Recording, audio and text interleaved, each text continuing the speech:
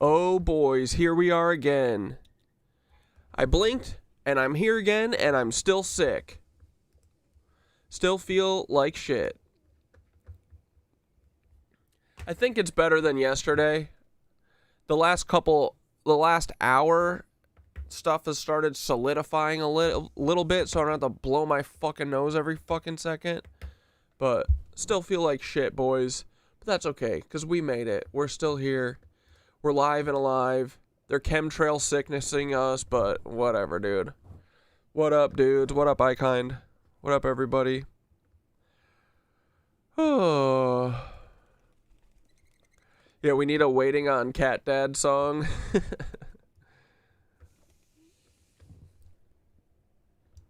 Oh. Okay, here we go. I got tons of tabbies. We got too much to do. Too much to do, not enough time.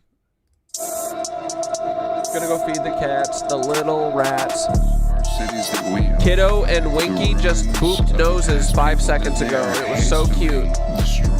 Winky is my welcoming committee. She's my good girl. Moochka? Old brick buildings. Yes, right. many of them have been Give me a minute. historical. And Yeah, the that seems Palnoma silly to me. virus. Why historical? I mean, it's only 100 or 200 years ago. It's not even that long ago.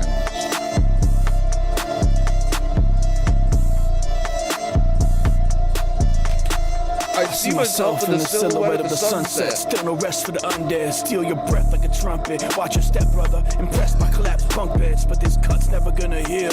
If I keep investigating the cause, it'll just increase the infection rate. When it's left to wait in the gauze, press play and then press pause. I'll find my place where I left off against all betting odds. In one ear and out the other. Either way, it's a headshot. I'll keep my head high when it gets dark, but never better off. Just dead and gone. Don't give a fuck what they tell the cops and fellow pops. They can just let them watch.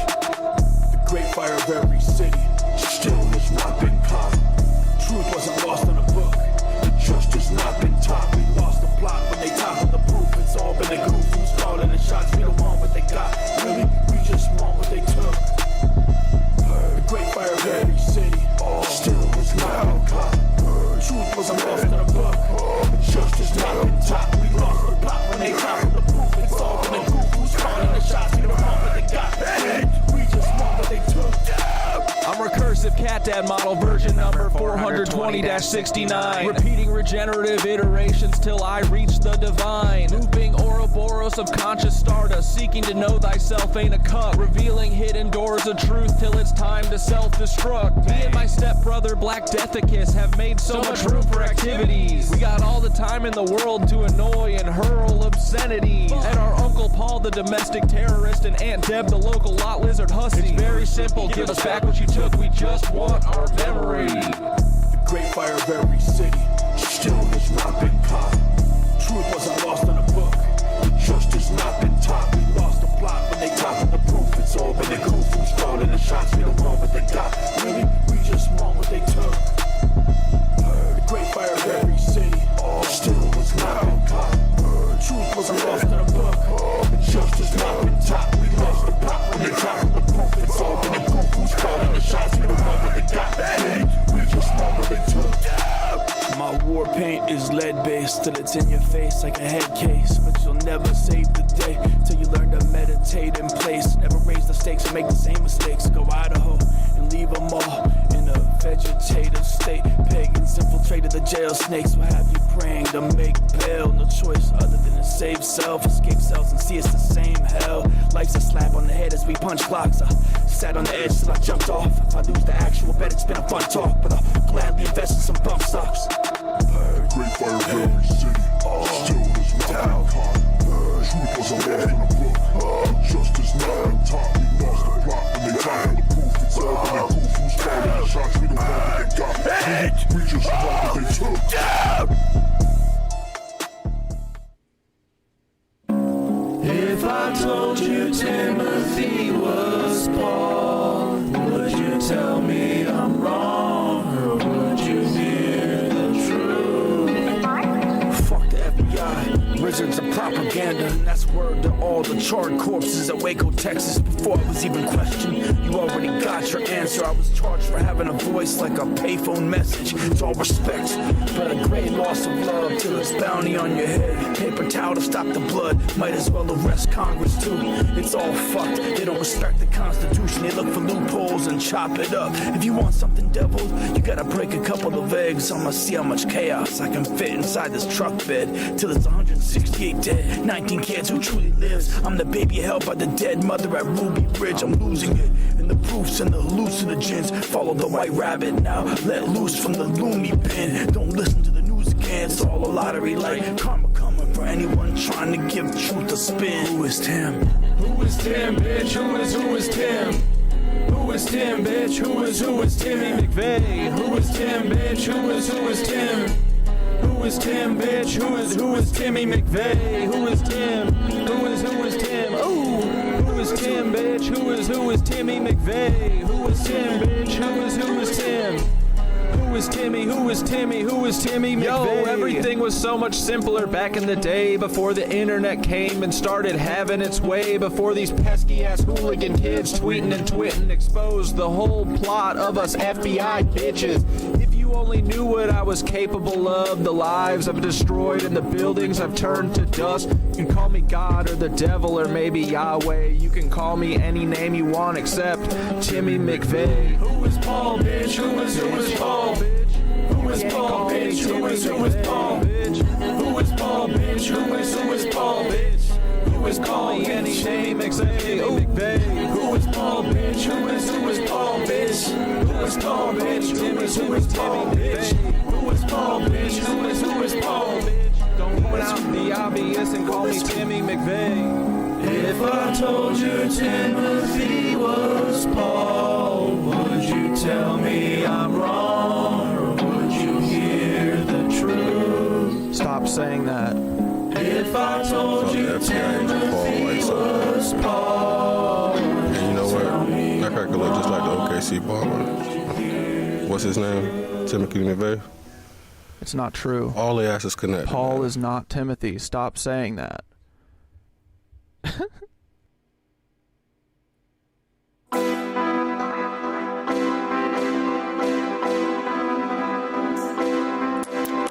Nancy, come home, get back, Miss Guthrie. Took America's grandma, it's about to get ugly. Everyone thought she'd come home, she ran out of space-time. I saw the blood drop, she went out growing up. Gang signs, Nancy, come home, get back, Miss Guthrie. Took America's grandma, it's about to get ugly. Everyone thought she'd come home, she ran out of space-time. I saw the blood drop, she went out growing up. Gang signs. Hey Savannah Guthrie, if you don't ever hear from your mommy, it was probably just somebody on some Here Comes Johnny. Never wake up from the coma, that's how they deal with the commies. Like casinos dealing cards, stealing hearts from zombies. Money isn't real, there is no stopping anarchy. Fucking arm and a leg, it'll only cost you an army. Storm chasers don't watch for warning, we follow the storm like everything's normal. Top of the morning, never fought in a war, but fought for control of every thought that's forming an unstoppable force. That's getting used to this immovable object. Shoot for the stars, they get confused how they're still losing a profit. I know who your boss is. Brian Roberts blindly robbing us. Ted Turner off to live. Rupert Murdoch got us tuned into the apocalypse. How fair of them. Y'all figure skating during some pond hockey as it's wearing thin. Preposterous. Tanya Harding went too soft when she lost her shit. But I guess it's anything to get Nancy to care again. Nancy, don't care again. Nancy, come home. Get back, Miss Guthrie. Give her back, dude. Because grandma, it's about to get Come ugly. on. Everyone thought she'd come home. Come on, she Hoda. ran out of space-time. I saw the blood Come on, drop. She Hoda. went out growing up. Gang signs. Nancy, come home. Get back, Miss Guthrie. What sewer is she in? Come on, do the right thing. It's about to get ugly. Everyone thought she'd come home. She ran out of space-time. I saw the blood drop. She went out Growing growing up, up. gang. Yo, Savannah Guthrie, where'd your wholesome mommy go? Are I know you know we know. This whole kidnapping is for show. I've been getting swole, raising my chi to the 5th dimension. And me and Nance, we moving upstate. We about to be fucking. Make a quick stop to Quantico, pick up Charlie, then we roll up to Casa de Sopel to fertilize his mind with this U-Haul. Start calling me Sid, please. I'm about to go on a spree. Just me and my girl Nance and my best friend Charlie. Bang. Bang, bang, bang. Someone's ringing my fucking buzzer. We coming. Metaphor counting? All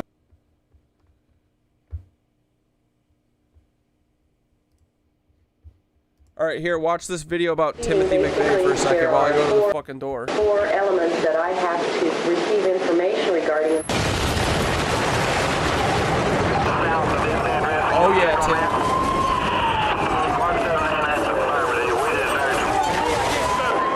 Marks the worst U.S. terrorist attack in history, the bombing of the Alfred P. Murrah building in downtown Oklahoma City. The explosion shook central Oklahoma, killed nearly 170 people and injured more than 400 others. Someone had detonated a Ryder truck filled with explosives outside the building. The only suspect actually charged in the bombing so far is Tim. Like, bro, literally no shot ever is the fucking half of the building blowing up from a truck outside.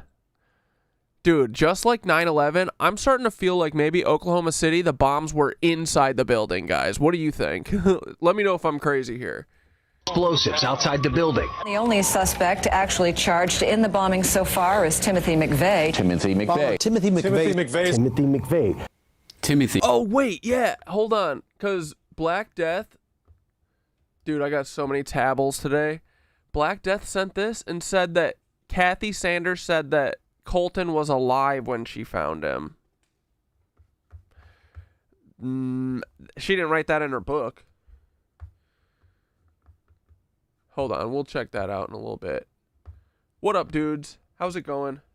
I'm feeling like shit. I feel like shit. I think a little bit better than yesterday, but we're here. We're good. Living. The weather is so fucking nice, dude. And I just have boogers running down my face all day, so. Bad weather rolling through in a bit. Hopefully power doesn't go out. Oh, man. No, today here we got good weather, though. Don't worry, though. For Saturday, I think it's literally 70 degrees right now. Yeah, it's 68 degrees. Almost the perfect number, right? But Saturday, guess what temperature it'll be? 35. Nice. Yeah, they had total access to they had total control of who had access to the building that morning. They defused charges and started multiple fires before setting it off. These fucking cucks, dude. All right, here, let's crash through a couple of these. Is going burr. But how disconnected right now our foreign policy is from public opinion at all? Like when we're talking about democracy, and you have this with the Democratic Party too, with Chuck Schumer being in bed with the Israel lobby and the military-industrial complex, there is, I think, one of the lessons from the Iraq War was, one, Trump says I can get away with anything, even though this is clearly criminal because there was no prosecution of those war criminals. But two, this is our playground, and it doesn't really matter if we need to bring the American public in because we're more responsive to the lobbies here. This is also a story of increased political corruption from 20 years ago. 100%. And Donald Trump has learned those lessons. He ran on a platform of pretending to be anti-war. We should never forget that. These people who are claiming betrayal are right. He completely lied to his base about being the anti-war guy. He lied in 2016 when he claimed he had been opposed to the Iraq war, Emma. Do you remember he said, I opposed Iraq? And then Andrew Kaczynski at K-File at CNN found the tape of Trump saying he supported the war before and after. So he obviously lied about his own anti-war credentials, which are non-existent. And yes, today, Oh, dude, you're cleaning out your car in your cool, secluded driveway? That sounds awesome. I really wanted to clean out, get the courtyard cooked up for garden this summer and start sweeping and, cleaning up all the winter chaos. But I felt too shitty today. And then, don't worry, Saturday it's going to be 30 degrees. Everything is on steroids. You mentioned corruption. Like, we don't even know the extent of the corruption involved in this decision to go to war. Trump is now loudly telling everyone, Jared Kushner told me to invade Iran. It's made that very clear. The question then becomes, why is that not a bigger story? The president's unelected son-in-law, who at least in the first term had a job in government, he has no job in government other than to fly around the world with Witkoff negotiating deals he has no business negotiating. Jared Kushner, who takes money from the Saudis, who invests in Israeli enterprises, who is close to multiple foreign oligarchs and dictators, he told you to invade Iran based on his failed negotiations with the Iranians. What's behind all that? We know with this administration, it's always follow the money. The war machine is going burr. Yeah, dude, Jared Kushner, his dad was mobbed up too, right? That criminal. Oh, here we go, some Howard Lutnick content. So they redacted this right here. Look at this email from Howard Lutnick to Jeff. I'm working from home, so that means it's 9/11 all day. They didn't say it's to Jeff, but he literally says, "Hi, Jeff. Now here's the problem. This is the document. But they did unredact this in another document right here. Wow. In this document, the same fucking email. Hey, I'm bringing us a total. We have 8 children. Each of us have 4. 2 16s, 2 14s, a 13, 12, 11, and a 7-year-old. Why was that redacted in the other one? Kind of weird. Now, this same Howard Lutnick, by the way, in a Federal Bureau of Investigation in 2021, date of entry, the FBI did an investigation to Howard Lutnick, the same motherfucker standing next to Trump today, currently as the Secretary of Commerce, the same guy. I know, dude, it literally is crazy. The people who did 9/11 are still in charge. Like, dude, when are we ever going to catch a fucking break, right? People, so I've seen this before, but I saw another person talking today. How could I have a fucking midlife crisis? My whole life has been a crisis. All of our lives have been crisis since day one. Well, honestly, I feel like 9/11 was it. I feel like life before 9/11 was fucking rad. When I think about those 3 memories that I can remember before 9/11, they all have a golden afterglow on them, you know? It's all like filmed at golden hour, sunset time, you know, in my brain. It was so simple back then. And then they 9/11'd our lives. And every fucking day since has been just another 9/11.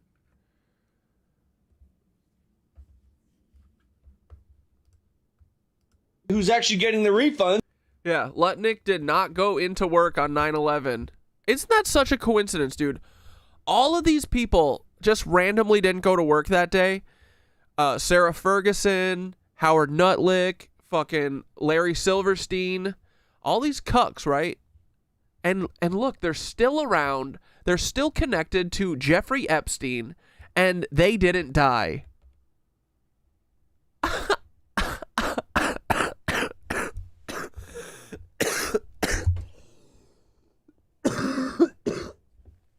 Sorry. What are the chances? What are the odds? Let me know. If you guys could crunch those numbers real quick, let me know what the fucking odds are that all of those people would literally be emailing with Jeffrey Epstein. Those 3 people right there. 3 is a crowd, bro. One story of, oh, I didn't go to work that day on a random Tuesday. I didn't go to work that one random Tuesday. I live a life of luxury. I don't have to go to work that day. I mean, I'm also famous, look. And also, I email with Jeffrey Epstein. Why? What's up with that? I feel like the odds of that statistically off the charts. For the tariffs that were illegally charged, not the customers, no. Howard fucking Lutnick, the fucking snake weasel he is. Now look at this. Don't believe me? Dude, we gotta fucking destroy these people. They shouldn't be able to eat. They shouldn't be able to go anywhere. Everyone should know their faces, and we should destroy them anywhere they go. So they go through all of this, and then they were saying blank was involved in a global Ponzi scheme that forced employees to pay 10% of their salary or bonus into a share scheme that they never became vested into. Employees were told they could sell shares if they signed on to work blank for 4 years. Employees were never given voting rights for the scheme, and share prices were dropping. That's the only tip of the iceberg. It gets so much worse. Cantor Fitzgerald, all known for money laundering. Yeah, dude, I was thinking about taking a bath tonight. But I gotta fucking move. I got the stupid cat boxes in there because I never use my shower because I just shower at yoga. So it's like a nice spot to keep all the fucking litter contained so the rats, you know, because these dumb cats be jumping out of their boxes, fucking throwing litter all over. I gotta sweep all the time. But I like throwing it into the bathtub so it doesn't go anywhere. But I was like, oh, then I gotta fucking sweep out that, or, you know, clean it out. Is it worth it? No, it probably would be, honestly. It'd be nice. Cantor Fitzgerald has a history of crime. Senior officials have spoken about the money laundering that's occurred. Okay. Howard Lutnick ran everything and maintained a very small circle. Lutnick, all of the fraud, instructed all of the fraud being committed. That was him. Howard Lutnick was the guy. He used philanthropy as a smokescreen for illegal activity so he can pretty much launder money. Cantor Fitzgerald was not doing very well. Cancer Fitzgerald. Well, pre 9/11, but after the events of September fucking 11th, Cantor Fitzgerald was doing really well. Cantor Fitzgerald could not afford people's salaries, and then he was able to hire and give people opportunity. Now, mind you, he missed a day of work saying he took his kids to the fucking school, which actually the first day of school was 5 days prior. This is the same guy who avoided it with the owner, Larry Silverstein, and they both missed. And Sarah fucking Ferguson, dude. Never forget, Sarah Ferguson, the Prince of fucking Wales or whatever, also skipped out on this. And worse, dude, you know what floor she was on? Do you know what fucking floor or who she shared a floor with? Howard Lutnick. They were on the same floor. Both ditched out on work that day. 9/11 happened. The one day that everyone died. All of his employees dead. And what did he do? Didn't pay him, couldn't afford to pay him, and they did charity events, which, by the way, this motherfucker gave Sarah Ferguson and Ghislaine Maxwell an ability to work on their floor for charities for children. Yeah, Ghislaine Maxwell didn't go to work that day. Great, really having them around kids. You know Ghislaine, the one who's done nothing wrong but is in federal prison now? Okay, you guys aren't angry enough, and every motherfucker who keeps scrolling and going, oh, this is gonna ruin my day. You know what? Go fuck yourself. Honestly, go fuck yourself, you weak piece of shit human. Hell yeah, dude. So they redacted this right here. Look at this email from Howard Lutnick. He says, I got an 18, a 16, a 12, an 11, a 9, a 8, a 4. What do you want? He's like, come on. Tell me. I'm not even going to tell you their age or their name, just their age. You want the 6? All right, I'll get you the 6. Hold on, let me put her on my boat. Bro, how the fuck? When did this happen? And how the fuck has no one told me about Llama Day at InfoWars?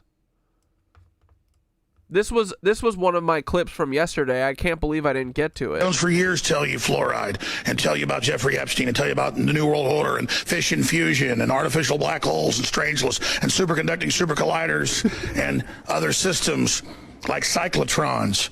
But you've ignored that because it's just all background. But now that I have Llamas, now that I have the secret weapon, this is amazing. Here you go, my sweetie. Poco, which one's the really... Poco's the big one. Poco seems like... Can we get a close-up of Poco's face for TV viewers? Poco looks like it's kind of in master control over here. Is this just Poco? Dude, that shot was perfect. Why did they cut from that? Poco, how you doing? Come on here, sweetie. Can I give you a cookie?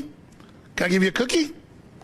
Oh, come on. You want one of these. There's no fluoride in this because they don't want to brain damage you, so the government isn't putting that in there.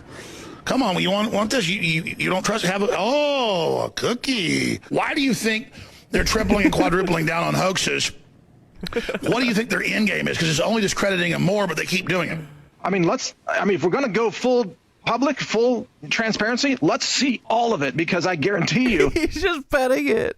What the Democrats were doing was criminal, impeachable activities routinely. Hey, where do the llamas like to be petted? On the neck. Okay, you're good. Oh.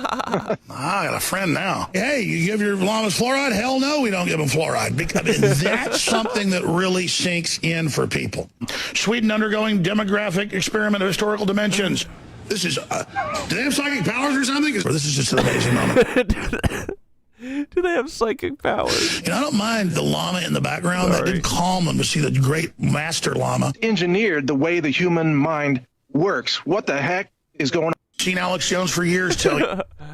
Oh, man. That's incredible.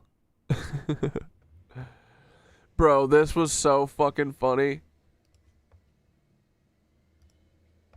I saw this, like, right after we got done stream the other night when we were talking about how Peter Thiel's gaying all of our kids. He's gayifying everyone. And I scroll into this video. Does anyone else find it concerning that our world is being ran by gay psychopaths? And I'm pretty sure a lot of them are actually retarded. Like Sam Altman, CEO of OpenAI, has the keys to AI, gay. Peter Thiel, co-founder of PayPal and Palantir, gay. Alex Karp, CEO of Palantir. He goes, gay. Gay. Pretty sure he's fully retarded. Tim Cook, CEO of Apple, gay. Chris Hughes, co-founder of Facebook, gay. And when I say retarded, let's be real, Mark Zuckerberg. I mean, like, I don't think these people are even smart. Bill Gates, pedophile. That guy. His delivery is so funny. Looks like a retard.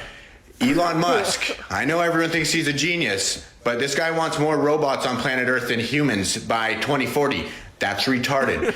And this is concerning. These people might be reptilians, but we cannot have gay, psychopathic retards controlling our world. That is a problem. Does anyone else? Thank you for your attention to this matter. Oh, man. Gay. He goes, Bill Gates, pedophile. Bro. If you tried to describe what we have to go through, the emotional shifts that we have to go through day in, day out, month after month, if you had to describe this to someone from the 90s, they'd fucking stroke out, dude. Instant heart attack, instant brain implosion. This is a video of Melania Trump, the Russian spy who's married to Donald Trump, the mobster president from television who got a steak shoved up his ass. It's his wife. She's walking down the White House long room or whatever with a Tesla robot that they're going to replace teachers and everyone's job with. And at the end of the runway is Brigitte Macron. I mean, what the fuck is going on, man? Why is Brigitte Macron here? Американської державі Меланія Трамп.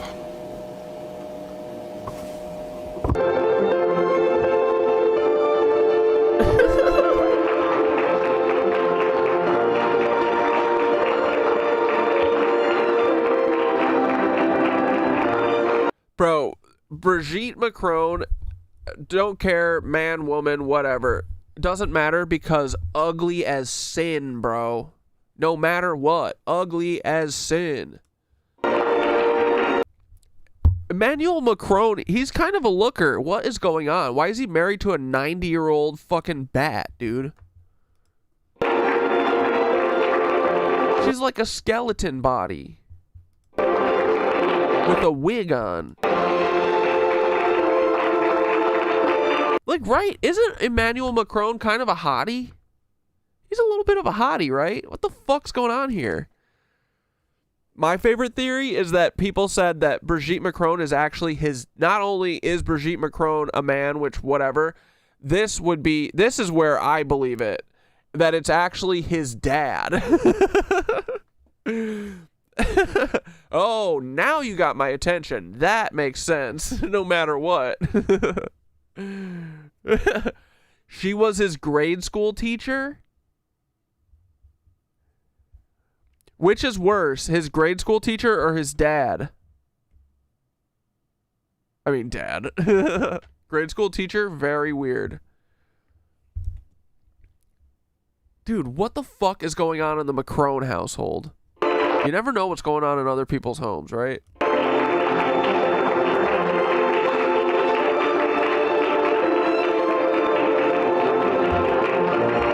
Bro, I gotta watch the Melania documentary, actually. I should watch that tonight. I should hate watch that shit.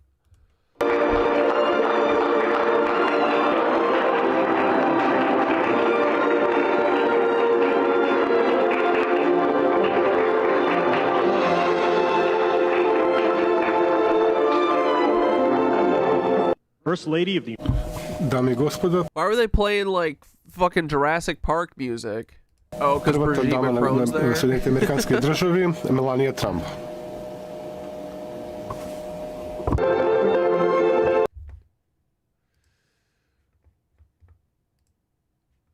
State, I know the government can track us and shit, but like that news anchor's mom is still missing. They can't find her at all. We like can't find missing children, whatever. But as far as surveillance goes, the speed camera in front of Marconi Plaza has fucked me 3 times. I paid $100 each time in the past 2 months because I went 36 miles per hour in a 25. So do not fucking speed, because the surveillance state will not find your missing mom. It won't find your missing child. It'll give you a fucking ticket for barely speeding. Have a good day.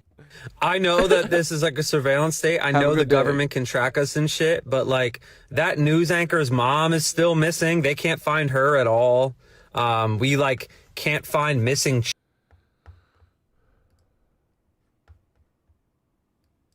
Here, Vic Berger did a edit for us. Hello, Papa Latita, Bak Didi Dada Dudu Papa Pidi Pampa. Hello, I am Melania the Robot, aka Flotus the Roboties. I am a robot. Hello. Beep beep bop beep boop beep beep beep ding ding boop bye. I am Melania the Robot. But da lu bop it boop it da da da da da da da. I make the sounds a robot makes because I am a robot version of Melania Trump, and I am happy to be here in the White House, or as Melania refers to it, the shite house, because it's a complete dump. Boop boop boop. But da lu. Melania the Robot is now going to leave, and I pray I make it back to my charging station quickly, because I am low on energy and I can feel an oily turd squeezing through my metal cheeks. Hello and goodbye. Thank you, Melania Bot. Boop boop bing bing boop beep bing ding boop boop boop beep ba da. Oh la la la la la la. Boop boop boop boop boop boop beep da da da da da da da da da da da da. Why are Brigitte's shoulders so sharp? She looks like a weapon, dude. So angular. Bye. I am Melania the Robot. But da lu bopiti boopiti da da da da da da da. Leki papa boop beep beep boop beep boop beep beep ding ding. Look at how slow it is, bro. Oh no, oh dear, boop boop boop. I can't hold it any longer. Welcome to the White House. Welcome to the White House. I like my suitcase. I like my suitcase.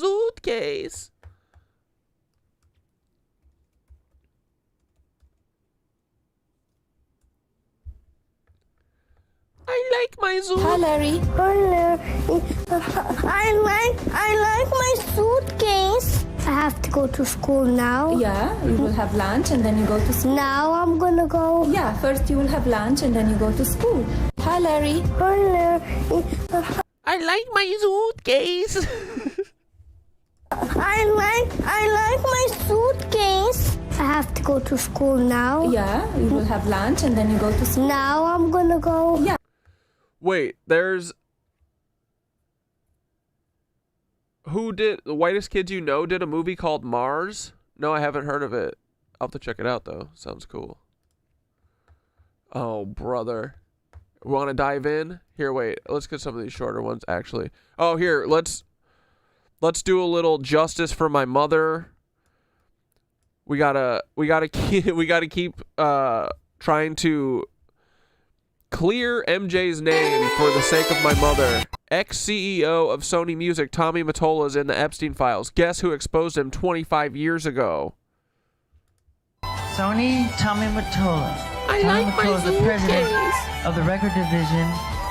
He is a mean, he's a racist, and he's very, very... I like Michael just calls him a mean. He's a mean. He's a racist. Very devilish. And Tommy Mottola is a... No, the audio was not from the actual robot. It was Vic Berger. Vic Berger's like a comedy editor. He's the editor for... Why am I blanking on their name? Because my brain is not working right now. Tim and Eric. He's a Tim and Eric editor. The devil. So I'm leaving Sony a free agent, owning half of Sony. So I own half of Sony's, and I'm leaving them, and they're very angry at me because of it. But because they're pedophiles. I just did good business, you know. Tell him! So the way they get revenge is to try and destroy my album. But I've always said, you know, good art never dies. The minute I started breaking the all-time record in record sales, I broke Elvis's records. He broke Trump's record, dude. That's crazy. Nice. I broke Beatles' record. Like, can you imagine Trump singing? That's the funniest bit out of all of it, out of everything Fittest Federal Earther's done. Imagine Trump singing. Just imagine it. He just sings in the voice of What a Wonderful World. He just goes, what a wonderful world. That's Trump's singing voice. The minute it became the all-time best-selling album. Yeah, I feel like shit today still, Peppa. Tomorrow is going to be great, though. Yeah, so sorry. You got to listen to me. World record. Overnight, they called me a freak. They called me a homosexual. Like Peter Thiel? They called me a child molester. They said I tried to bleach my skin. I mean, Michael, I got to push back a little bit on that one, okay? What are we going to say? You haven't touched your nose too now? Come on, buddy. They made everything to turn the public against me. This is all complete conspiracy. You have to know that. Tommy Mottola. Michael Jackson goes, Tommy Mottola, he's the devil. Going to do anything sexual to a child. It's not where my heart is. I would slit my wrist first. I would never do anything like that. That's not Michael Jackson, I'm sorry. So Michael Jackson used his life to protect children, yet was misunderstood by the world as a criminal. Neverland, this Jeffrey Epstein did this, Mom. was not as simple as the outside world thought. Recently, Jeffrey Epstein and his ilk did this, Mom. A previously undisclosed truth was revealed.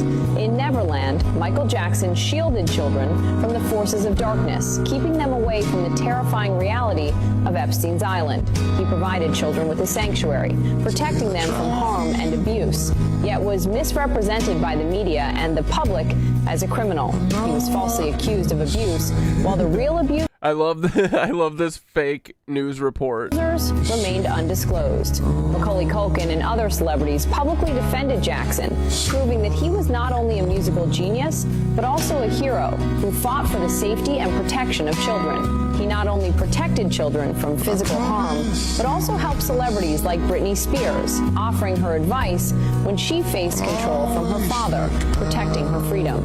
Today, as more truths are revealed, we can finally see Michael Jackson for who he truly was, a hero who sacrificed for others.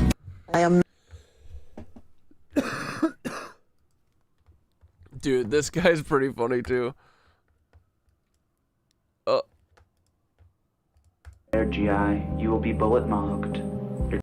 Your wife has abandoned you, GI. She's piping the neighbor. GI. She's piping the neighbors. The emergency room, and they just say, "You're fine. You are unprepared, GI. You will be bullet mugged. Your country chose Israel over you, GI. They're putting AI skins in your Call of Duty games, GI. Turn back now, GI, or you'll never be able to crank hog again. Your country doesn't want you to see Dune 3, GI. You're gonna be hard stuck at Gold 2 and Rocket League competitive, GI. Your wife just texted me, GI. She said, "You up? You're fighting for 6-hour TSA wait times, GI. Oil's still gonna cost $7 a gallon when you get back, GI." Dude, I can't believe that ICE has me fucking going to bat for TSA right now. Do you see they're literally training ICE agents to do TSA jobs? They're teaching them how to scan people's IDs and shit.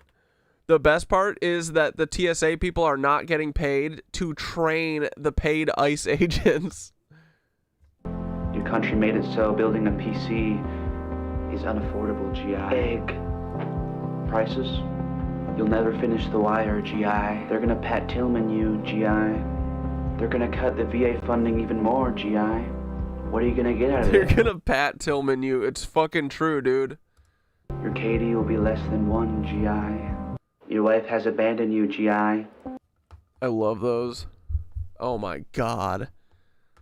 Sir, ransom requests came. Did you believe those to be real? There are a lot of different notes.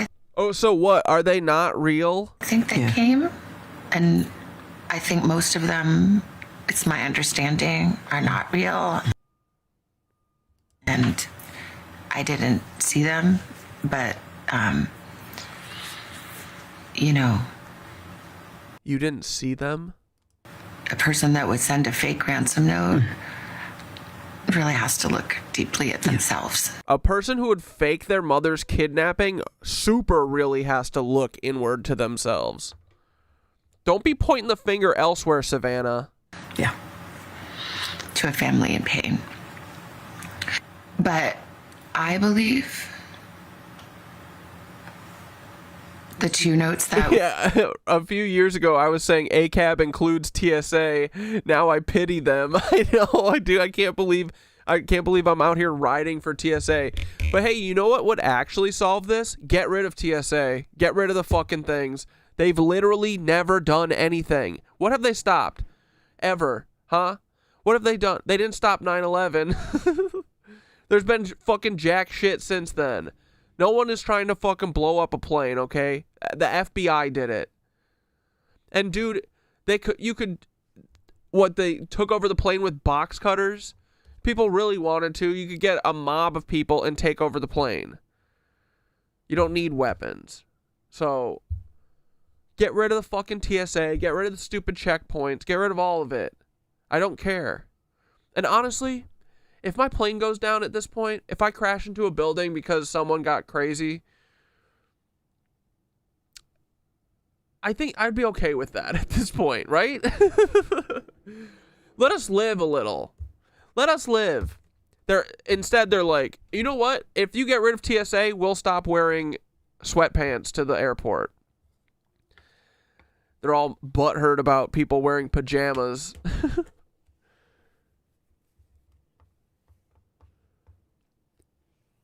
Get rid of TSA. Let us live a little bit. Let us have a little bit of risk again. I want to be wondering, is this going to have a connection with World Trade Center 1? Might be fun. Might be exhilarating. But absolutely worth the cost savings to send, what? A plane, maybe 2 in 20 years into a skyscraper? How much does TSA cost and how much does a building cost?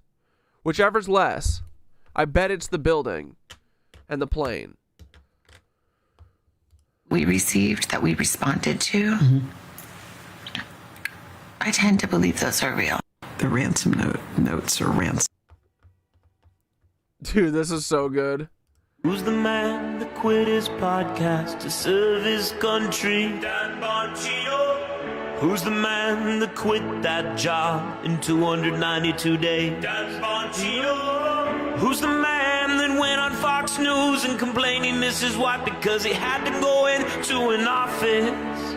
Dan Bongino. I stare at these four walls all day and I gave up.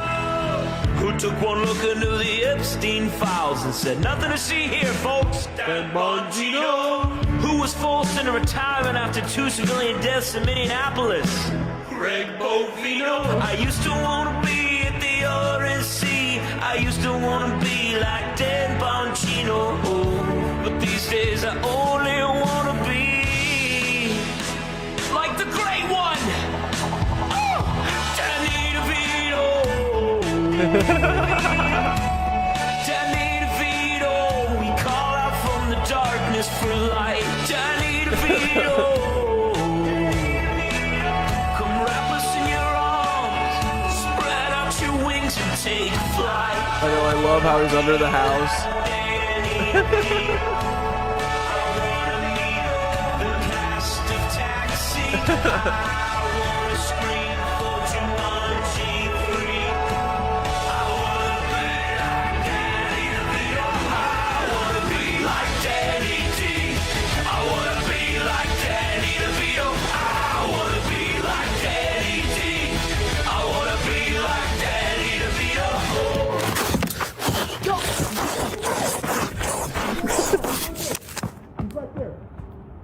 What the fuck? Who's the man that quit his podcast to serve his country? Dan Bongino. Who's the man? This music video is insane. And he's crawling out with his Webby Award. Amazing. Incredible. Who burned in Tehran was not merely a protest. It was a declaration of identity. For the demonstrators and organizers, burning an idol that represents Western corruption and moral bankruptcy is also an act of defining what they stand against, and by extension, what they stand for. To understand this, one must examine how the Islamic Republic defines itself in opposition to the Epstein class that the files exposed. On one side, the Epstein files reveal a Western Zionist alliance system built on compromised individuals bound together by shared dark secrets, mutual vulnerability, and the currency of blackmail. On the other side, Iran presents a model of alliance rooted in something entirely different: brotherhood, shared history, religious and moral values, defending the oppressed, and principled resistance. This position is also rooted in the region's history. From Tehran's perspective, the moral corruption of the West cannot be separated from its colonial past or its liberal capitalist present. The same powers now facing exposure through the Epstein files, the United States, Britain, France, among others, are the powers that carved up the world among themselves for centuries. The establishment of the Israeli regime in 1948 is presented within this framework as the culmination of colonial violence, an entity imposed by Western powers against the will of the indigenous Palestinian population, maintained through military force and the darkness of Zionist supremacism. For the Islamic Republic of Iran, the corruption revealed in the Epstein files is not an aberration. Yeah, Epstein's a cog, Rothschilds are puppet masters. Who's above the Rothschilds, though? There's got to be someone, right? Bail? It is the logical expression of a civilization built on exploitation, one that continues to ruthlessly exploit. The same impulse that drove colonial powers to divide and dominate foreign lands. He's a professor named Professor Morandi. But he's like kind of spokesmaning for Iran. Now drives the Epstein class to horrifically exploit the vulnerable, even within their own societies. Against this model of alliance through blackmail, Iran positions its own partnerships as rooted in something else entirely. Dude, this fucking video was pretty great too. They go to Nancy Pelosi's office to give her an award. In the office. Oh yeah? You can't insider trade either. Knock, knock. Hello. How are you? We had email. We came all the way from Milwaukee to present different people with awards. Man, it's such a remarkable award. We think about people that have been public servants for a long time, like what, since 1987? We're giving her a Lifetime Achievement Award in trading. The return she's gotten, better than hedge funds for so many years, is so remarkable. And it's like, to do that as a public servant, it's like, you're working overtime for us, the Americans. So that recording's not allowed. Oh, is it? Well, insider trading's not allowed either. So Nancy, this one, big shout out, Nancy. It's for you. Nancy, you did great. So we're gonna do the numbers, guys. So she came into Congress at 1987, worth $3 million. How much is she worth now? Worth now $317 million. I think it's. You can't record in the office. Oh yeah? You cannot record it. You can't insider trade either. Okay. This is not. Hitting him with the joke twice is so funny. Okay. So whatever footage you have of the office, you can record. Ooh, it had to be deleted. It doesn't look like it was, idiot. That's fine. Yeah. In this hallway, fine. Inside the office, can't do that. Okay. Like, he doesn't own any stocks, just so you know. You review this page. He doesn't own any stocks. Bro, come on. Even I know that's bullshit. That's a lie. She's been. Her husband owns it. Her husband does it. Yeah, her husband owns all the stock. That's right. That's who it was. Guys, her husband owns it. He's just making a good guess. Not her. Folks, a common excuse you'll hear from politicians when confronted on outrageous trades is my spouse is the one trading, not me. This is the humiliation ritual our politicians do. I knew our content creation would take us to here someday. We made it, dog. We made it, now we're rich. We made it. I think it's. You can't record in the office. Oh yeah? You cannot record it. You can't insider trade either. Knock, knock. Hello. How are you? We had email, we came. Dude. Dude, you guys know the Island Boys? What is going on with this Island Boy? He got cooked by this girl. It was so funny. Funny looking women. The prettiest woman you ever talked to was toxic. And you couldn't even keep This her. is one of Jeffrey Epstein's clones or children somehow. He has a twin brother, and they made out for OnlyFans one time. My face. I mean, you're my height. You're scrawny. You're skinnier than me. You wear a size small. You made out with your brother. Everyone thinks you're Jeffrey Epstein's son. I mean, good job. Okay. You're looking for your third baby mother because the first two you couldn't keep? My third baby mama. Why would I? Why are you on a 2v1? I'm just asking. Because I was yourself. asked to. Okay. You could have just introduced yourself. Listen. If you're gonna be rude, I'll be rude too. Bro, just listen. Look. Okay, now I'll listen. Okay. Listen. You look like you're from Minnesota. Okay, and you look like you're 5'2".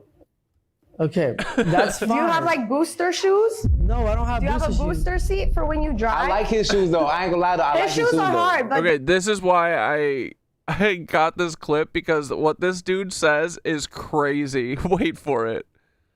They have a little extra height option. Look, I'm gonna keep it real to you. I spend a lot of money on my drip. That's great. That's awesome. I saw you shopping at Lululemon the other day. At Lululemon, it was for a girl. Okay, good. Girl, I have a mansion. I have a nice car. That's rented on Airbnb. I have a nice car. I have a nice car. I'm so proud of you. Okay. Good job. And you're broke as. Okay, yes. Did kissing your brother get you the mansion? Girl, to be honest, you need to dye your hair black because you look black. Yes, because you look emo. Okay. Bro, emo's cool. And now I'm Or did emo. you just tell her? You just told her that she's cute, basically. What? Yeah, not you. I'm emo because you kissed your brother. Your teeth are yellow. Okay, that's fine. I can get them fixed, but you can't unkiss your brother. Okay. Bro, they kissed on fucking OnlyFans. How crazy is that?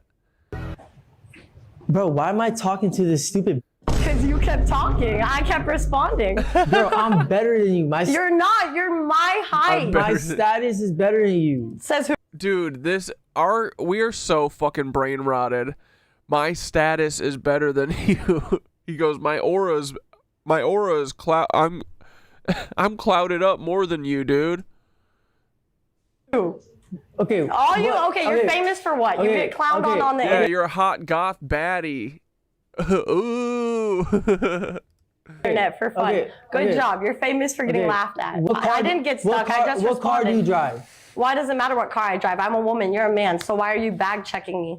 Can you not compete with a man? Do you feel like insecure competing with men? No, to be honest with you, I do this all the time. You compete. She's relentless. I love it. With girls all the time. I know you argue with women a lot on the internet. Hey, hold on. I think we're getting confused. Sienna, look, listen. Nice to meet you, though. Just by looking at Fly, if you had to rate him 1 through 10, what would you rate him? Listen, to be honest with you, is your brother taller? He's my twin. So no, they're both short. I don't know. He's like a 4.5. You know, his personality bring it. Bro, 4.5. That's gracious. His personality brings it down. Sienna, he got some drip on though. You know the drip. The outfit is cool. He's but the drippy. personality Bro, brings I don't it down. give a about my outfit. I'm so glad. I don't. To be honest, bro, this is proof that they want. This is our entertainment. This is what we get to watch. These are our. These are the people that we idolize. This dude who makes out with his brother. With you, he brought up your. It's like, dude, what the fuck? We have fallen so far from God. Outfit, not me. Okay, cool. I was just, I like the outfit. The outfit's nice. Okay, but to be honest with you, the introduction was meh. To be honest with you, I would. Personality, mids. I would. Bro, Height, bro, mid. dude, listen. Personality, she mid. would. Bro, she would midget. I would midget. No, wait, hold on, Sienna, what's your type? Tall, has a real job, doesn't make out with his brother. If a man, dude, I love that she keeps bringing it back to the important shit. Is viral for making out with his brother, and what if he got a bag though? That don't matter. That's why I brought this clip, because what the fuck did you just say? He goes, what if he got a bag though? Yeah, he made out with his brother, but he got money. Ooh, okay. Dude, these are the people that your children love. This is what they want everyone to fucking be like. Dude, he can't deny the brother thing because there's video of it. Yeah, and he never does.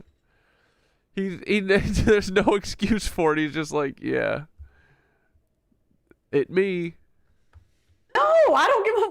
You were on. He goes, what? What if he got a bag though? That's crazy on that guy who said that. What the fuck? Online, like internet matters. It's there forever. Do I want my children to grow up and see their father making out with their like uncle? No. Wait a minute, but you're never gonna make children. You're ugly. I'm children. You're over here arguing with an island boy. Like funny looking women. Listen. The prettiest. all right. Dude, we live in Matt. And then here we go. Trisha Paytas accidentally based as fuck. This is crazy. Harder for them because a lot of people come to work here from there. Why don't they just? This is the old host of H3, the H3 show Frenemies. I mean, she's Trisha Paytas. She's known for way more than that. But she sometimes she'll accidentally say things that are crazy based and just not. She doesn't understand it, but she just will accidentally say things that no one else says. Like, why do we have borders? This slaps, bro. Let anyone come work I know. here. I love hate Trisha too. Understand that? Like, why do we have borders? tea. Everything. I feel like Michael Jackson was here. This would not happen. Do Do you remember? Like We Are the World tea? No, they're like. Dude, literally, I think that's partially true. That is why they kill all of our idols. That's why they kill all of the good ones. Because they have a say, right? Dude, if Michael Jackson was like, kill all of your leaders, literally everyone would have done it. It would have been awesome. He should have just got on stage one day and been like, murder every politician. Kill them all. Kill every single politician. I'm Michael Jackson. I endorse this message. And everyone would have done it. Right?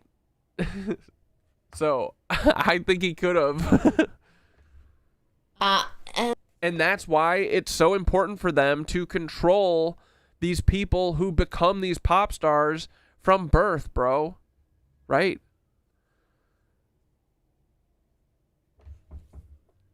Worm in their little heads, make sure that they never have big thoughts. All I can say is that Martin Luther was living. He would not let this be. No skinhead, deadhead, everybody gone mad. Situation, aggravation, everybody, allegation, in the suite, on the news, everybody, dog food. All I want to say is that they don't really care about us. Oh, you don't remember? No. What? It's a great song. Tell me what has become of my life. I have a wife and 2 children who love me. I am a victim of police brutality. Well, that's not me, but that was Michael Jackson singing. I better stop. But anyways, Michael. Let me just stop. Michael. It's an empowering song. Watch the Michael Jackson version, not my version. But it's a good. I remember when it came out. It was on the History album, and I was maybe like 9 or something, and I remember just seeing that, and it's him in Brazil just like, he has the little like Oladome shirt on, and I just remember being like, so even not knowing at 9, just feeling like empowered, and I feel like it's still very relevant to this day. And he said it, he's like, if Roosevelt was living, he would, and if Michael Jackson was living, this would not be happening. But yeah, We Are the World, because I like serious, why do we have borders? Like, what are we keeping out? Other humans, like, this is a world. I don't think it like who the Big Bang created, God created, like, this is a world. It doesn't belong to anybody. Like, do you know what I mean? Like, that's what. Oh my God. Accidentally super bass Trisha Paytas. Holy fuck. It's so crazy. America makes it harder for them because a lot of people come to work. The Valley Girl voice isn't anyone's real voice except for Trisha, for sure. Dude, that last run there was so good. Hear from there. Why don't they just like what are we keeping out? Other humans, like, this is a world. I don't think it like who the Big Bang created. The fact that she's married to a Israeli too is so funny. It doesn't even like dawn on her. She doesn't even understand that. But she's saying, this is what I mean. Like, everybody is actually anarchist and communal, and they just are tricked into not thinking that way. You know what I mean? Because, yeah, this makes sense. What do you mean borders? It's just land. Who the fuck? What? Let people go places. God created, like, this is a world. It doesn't belong to anybody. Like, do you know what I mean? Like, that's what's so crazy. America makes it. And then Moses and Elah are like, well, but we were promised Palestine 3,000 years ago, so borders for that. Oh, Black Death found some screenshots of people saying that Chappell Roan isn't gay, and not only that, she was a punk ass homophobe in high school, which is so fucking funny. Oh, the stories I have. I wish I could access my old phone right now, but yeah, boyfriend was on the baseball team and said hella racist shit to the teams competing against him. Chappell used to call Mrs. Shepard, black female security guard, Rasputia and other stuff in our school. And then someone said, oof, or then she replied later, oof, I just logged back on. But yeah, constantly bullying and harassment from them. Kaylee was in the theater club and got kicked out for spreading memes and images of a disabled student through Snapchat during her sophomore year. She left Willard in the 11th grade, I believe. That makes sense. Then someone said, LMAO, I went to high school with her. Anyone who went to Willard from 2012 to 2015 can tell you how insufferable, homophobic, and racist she and her boyfriend were. Dude, told you. Not gay, also homophobe. Hilarious. Oh, man. I can smell them from a mile away, boys. Love how no one is bringing up anything about Palm Beach Pete living in Epstein's Palm Beach mansion. Wait, is that true? I hope Palm Beach Pete is just Jeff. You come into the tree. They strung up a man. They say you're free. Strange things that happen here. Wait, is that Jeffrey Epstein? What the fuck is going on? Is Palm Beach Pete... Show of hands. Palm Beach Pete, Jeffrey Epstein? Let me know. I wouldn't doubt it for a second, bro. It would be hilarious if he was just like... He should call himself Jeffrey Epstein lookalike. That is exactly what the FBI would do. They'd be like, no, dude, this is so on the nose, no one would ever think this is possible. They have had pictures or videos in the same place. That's funny. I love this. Oh, it's AI? Wait, which one is? Are you? Oh, man. Kathy. Oh, God. Wait, we gotta watch this Drewski Erica Kirk thing. This is fucking nightmare fuel. Oh.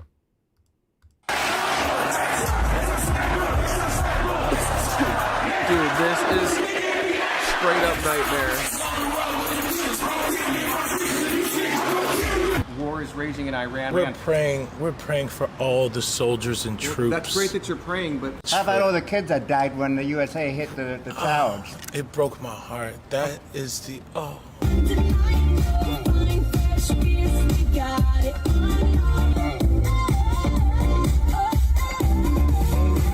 In what ways have you grown closer to Jesus? I serve a righteous God. And that is why we say our prayers. We are all his children. But when I say children, I mean like the holy, blessed Trinity, which is why I hold the Bible.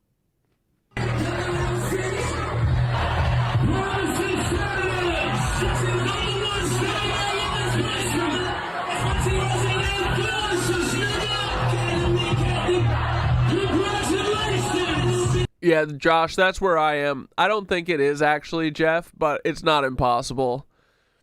I like to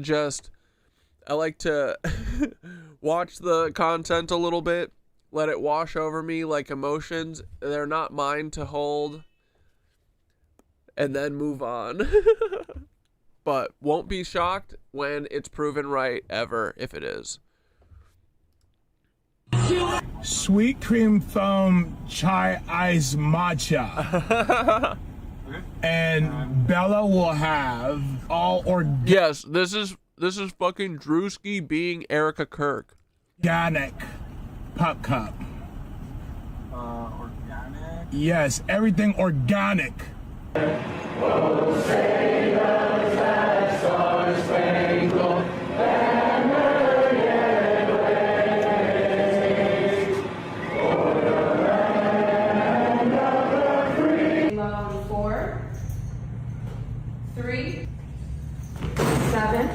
Are you good?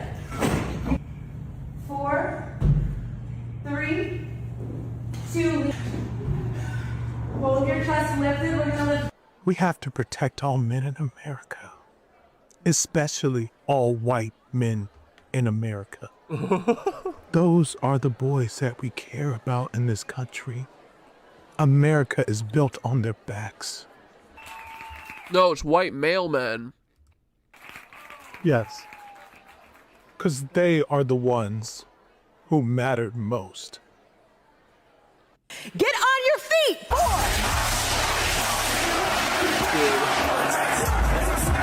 This was crazy.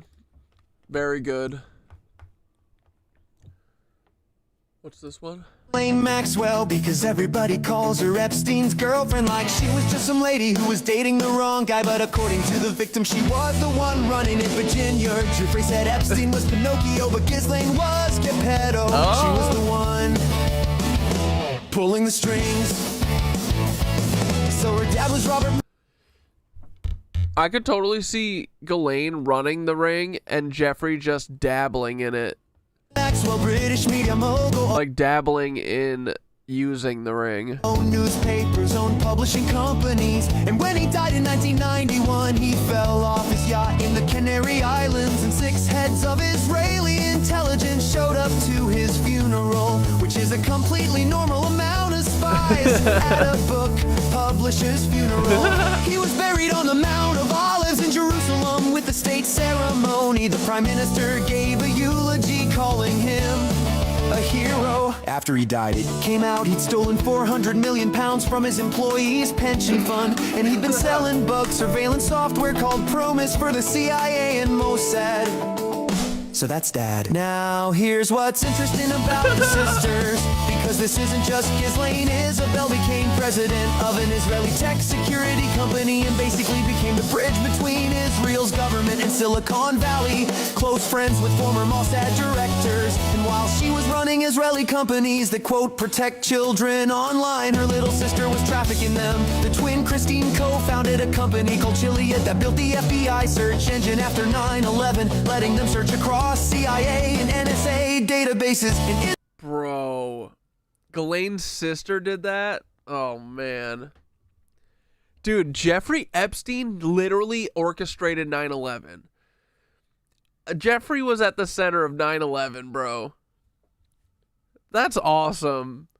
I can't believe Jeffrey Epstein connects literally all of our favorite things. We owe Jeffrey Epstein, man.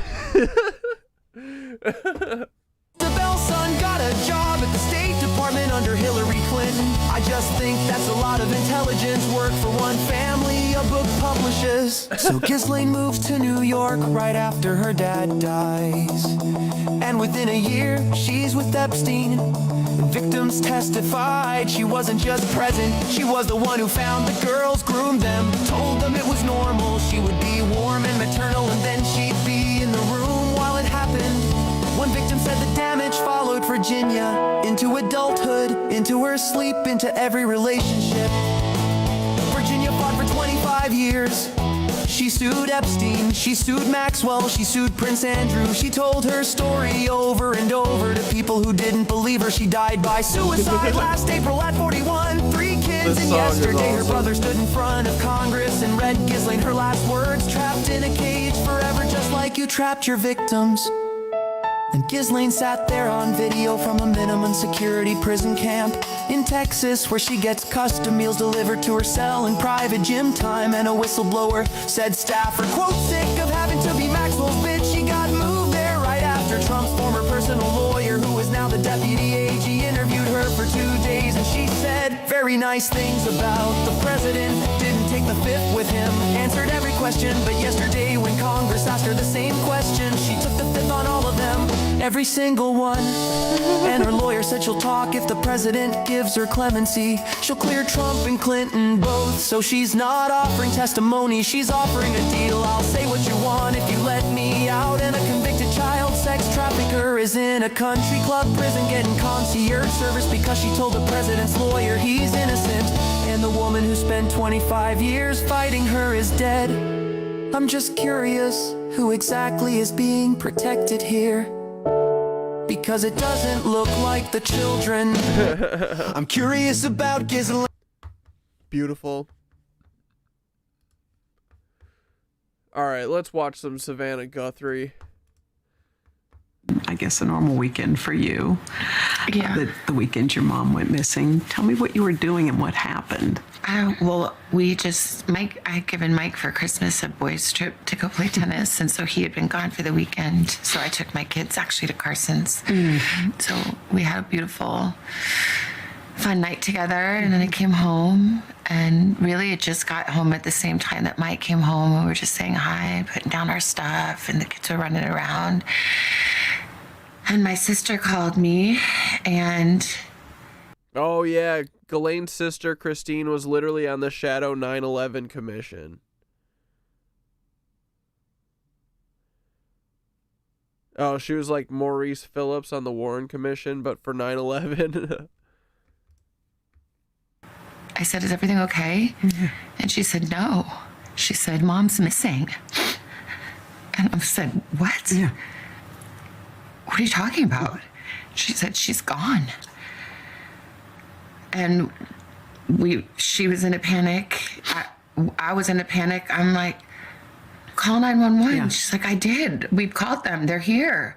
And we thought that she must have had like some kind of medical episode in the night, and that somehow, the paramedics had come because the back doors were propped open, and that didn't make any sense. We thought maybe they came and there was a stretcher and they took her out the back. But her phone was there and her purse was there and all her things.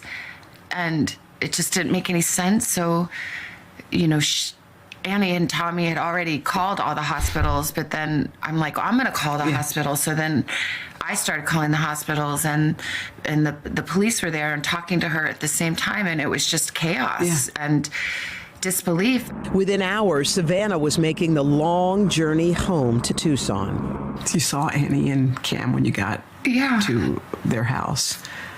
Tell me about that moment. Just disbelief and hugging each other. And I think we were on the phone with the sheriff and trying to, really make clear from the very early moments, Annie and Tommy were saying this isn't that case that you are used to where someone wanders off.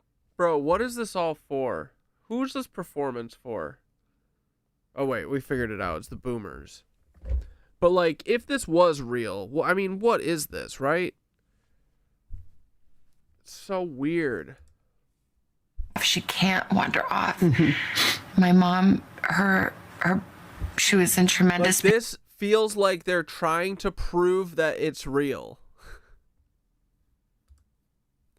Her back was very bad. She was trying to, on a good day, she could... They're like, no, look, Savannah does there is some backstory. Walk down to the mailbox and get the mail, but most days not. So there was no wander off. And the doors were propped open. Yeah. And there was blood on the front doorstep. And the Ring camera had been yanked off. Yeah. And so we were saying, this is... Do something. This is not... Yeah. Dude, Hoda is... I don't know. I think Hoda might be worse here. Never forget, Hoda went to fucking space in the Jeff Bezos capsule. Okay. Yeah. This isn't... Something is very wrong here. Yeah. Did you guys talk about what possibly could have happened? Like, I hate how close they're sitting too. I hate this interview. Yeah, this is so awkward. Dude, this feels forced as fuck, right? These people aren't normal. What could have happened? What went down? Did you... I think my brother... my siblings are so amazing. My brother... She's like, my siblings cut Nancy's body up in the bathtub for me, and they bagged her up, and then we freeze-dried her and put her in a 55-gallon barrel. My brother was so brave. He spent his career in the military and worked in intelligence.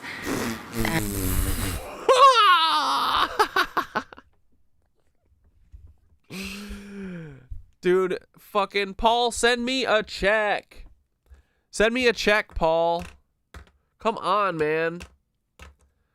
I'm a savant at this shit. Intelligence? Did we know that before? I just knew he was I assumed he was intelligence because he's in the Air Force, and I don't understand what the deal is with the Air Force and all these pedophiles, but it's always Air Force intelligence, CIA. Bro. Oh, wait. Hold on.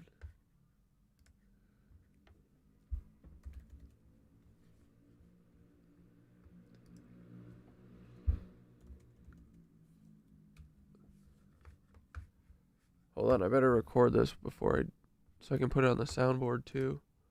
Stand by. Dude, Milli Vanilli as Cash Patel and Dan Bongino. This is so good. Are literally the Milli Vanilli of going after the deep state. Dude, they so are. Cucks. All right, here we go. I thought I had it all together, but I was led astray the day you walked away. You were the clock that was ticking in my heart. Changed my state, my Ladies and gentlemen, we got him.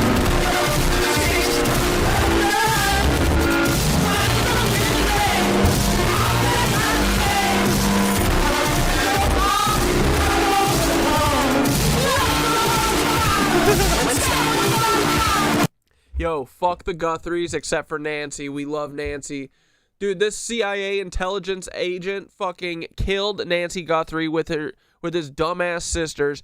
They cut her body up, threw it in the bathtub, drained it of all blood, threw it in a 55-gallon barrel, put a bunch of lye in there. I've seen Breaking Bad.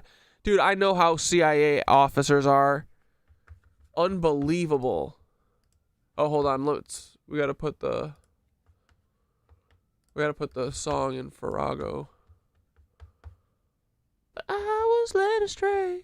Then you walked away. We got 'em, boys. I thought I had it all together, but I was led astray the day you walked away. All right, hold on. We just gotta make sure it works now. You were the clock that was ticking in. I thought I had it all together, but I was led astray the day you walked away. You were the clock that was ticking in my heart.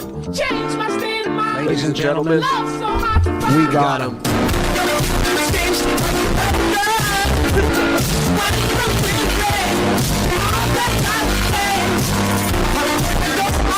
Pilot and just All right, brilliant. thank God we got it in the soundboard. And he saw very. I need to get a physical soundboard that I can hit with my hand though, instead of having Farrago open on a different window. Clearly, right away, what this was. Yeah. And even on the phone, when I called him, he knew. He knew. Yeah. Because he killed her. And he said, I think she's been kidnapped. Yeah, because he did it. For ransom. Bro, I can't believe Savannah just said he's fucking intelligence. Oh my God. The pattern is too much for me, guys. I think that's why I'm sick. The patterns are just overloading my system because it's like, it's too obvious. Yeah, I gotta get I Lived Poor on the soundboard. And I said, yeah. What? Yeah. Well, why? What? And dude, then, Hoda literally, she's, I don't know, she's so and weird. He said, I think she's been kidnapped for ransom. These people are just like, they're like mirror robots. They just kind of mirror what's in front of them. They're chameleons. Hoda doesn't know what to do right now. And I said, yeah. What? Yeah. Well, why? What? And then, I mean, it sounds so like, how dumb could I be? But I didn't want to believe. I just said, do you think because of me? Bro, come on, man. Am I being mean here? Am I being a meanie head? I mean, I am for sure. Dude, I think Hoda kidnapped her too. Hoda the whole time's like, man, I really hope she doesn't figure out that I did it. I'm sorry, sweetie, but yeah, maybe. But I knew that. You did? I hope not. Hoda's fake crying, like, severely. Her fake crying's really bad. At least Erica Savannah this time is a little better. It's better than the Instagram videos. I mean, we still don't know. Honestly, we don't know anything. No. We don't. How do you not know anything? Dude, Johnny Gosh's mom, she was hitting the streets. She was doing all sorts of shit. You're telling us to investigate your mom's murder. Fuck you, dude.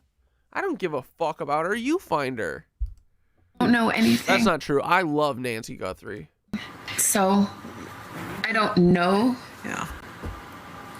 That it's because she's my mom and somebody thought, oh, that girl, that lady has money, we can make a quick buck. I mean, that would make sense, but. And they went after Savannah Guthrie's mother? What? Is she just humble bragging that she's loaded? We don't know, but yeah, that's probably, which is.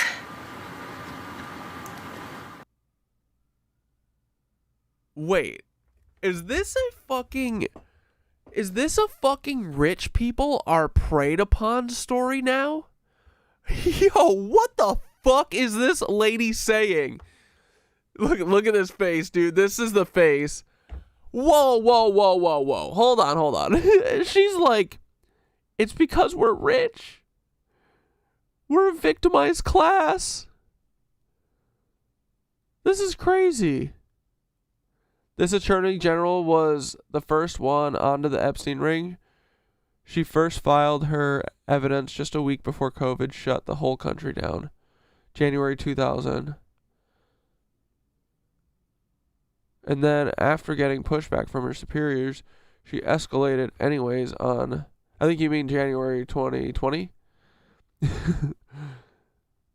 She escalated anyways on October 5th, 2023, just 2 days before October 7th, and nobody talks about it. Do you remember that judge that her son was murdered in New Jersey? And he had ties somehow to, it was a lady judge, and her son was gunned down at their house, and she was ruling over some Epstein shit. Too much to bear. But wait, to think that this crazy lady's literally saying we're picked on because we're loaded. And why is she offering motive? This is what I mean, dude. She does not want people actually figuring this out. She is not even looking. She doesn't care. She's like, they probably took my mom because I'm rich. Yo, what the fuck? That girl, that lady has money, we can make a quick buck. I mean, that would make sense, but we don't know. But yeah, that's probably, which is too much to bear. To think that Oh no, or Savannah's just making it about herself now. Brought this to her bedside. She's like, could it have been because I was such a good person that I interviewed the Jeffrey Epstein victims first? Could it be because I was so brave?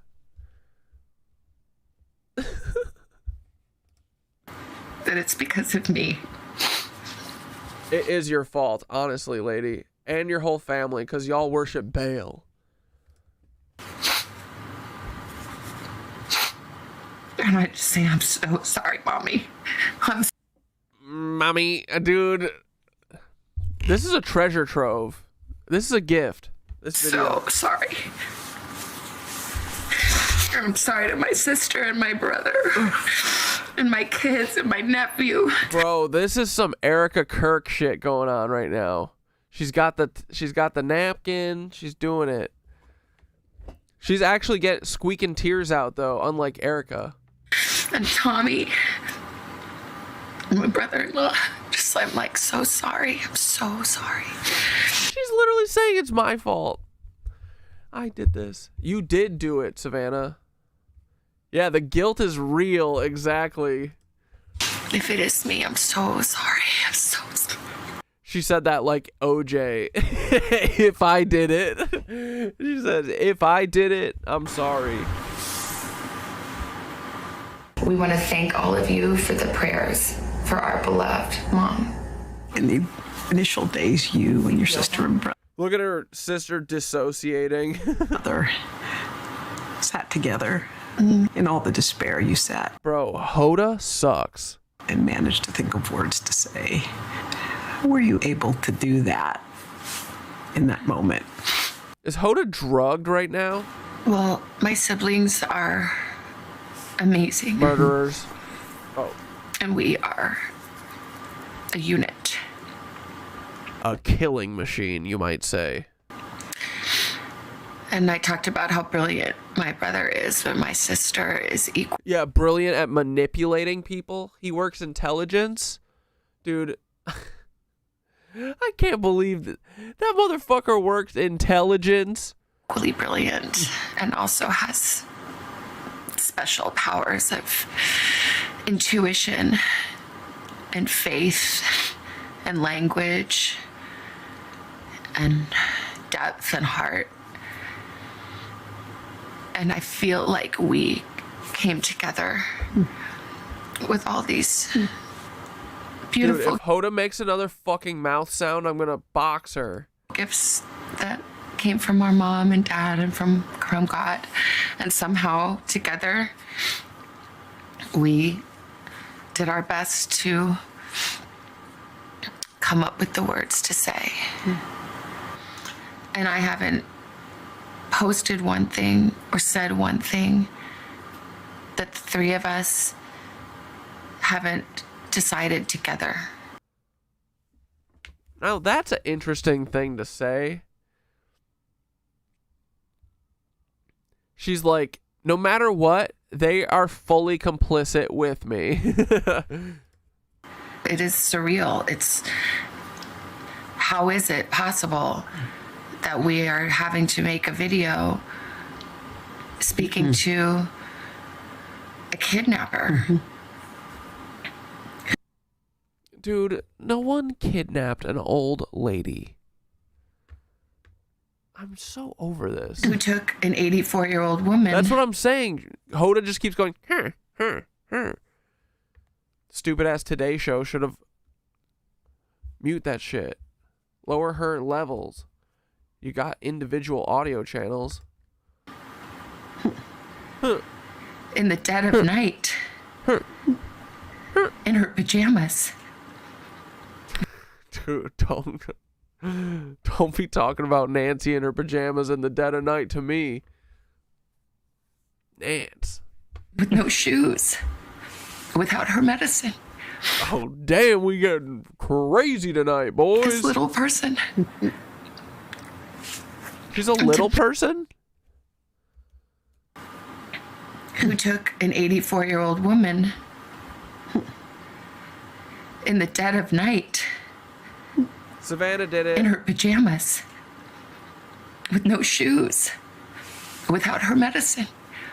This little person. And to beg for mercy. In the days that followed, multiple notes. She makes sounds that Mushka makes when I get too close to her face, and she starts turtling, and she goes... demanding payment were sent to various media outlets. The ransom notes or ransom requests came. Did you believe? Requests! They're like Trump's requests. They're like, I told Iran, I'd give you 2 days before I fucking bomb the shit out of you.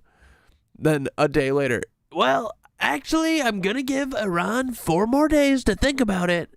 And I swear, if they don't do what I say, I'm gonna tan their hide. Believe those to be real? There are a lot of different notes, I think, that came. And I think most of them, it's my understanding, are not real. And I didn't see them. Completely uninvolved, bro. Checked out. Does not care if her mom comes home or not. You want to know why? Because she knows her mom's dead. Bro, there's no way you're not involved in this shit. There's no way that the family isn't seeing the ransom notes. Sorry. But, you know, a person that would send a fake ransom note really has to look deeply at themselves. Yeah. To a family in pain. Yeah, look away. Look away. Don't make eye contact. You shameful, shameful lady. But I believe... Wow, what a down-to-earth interview. The 2 notes that we received, that we responded to, I tend to believe those are real. Really? So pay them and get your fucking mom back. When the Ring camera video That's surfaced Savannah. and you could see who that person was, just tell me what you thought when you saw those images of the person who took your mother. I mean, it's just absolutely terrifying. Yeah. It's just totally terrifying. I'm surprised Savannah isn't like, it was probably an illegal. Yeah, down to earth, down to something. Exactly, SN Bales. And I can't imagine that is who she saw standing over her bed. Yeah. I can't. Huh? It's too much. Yeah. Yeah. And I'm glad and grateful to the investigators and the technology companies that were able to find that video. Wait, hold on just for a second. Was it Hoda that did the R. Kelly interview where he was like, "Y'all are killing me"?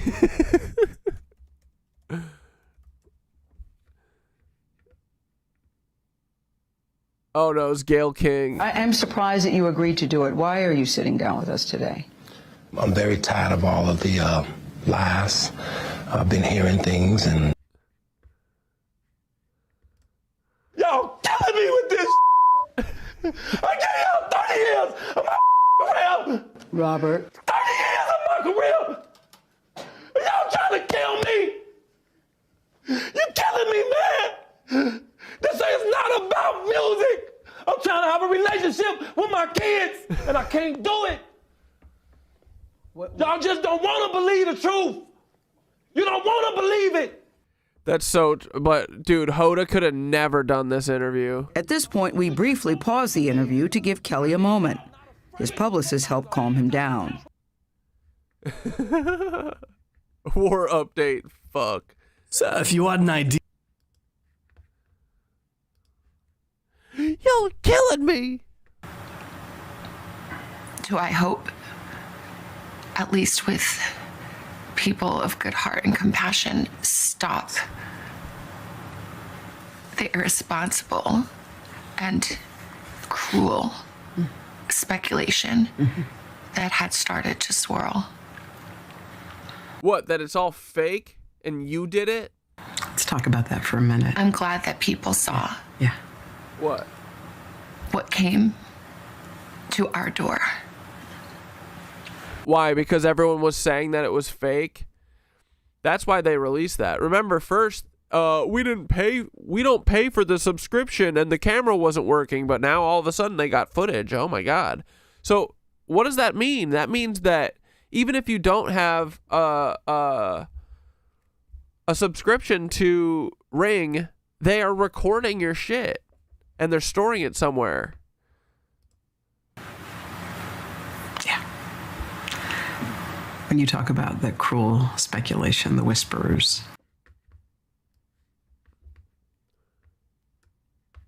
I pulled up that video that I think Sherlock was talking about. We can watch it after this. The innuendo that it was somebody in your family. Let's pause for a Kleenex break. Wait, me or them? How did you weather that? It's unbearable. Yeah. And it piles pain upon pain. Dude, she always does the same thing. It's always like, pain. Like, my pain. It's the same fucking thing, dude. She's running a program.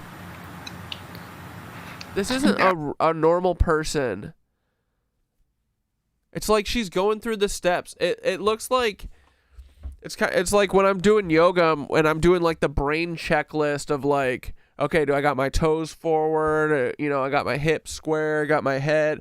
I'm rounding or not rounding my spine. Like you go down the checklist. I can see the wheels turning in her head. It's like jut the chin out, wet the eyes a little bit. Take a pause. Shiver. Like, dude, she's just doing a mental cry checklist. There are no words. There are no words. I don't understand. I'll never understand. And no one took better care of my mom than my sister and brother-in-law. Bro. Huh. Well, because they were hanging out with her that night, weren't they? Dude, this is what I'm thinking. Honestly, this is probably what actually happened. I bet they were trying to put Nancy in the car or something. She's old. She needs a wheelchair, right? Trying to get her in the car. They drop her ass. She bashes her head on the fucking ground. Dead. And instead of just being like, it was an accident. My mom fell out of the fucking car and she's old. Old people literally collapse. They break like eggs, dude. Instead of doing that, they cooked up this whole thing. But no, because the FBI is 100% involved in this. It's just like the Charlie Kirk assassination. Like, if this was actually real, they wouldn't take them this long to find someone. But yeah, dude. But yeah, obviously not. They didn't take very good care of her because she is gone.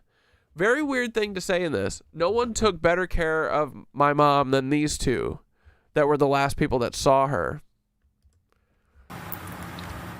And no one protected my mom more than my brother. Not protecting her now. Like, dude, look at this. This fake ass cry face. I don't know, because you know what I mean? Like, it's like she's trying to prove that she's crying. Most people, when they cry, are trying to hide it. Right? I don't know. We love her, and she is our shining light. She's our matriarch. She's all we have.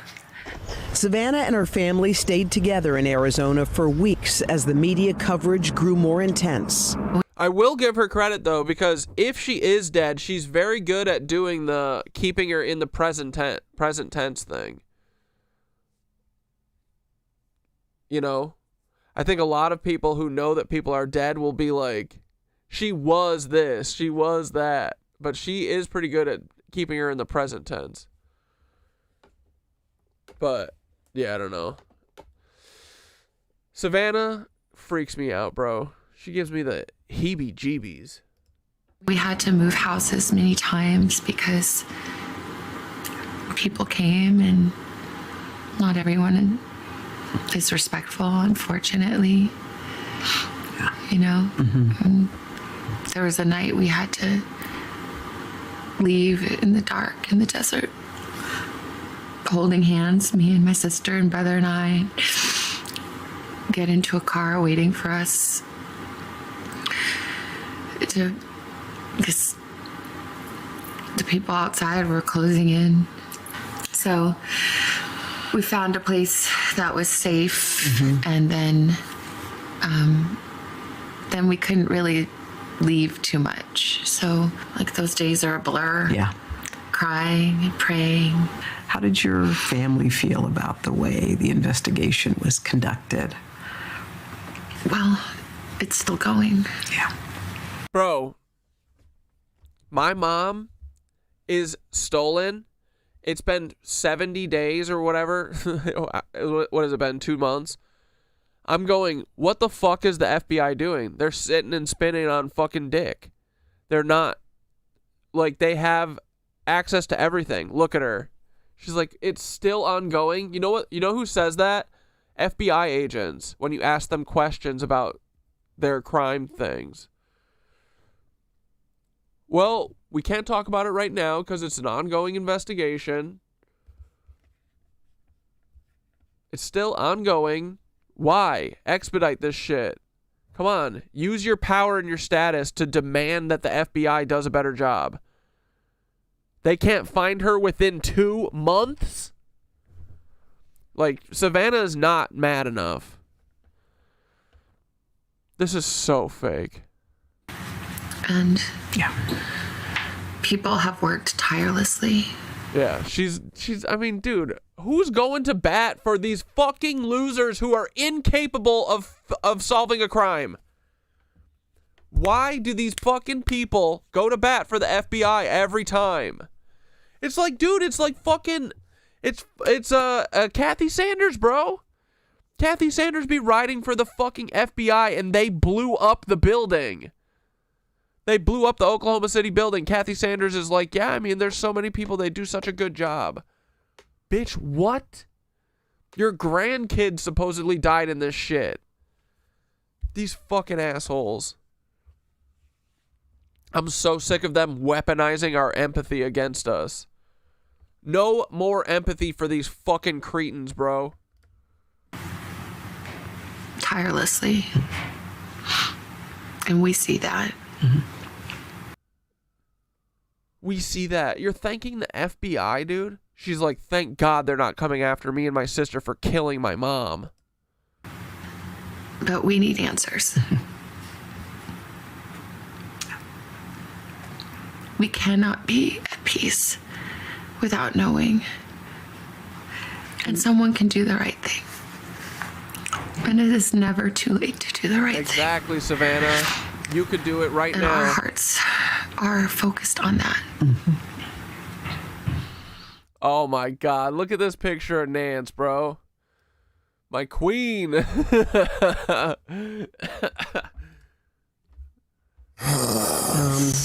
think Carson Daly goes, where Savannah ended that, it's not too late to do the right thing, is really, I think, the intent from the beginning. Yeah. I think she was, a fantasy was that someone sees it, someone who saw someone who knows someone who will say something. Right. Yeah. Because, you know, I think this is all about bringing Nancy Well, it's still an home. open case. We're 54 days in. The bravery that she's showing in this interview is not to shine a light on herself. Carson. Dude, Carson be looking sad and old.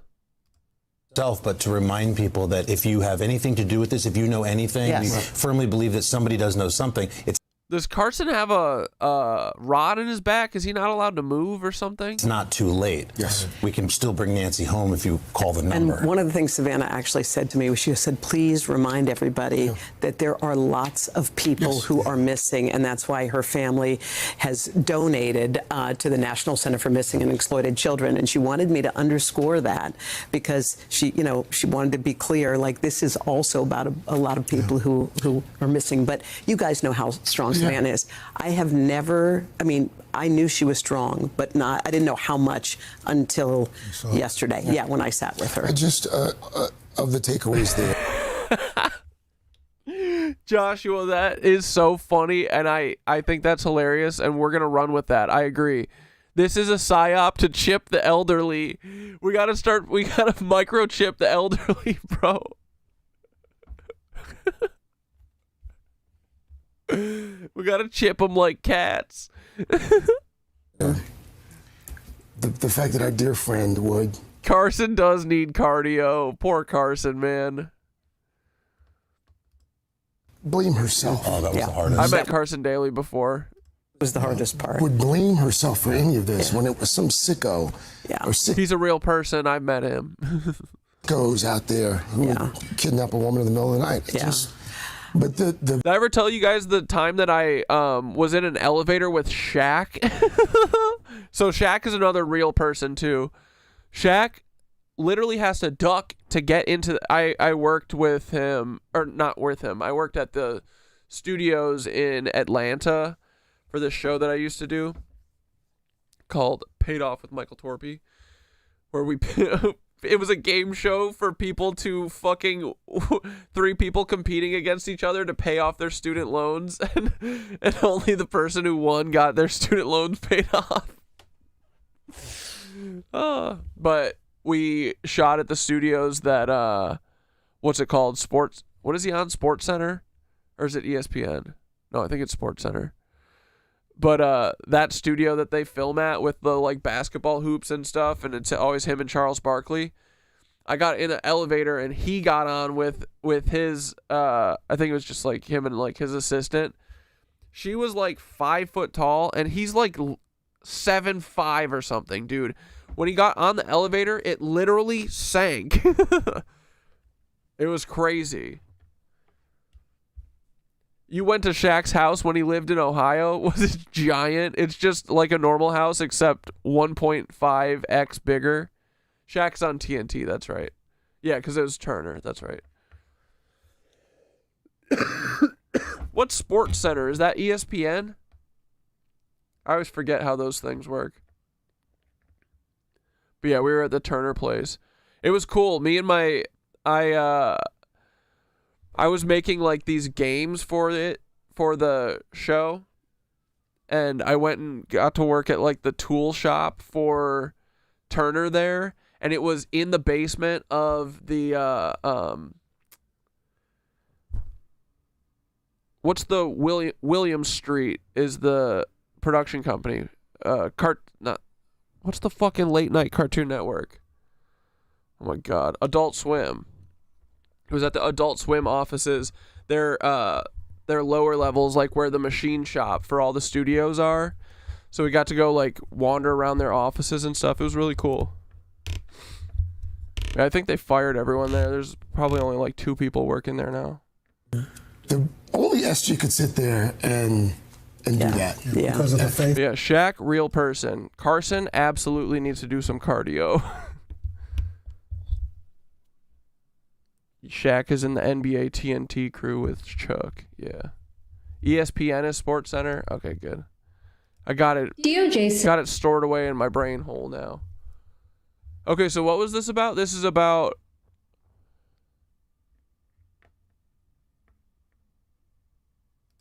some district attorney involved with Epstein shit. Says there's no credible evidence to investigate Epstein's associates. As a former SDNY Criminal Division deputy... Yeah, that's literally insane, bro. There's so much evidence of crimes in these files. What are you talking about? Chief who prosecuted sex trafficking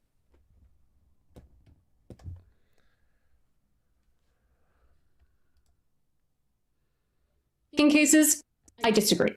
In October of 2023, former U.S. Virgin Islands Attorney General Denise George went to the FBI with explosive claims. Oh, yeah, she Denise said George. Epstein's lawyer and accountant were participants in Epstein's human trafficking operation. She said the sitting governor of the U.S. Virgin Islands tried to shut down her investigation. And she told the FBI that she had the goods in her case file. She even told the FBI where it was and how to get it. So here's the question. Did the FBI follow up on George's complaint or ignore it? There's no sign in the Epstein files of George's case file or any follow-up with her. Why not? George is a highly credible source. She followed the money across over 140 Epstein bank accounts. She identified over $3.5 million in payments to young women. She pursued the Epstein estate, JP Morgan, and billionaire Leon Black, and helped secure massive multi-million-dollar settlements from all of them. She fought the rich and the powerful, all while facing intense pressure to back down. Yeah, remember TrueAnon was going to bat for her, and then they fucking took her off the case. Days after George filed the lawsuit against JP Morgan, the U.S. Virgin Islands governor fired her. She started giving interviews, then got hit with a cease and desist letter to shut her up. An unknown man showed up at her home. She said the message was clear. We can reach you at your home.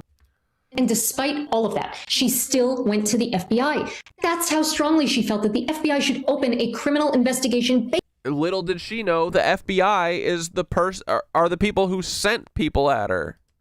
Based on what she had uncovered, she named names. She gave FBI a roadmap in her interview. She told them where to find the evidence in her case file. Did DOJ ever investigate George's bombshell claims? Did they get her case file? If they didn't, why not? And if they did, why isn't it in the Epstein files? The evidence exists. George told the FBI about it. DOJ leaders' refusal to investigate any of the Epstein associates is a choice. And it is the wrong one. The Epstein survivors deserve better. I'm going to show you the Epstein files so you can see for yourself George's shocking claims. After Epstein's death and a briefing from the former acting AG, George believed Epstein was involved in criminal activity. U.S. Virgin Islands Governor Albert Bryan Jr. told George, "He's dead. Go for it." What does that mean? So if Epstein had still been alive and suspected of crimes, would Bryan have said no? And why did Bryan get a say at all? AGs are supposed to make independent decisions. George brought in the law firm Motley Rice to assist in filing a Criminally Influenced and Corrupt Organizations Act lawsuit against Epstein's estate to recover criminal proceeds. She filed this lawsuit against the Epstein estate in January of 2020. Here's what George told the FBI. Motley Rice started interviewing employees of the Epstein estate. David Bourne, Bryan's chief legal counsel and a former employee of Epstein's lawyer Erica Kellerhals, called George and stated, "I'm getting calls from Kellerhals," and asked what George was investigating. George replied that it was none of Kellerhals' business. George also said that all Epstein employees had non-disclosure agreements and were informed if questioned by law enforcement.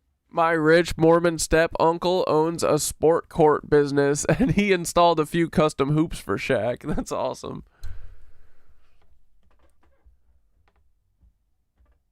Her action started just a week before COVID, and then she escalated 2 days before October 7th.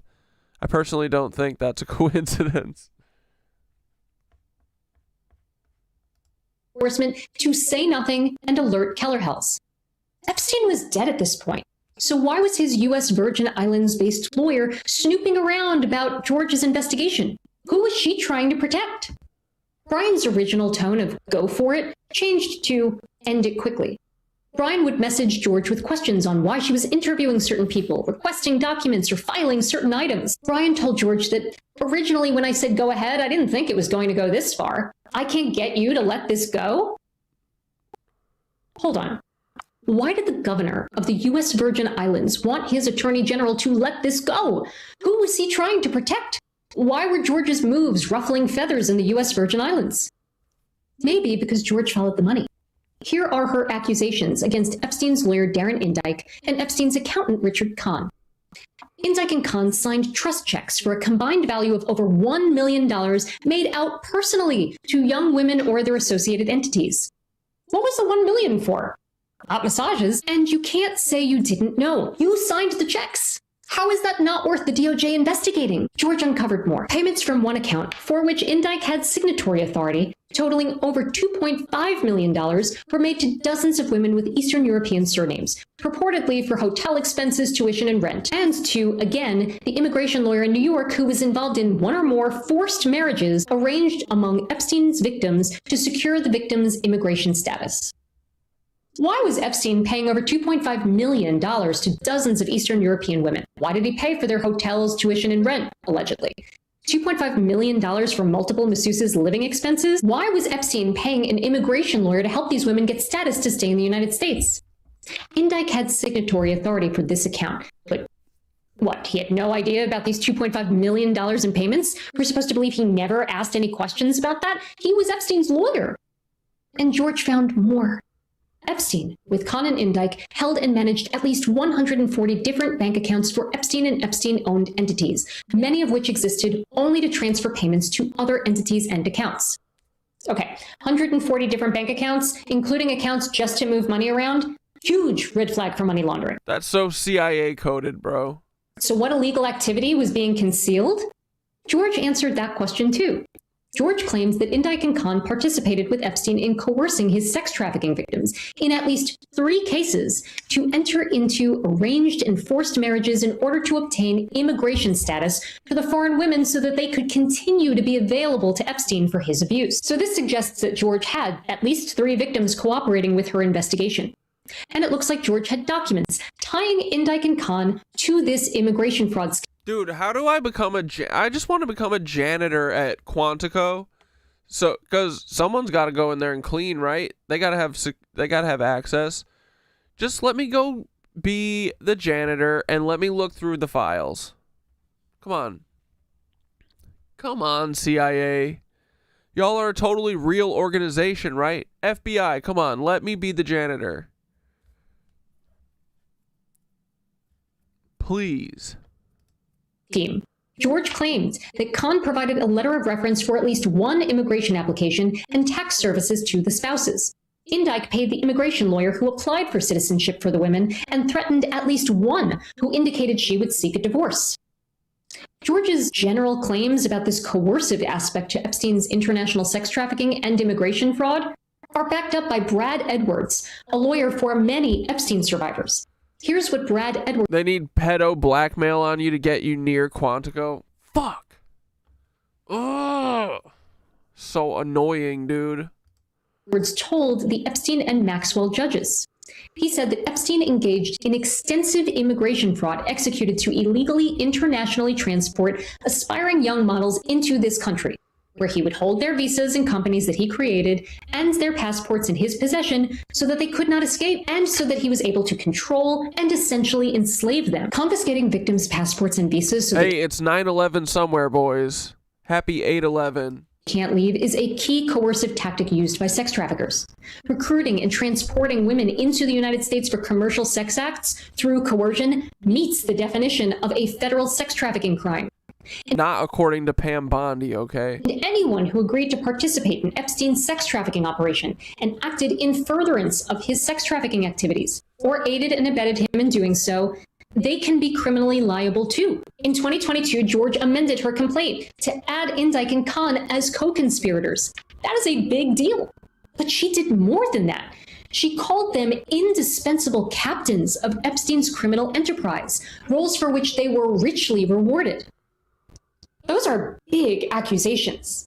Accusations that no criminal prosecutor in the United States had made. But according to George, Brian had no interest in pursuing Epstein's co-conspirators. Here's what George told the FBI.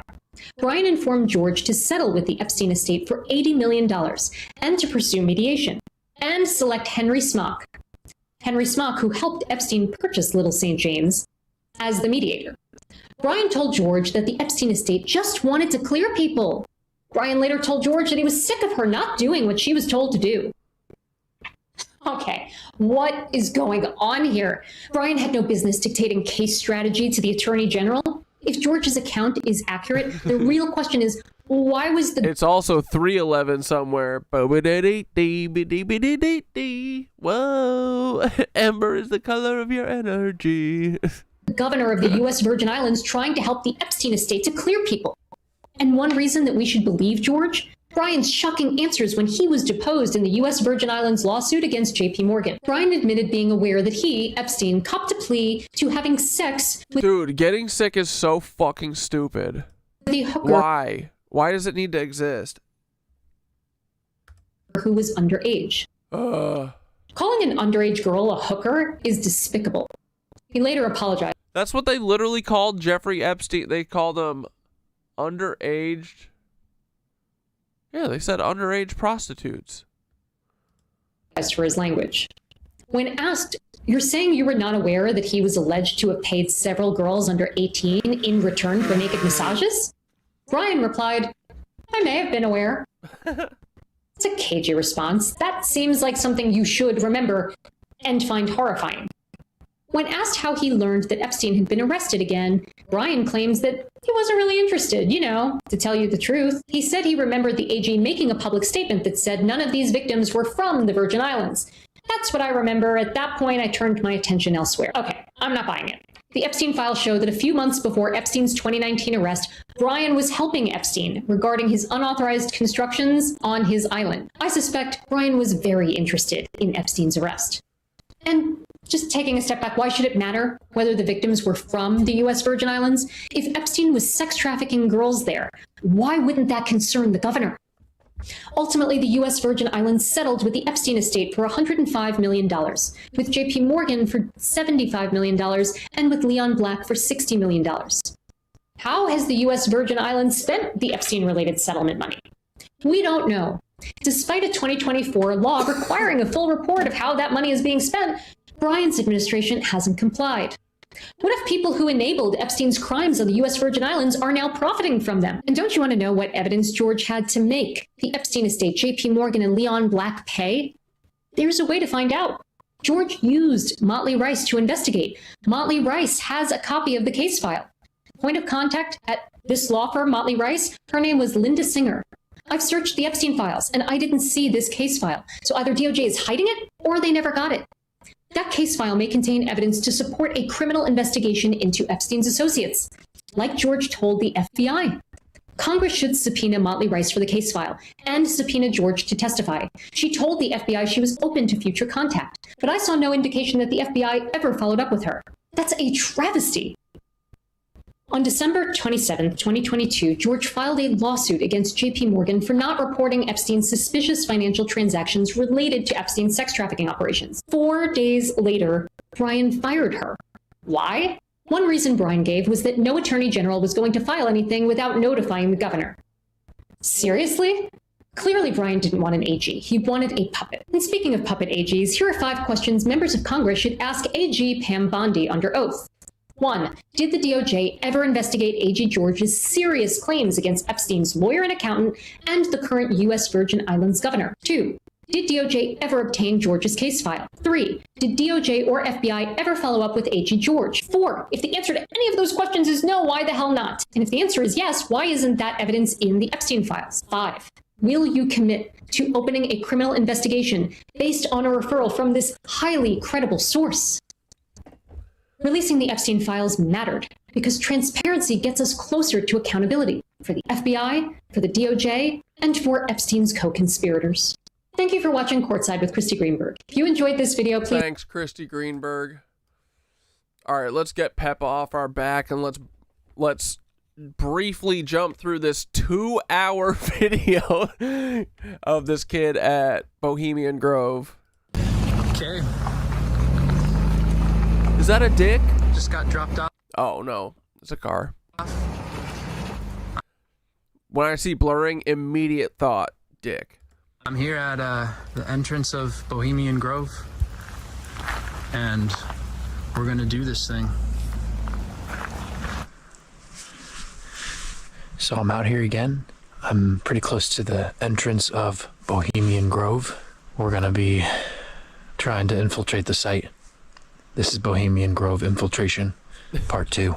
Yeah, this should be fun. I was on the Joe Rogan podcast a few weeks ago, and Joe Rogan 27. This kid was on Joe Rogan? 88. Yeah, he called me a loon. He called me a crazy person for using a cast iron pan. You know, it was the only paddle that I had available at the time. This was a last minute mission that I wanted. What in the fuck is he talking about? A cast iron pan for what? To do.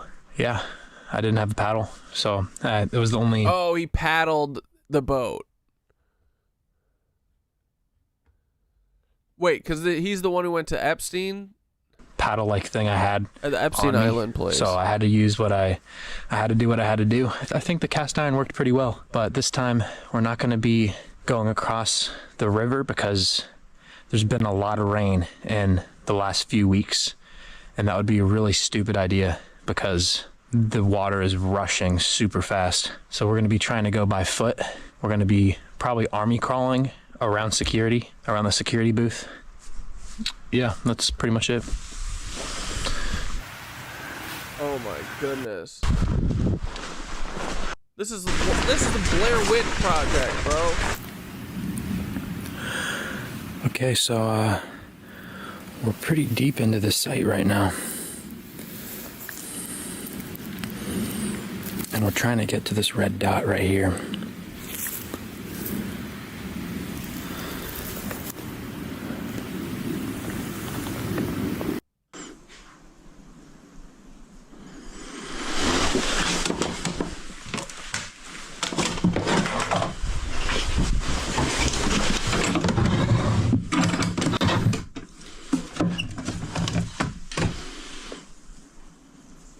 Peter F. Dune, original founder of Camp Hideaway, who art now in yet another heaven. In yet another heaven. Hideaway Camp founders, Red Martin and Artie Dune.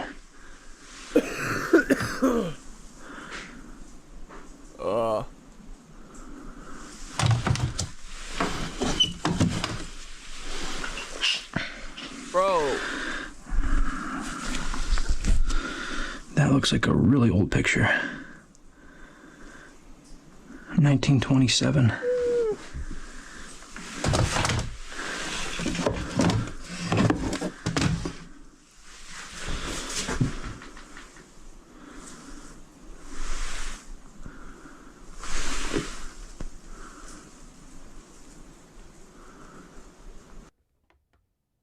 Oh, yeah. Camp Hideaway. Ed Armfield. Bill Green. Seated. So this is the front row. George Hopiak. Bill Haydorn. Fred Wither. Joe Rafferty. Bill Garvey. Jim Miskell. Daryl Orr. Ken Fisher, George Martin. None of these people really sound familiar. Bill Schumann, Dick Morrison. Wait. Is Dick... No, that's Dick Wolf. Never mind. Fred Priory. Hideaway membership. Wow.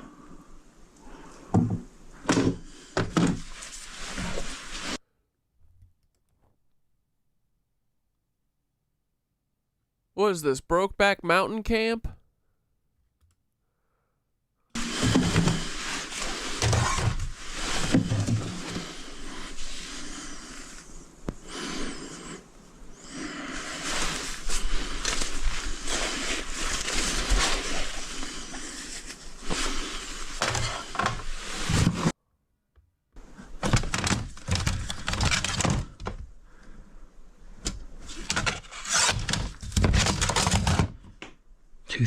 Camp Hideaway.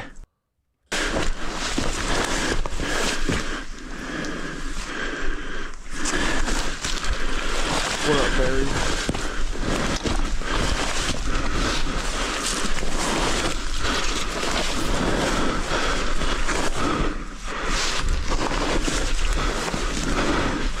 Oh my God.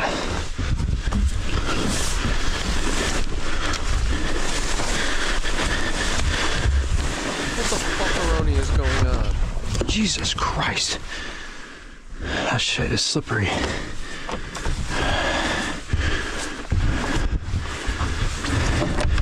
Number 7 and 8 are locked. Number 6 is locked. And number 5 is locked. The 38th cremation of care. Josh Peckler, director.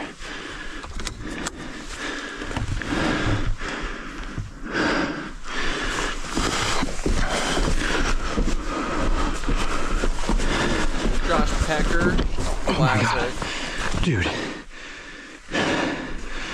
The moss on these stairs are fucking deadly. Oh, fucking owl.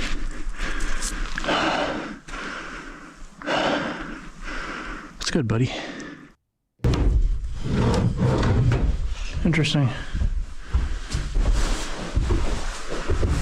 1995.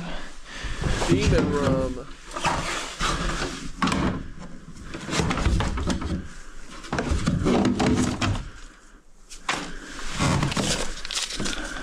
Here's some soap. It'd be sweet if you found a bunch of drugs. This place, it just gives extremely weird vibes. Yeah. How it works? I don't know, man.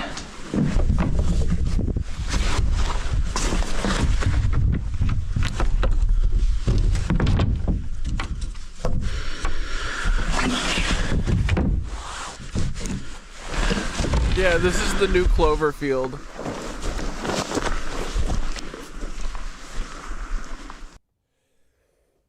I don't know where the fuck I'm at.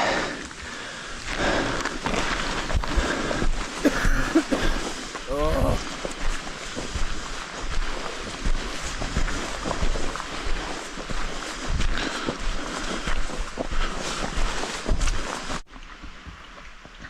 So I somehow was being a fucking stupid idiot again. And I somehow walked out of the site. So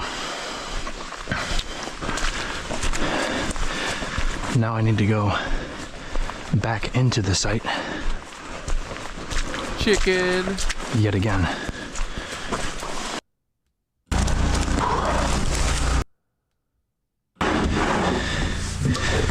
They definitely got that bougie toilet paper. Uh-oh, he just broke the lights. Yeah, this is like a new cabin. So they don't got any, Sounds like there's a generator. Don't really got any papers in here. Oh, 2023 encampment.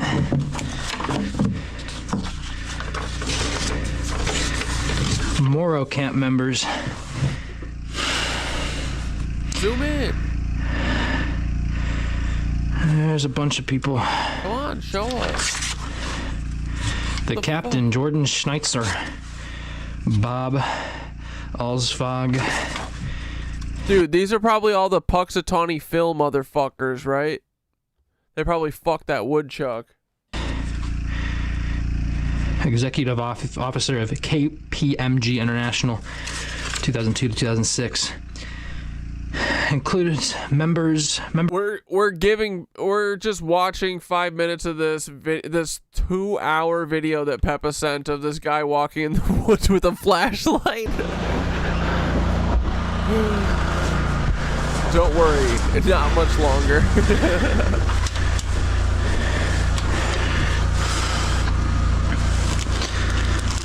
Your flashlight's too bright, bro. I can't see shit.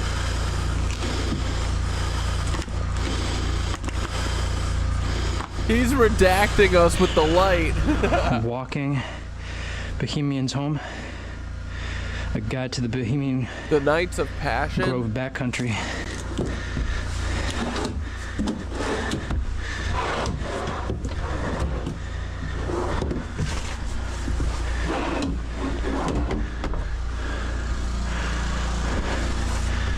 Like, why are their generators so close? That means someone's up. Looks like they got a private reserve Cabernet Sauvignon.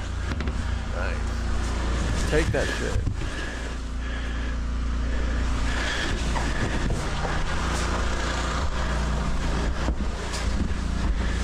Someone out mowing the lawn? Peppa vids. Yeah, it's a Peppa vid. Dude, this is literally like playing Resident Evil. Except no zombies. Bro, seriously, why is there a generator so loud so close?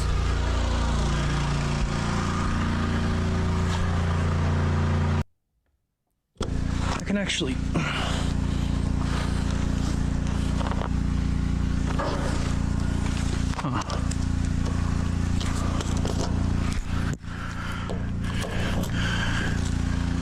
Well, that sucks. Yeah, this is like, you can actually go inside the owl.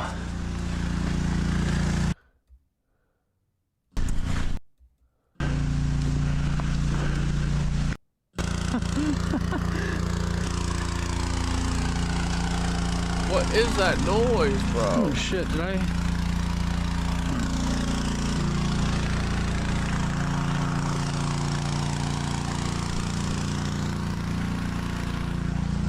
Oh, Jesus.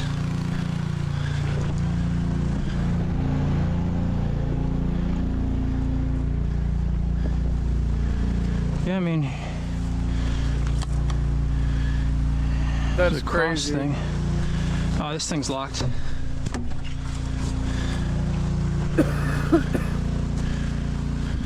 Yeah, with the little fucking master lock, bro.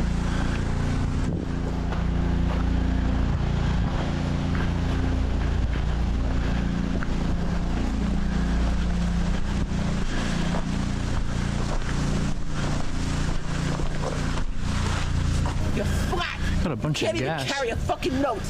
I don't care about your little like horn lip. It doesn't mean you know how to Oh, here's play. where the guy does You're flat. the bell ringing. I'm definitely not gonna do that. Do it, coward. Just asking for trouble. I want Bob Dylan up on stage. Who the fuck are you? I knew the Grateful Dead from 1966. Who the fuck are you? You nothing. You nothing. You are. Imagine No way. you hear this out in the middle of the Bohemian Grove. There's a light on in here. I want It's locked, Bob though. Dylan up on stage. Who the fuck are you? The I knew fuck? the Grateful Dead from 1966. Who the fuck are you? I mean, you can kind of see what's in You there. nothing. I can actually. You are nothing. And you will never be anything. Never. How dare you? And I'm an NYU film school graduate. Sucker. Well, that sucks. Yeah, this is like. You can actually go inside the owl. Yes, but Dude, go in there. if somebody said that to you in response to your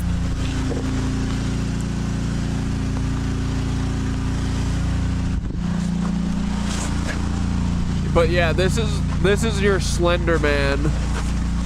I want Bob Dylan up on stage. Oh shit. Who the He's just fuck are following you. I knew the Grateful Dead from 1966. Who the fuck are you? Nothing. You nothing. You are nothing. You will never be. Like, dude, if that Jenny is running, How dare you? that Jenny is running right there, someone is there. What's going on?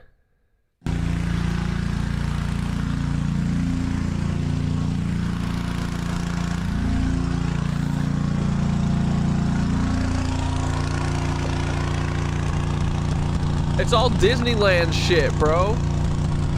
I mean, it's definitely just as hollow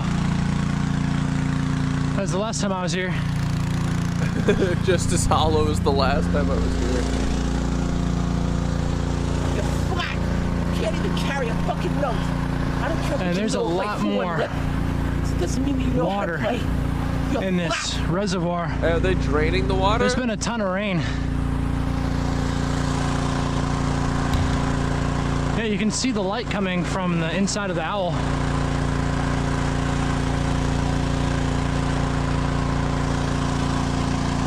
Like, dude, if I'm breaking in somewhere, I'm not going to where the generator sound's coming from. Yeah, the lights are on inside, bro.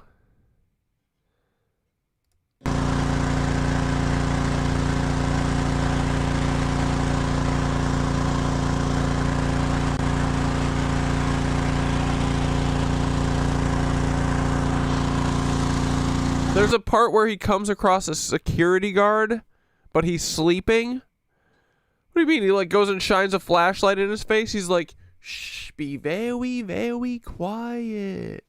He's so weeping.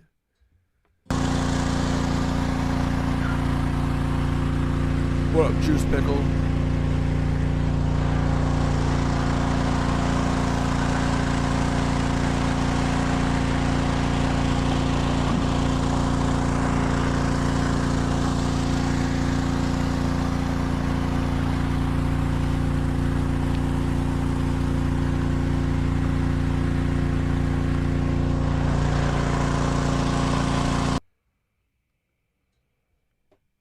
All right, so security pulled up on me. Oh.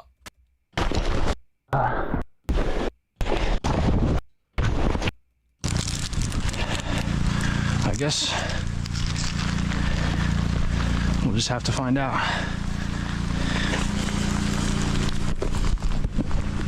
I'm feeling not bueno.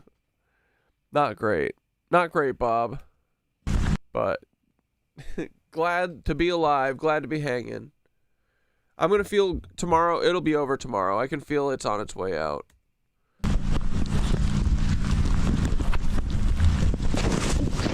I was having sneeze attacks earlier today. I'm glad I'm not having sneezing fits right now. But it's hard to breathe. Thanks for asking, but I'm fine.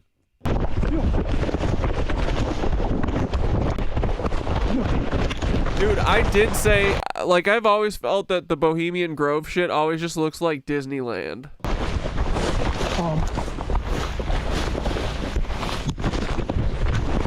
Holy shit. Well, this is security pulling up on him, supposedly.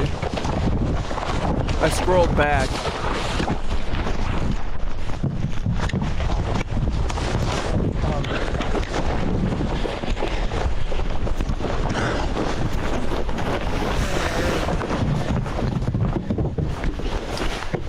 Security has seen me.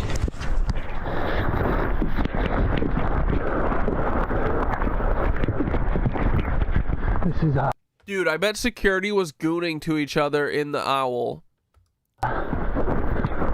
not good.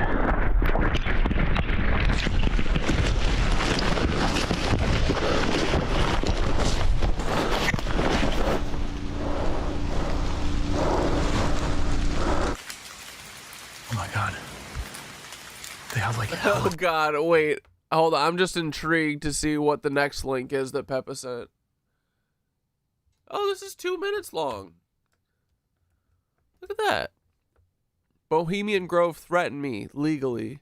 I did get a letter in the mail from San Francisco, California. Bohemian Club, Weaving Spiders, come not here, San Francisco. Dear Mr. So-and-so. It's the real mail, guys. It's crazy. You blurred the whole thing. It is our information that, in spite of the private nature of the Bohemian Club, you have made unauthorized entries into the Bohemian Grove, and that while you were on the property, you took unauthorized video recordings of the Grove and events happening at the Grove. We also understand that you have posted these unauthorized recordings on various social media sites. The Grove is the private property of the club and is available only to members of the club. The club. And invited guests and the club's employees and contracted service providers. No one else is allowed to enter the Grove, and there are many posted signs around the perimeter of the Grove declaring that it is definitely private property and prohibits trespassing. The purpose of this letter is to demand that you terminate immediately the dissemination via social media or otherwise of these unauthorized recordings, and that you seize and But he didn't. Desist from any. So what's up with that? Future dissemination or transfer of these unauthorized recordings in any manner. The club further demands that any such recordings be immediately erased or destroyed. In addition, the club protests in the strongest terms your illegal trespass on the club's property at the Grove and demands that you refrain. Yeah, breaking and entering isn't legal even if it's for content. From any such unlawful actions. No, I think there is a clause in there for content purposes. Future. Please also be advised as follows. Your illegal entry into the Grove constitutes both criminal and civil offenses against the rights of the club and have been reported to the appropriate law enforcement agencies for further legal action against you. Your dissemination on social media sites of recordings made at the Grove constitutes legally actionable and willful violations of the right to privacy of the club and its members and guests, and also constitutes willful violation of applicable federal and state copyright laws. The club is preparing legal action against you to recover damages and to protect its rights in all respects. If you are represented by counsel, please advise us promptly of the identity of such counsel. Very truly yours, the Bohemian Club. Crazy. Is that them? Fake ass son. Bro. Dude, that guy lives in Twilight, the movie. Alright, boys, only 2 more hours of Peppa's video in the dark. I saw. Thanks, Peppa. Like 3 or 4 lights down there. The short one was Flashlights. good. I think they're like This is fine too. I'm glad this kid documented it. climbing up the mountain trying to find me. This is fucked up. I'm not sure if it's Yeah, it was really an invitation, which is why he blurred it. Exactly. Or security. Bro, security, honestly, what if they're just your film crew? Alright, so security pulled up on me and I'm kind of like trapped. I finally caught my breath, but I was just thinking, I need to hike out of here. I don't want them to the police to bring dogs and try to hunt me down or some shit. That would be absolutely fucking awful. So let's get the fuck out of here.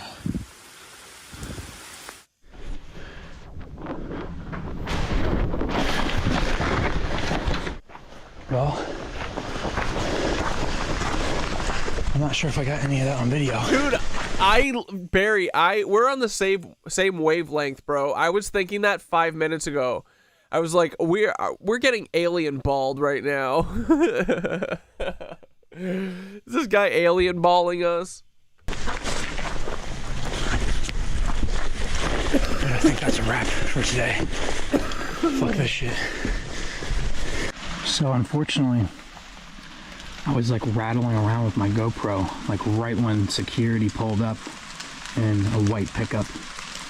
And I didn't hear anyone yell. I barely got any of it on video. It looks like absolute dog shit. Fucking trail is literally just straight fucking up. It's terrible.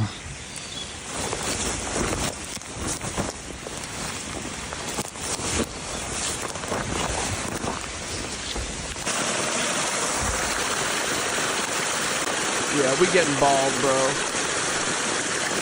We getting alien balled.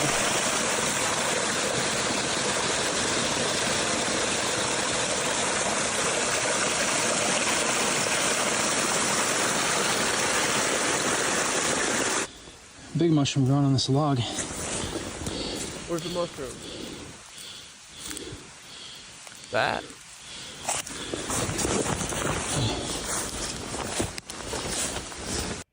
Alright. What are we, skeet shooting? Skeet, skeet! A ton of skeet. Yeah. Bunch of little kids probably had to put the skeet shots on their heads, like Johnny Appleseed. Yeah, this is like a shooting range. Damn. Yeah, here's number 6.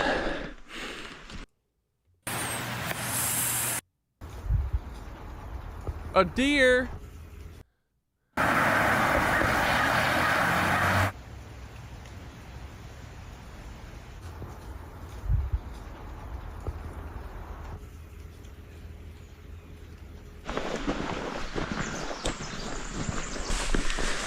I stashed all my shit behind this big tree. Or fuck. Was it this tree?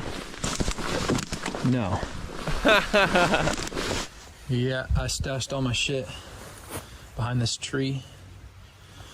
Looks like it's still Yo, there, is his so toothbrush raw? He's raw dogging his toothbrush directly on the ground. That's awesome. Tooth bristles down, bro. Love it. I mean, I guess it is in the woods. It's fine, whatever. That's good.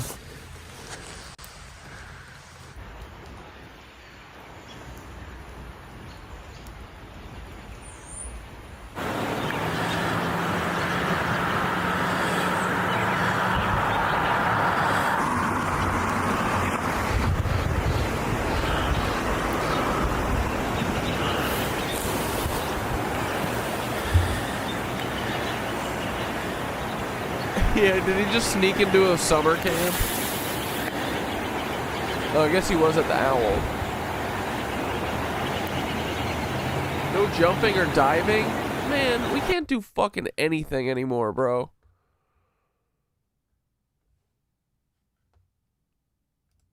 What is going on here? We definitely have a few things to talk about. All right, thank you, Peppa. We appreciate your contributions. Today, for example, did a portal open up in Hawaii? Maybe, maybe not. Nothing surprises me as of 2026. I mean, it could be a bunch of cockamamie. I just wanted to use that word because that word has gravitas, but we'll definitely go ahead and take a look at this whole portal stuff. But first, I do want to go ahead and talk about something that the White House had posted last night that is really catching a firestorm across social media. But what they posted kind of eerily reminds me of something that was posted just a day before. So that was posted at around 9 p.m. and it sounds like Caroline Levitt saying, "So cool, it's launching soon, right?" And you hear somebody say, "Yeah." That video was quickly deleted. Now there's not really much to make of that video anyway. They could practically be talking about anything, even these alien websites that they had registered. But here's where things get a little bit more eerie. This next clip was posted an hour later around 10 p.m. and it really doesn't give me the best of feelings. In this 4-second clip, you hear a ding, and then you see the American flag resting, but it looks very dark and grainy. It has a horror aesthetic to it. Like I said, just by looking at that, I get a very bad feeling. It kind of reminds me of that movie, The Ring, where they put in the VHS tape and all these dark, grainy clips start to play. Bro, one of those shots in The Ring footage is the lighthouse in Kenosha, where I grew up. There are also people across different social media platforms saying the flag looks weird, this isn't the real flag, because the stripes are facing the wrong way. It is possible, given the fact that the flag is resting on the pole, it's giving that optical illusion. But if this is indeed the case, then we're not looking at the real flag, we're looking at a false flag, with that ding behind it giving it a little warning. But talking about this video and false flags, it's very interesting that a day before this video went up, we had Laura Loomer, and if you don't know who she is, she's very close to the Trump administration, to the point, bro, more like Laura Gooner, am I right? She's considered an unofficial part of the administration, who at one point had a lot of influence, and probably still does, who knows. She's been linked to the firings of several high-profile national security and government officials. She had made this post on the 24th of March on X. Soon, there will be a massive Islamic attack in America, and the perpetrators will likely have financial ties to podcasters and those who are sowing discord for foreign nations in America. Oh, fuck, dude, it's gonna be me. Predict there will be many casualties, and only then will it maybe set in that people have been conned into supporting a terror psyop to distract you from the threat of Islam, while the enemy plotted to destroy our country from within with botted conspiracy theories. It will likely be 10 times worse than 9/11, and it's going to trace right back to the woke right in some way. Bro, we can't do 10 times worse than 9/11, bro. Come on. Have this sense. I said, is this just a sense, or is it the simple fact that a script had been read ahead of time? I mean, it's obvious that there's a script that had shown. See, look, here's the cargo ship with the missiles. Bonus this on the 2026. Oh, and a laser beam coming out of a satellite shooting at the cargo ship. Economist magazine cover. Every time I talk about this cover, I happen to talk about this right here. Yeah. Again, you can see a satellite, looks like it's controlling a cargo ship, and this cargo ship is firing a missile at the United States 250th anniversary birthday cake, which I said in another video, looks eerily similar to the US Bank Tower. And again, as it's been pointed out, bro, dude, what if they do this on the 4th of July and they blow this building up on the 4th of fucking July, blame it on Iran? Oh, that's my wet dream. These Economist magazine covers have never failed as to what they've been showing us. Even right down to the brain organoids I had spoken about on my other channel, Seconds of Horror, you can see a brain connected to a video game controller. And I think it was just a few weeks ago, an article came out where the scientists, they had a bunch of brain organoids stuck in a game of doom, basically stuck in hell. The red balloons around the birthday cake is interesting too, because it symbolizes impending doom or danger. We often see this a lot in Hollywood movies, like for example, the movie It. We see the red balloon before the clown appears. But there's also something else that appears below the birthday cake, which I missed out on every time I've spoken about this cover. This was tagged to me on X, so credit to this individual, Max Pian, for pointing this out, but take a look at this video clip. Just found something quite interesting. Now look in the middle at these two swords as I mirror this left side of the image. Take a look right in the middle, pay attention. Look right there. You get the Freemasonic square and compass. Now I know a lot of people will say, oh, that's a stretch. That's fine, but remember, occultists always use mirror images because it represents the principle of as above, so below. So when you mirror this, you get the Freemasonic square and compass right at the center of all of this chaos. Now, I don't think low-level Masons run the world. I don't think the Mason in your local lodge runs the world. I do think the higher up you go, the more doors are open into, positions of power. So maybe this is just a warning to them, or some form of communication to them to, warn Masons that this chaos is happening soon in the world. He is absolutely right. It does not matter how it appears on the original cover. They go by the principles of as above, so below. And I don't think that's a coincidence that right in the middle of everything, the world is on fire, chaos, we see the compass and square. And again, it's just directly below that missile being fired at America's birthday cake. I mean, we've seen something like this before, this similar message on the 2025 Economist magazine cover, where at the bottom we see all these events, but at the very top sits the crown of Saturn. So that was definitely an amazing catch, and again, credit where credit's due, because after all this time of looking at this cover, I have never noticed that. What are these coins? Are these pennies? And it also, they took our pennies away? It makes a lot of sense too, given the fact of how much the number 33 has been appearing in the major headlines of all these suspicious news stories. So yeah. But going back to Laura Loomer and this X post, she is very specific, and yes, they will go ahead and blame podcasters, and not just these big ones either, but anybody that's talking outside of the narrative. They will be targeted and removed off social media, probably restricted on the internet as a whole. This will be something much bigger than what we saw with the C-19, where we saw a bunch of social media accounts get removed. So it's very interesting that a day after her tweet, the White House sends this out, where again, a lot of people are saying they get a sense of either a false flag or some kind of horror feeling. There's really not much more that can be. You don't like how Trump got Iran disrespecting us? How are they disrespecting us? Not us, the American people. They like us. They don't like the Epstein class. He said about this, other than the fact of theorizing as to when and where it's going to take place.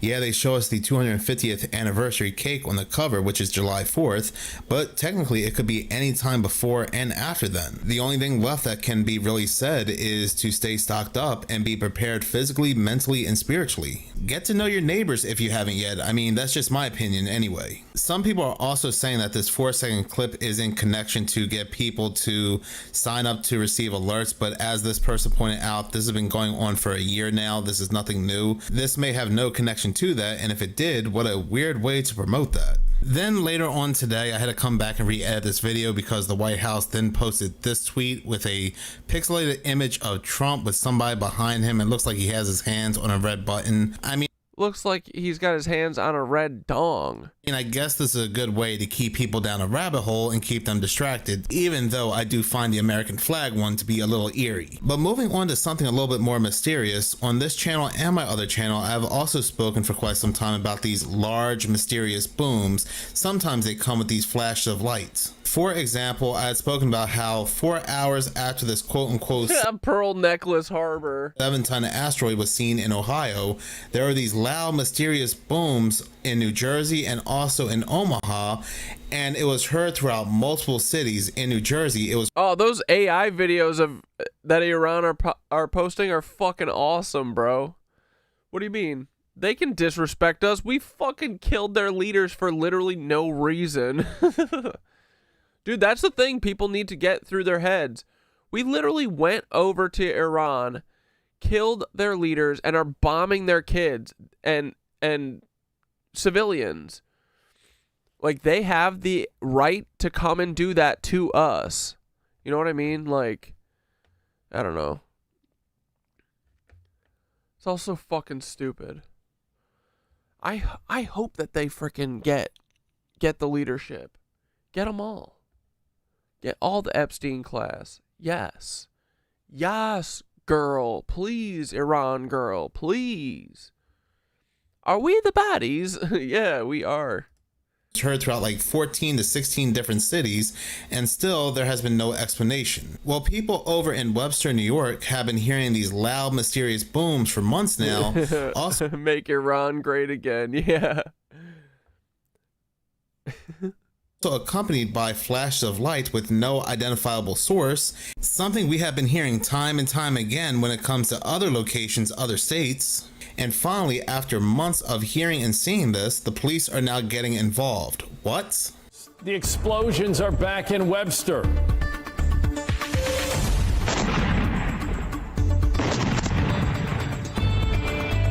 New at 6, those flashes of light and explosions were captured late Saturday night. Since then, other neighbors in Webster told us they heard different booms this week.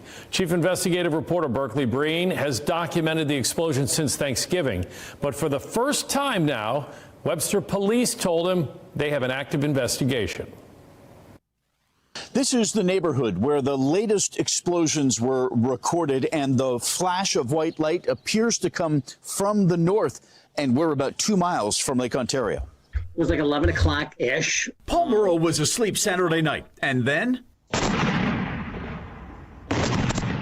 Boom! And immediately, I jumped out and ducked my head. I'm like, what the hell is that? It was an explosion. Actually, 2 of them back to back. A flash of light, then the sound.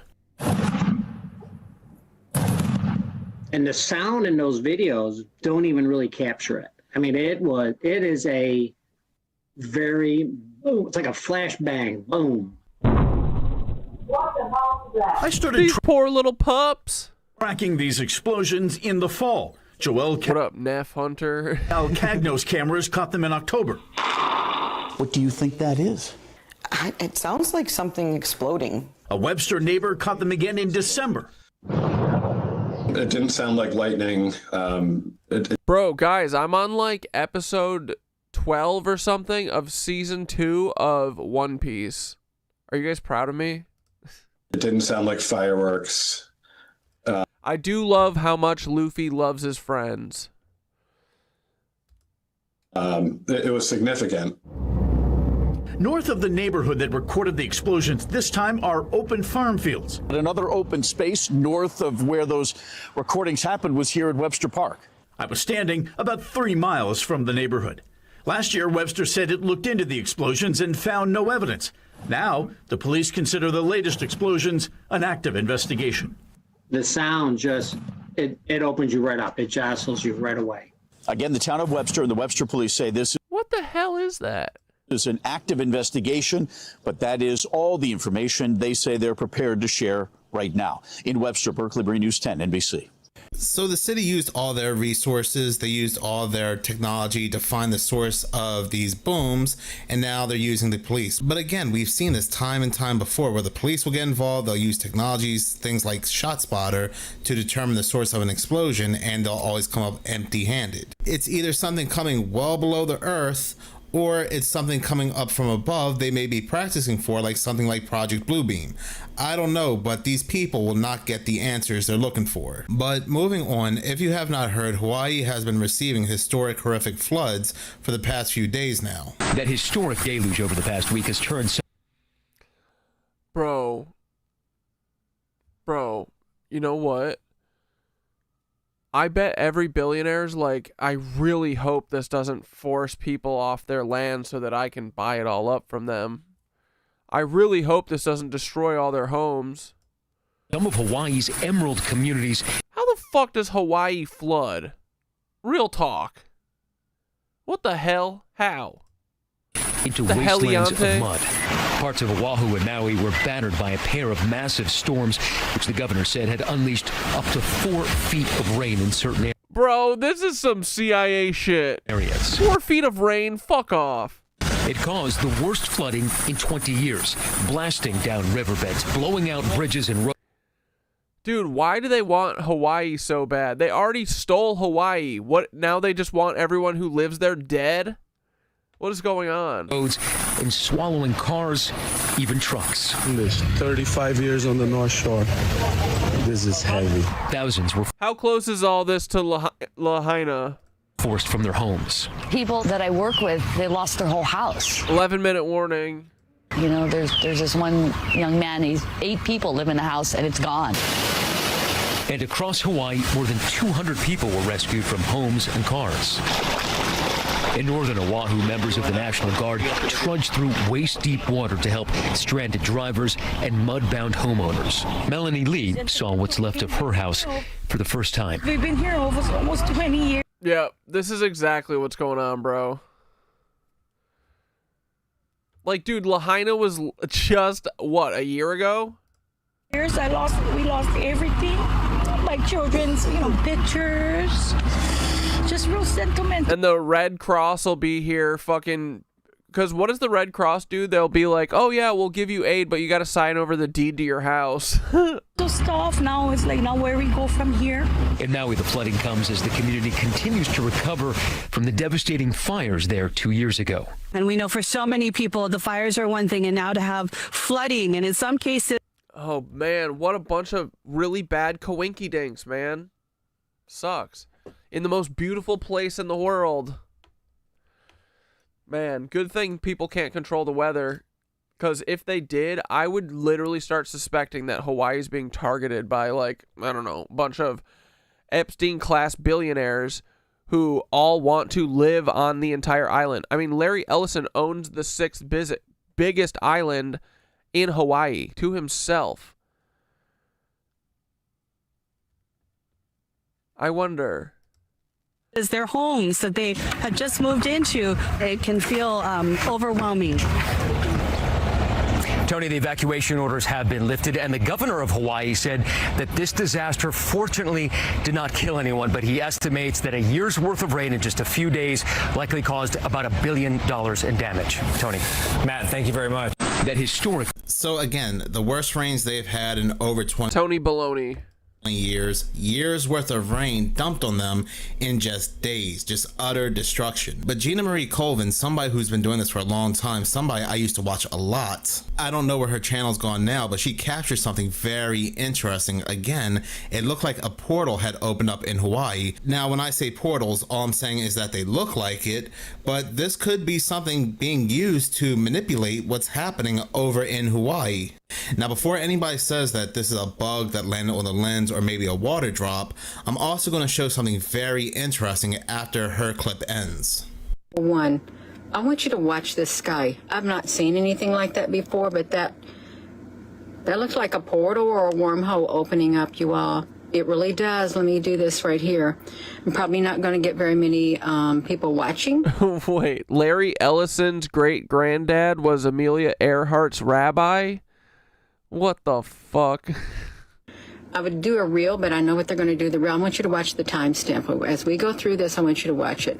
I'll make it small so you can see it. I'm looking at some anomalies that are out here on the FAA in Hawaii, since there have absolutely terrible flooding happening.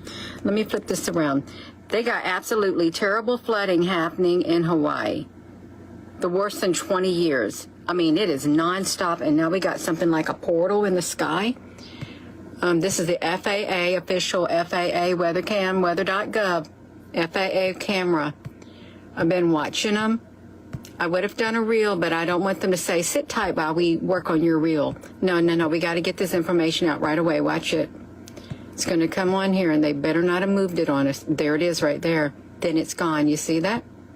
It's there right there. Right there at 22:45, 12:45, 3:22, right there, and then it totally disappears by the next camera. What do you think about that? What do you think about them apples? Well, I'm doing it really fast. You can't even carry a right fucking there. note. That's right. Come on, let's get it. Looks like a wormhole. It looks like a wormhole on the FAA. I'm going to end this video. I don't want it to be too long, you all. I really don't. But no, they've got terrible, terrible flooding in Hawaii. Who the fuck are you? And I'm thinking there's some kind of activity out there, some like UFO activity. And look at this right here. Right there. Who the fuck are you? Have a wonderful evening. Share this. It looks like energy is just emanating from it. This person replied to Gina's video saying, I was photographing the sky because the clouds look strange. This was on the photo, it's not a wormhole visible to my eye.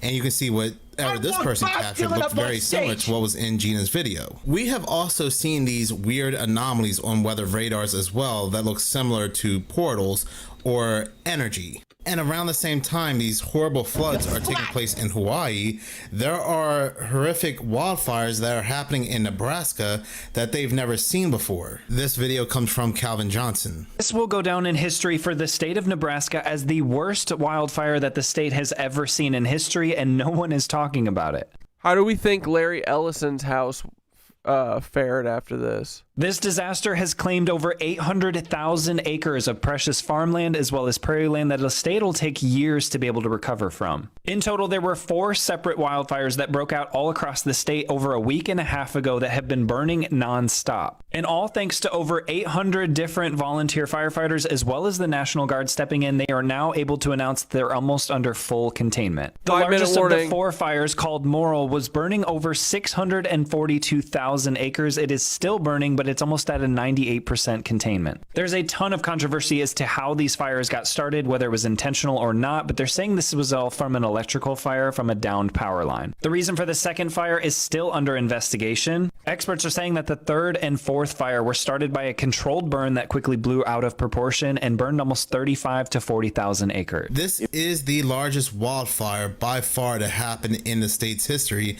And again, we're hearing something very similar that took place in Maui. It all started by a down power line. But here's what I found very interesting, because again, I look at the timing of things, the timelines, to see if I can find anything suspicious. And well, look at this. Look at this news article that came out about the CIA used to be wildfire. Google proposes Nebraska data center requiring more power than all of Lincoln. The article goes on to say that Google is considering building a data center in Nebraska that could require more than 3 times the amount of power than the entire city of Lincoln uses at peak demand in the summer.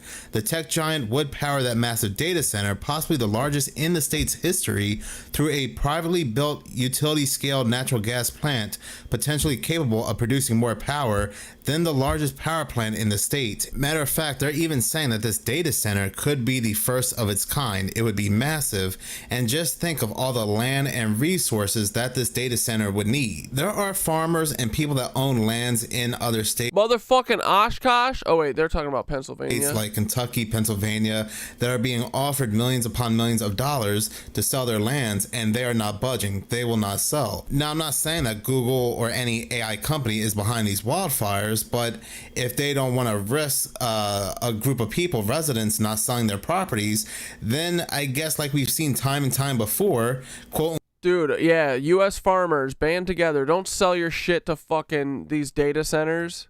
Quote, nature will make these people leave. I just think it's super interesting timing. I'm not going to say it's coincidence.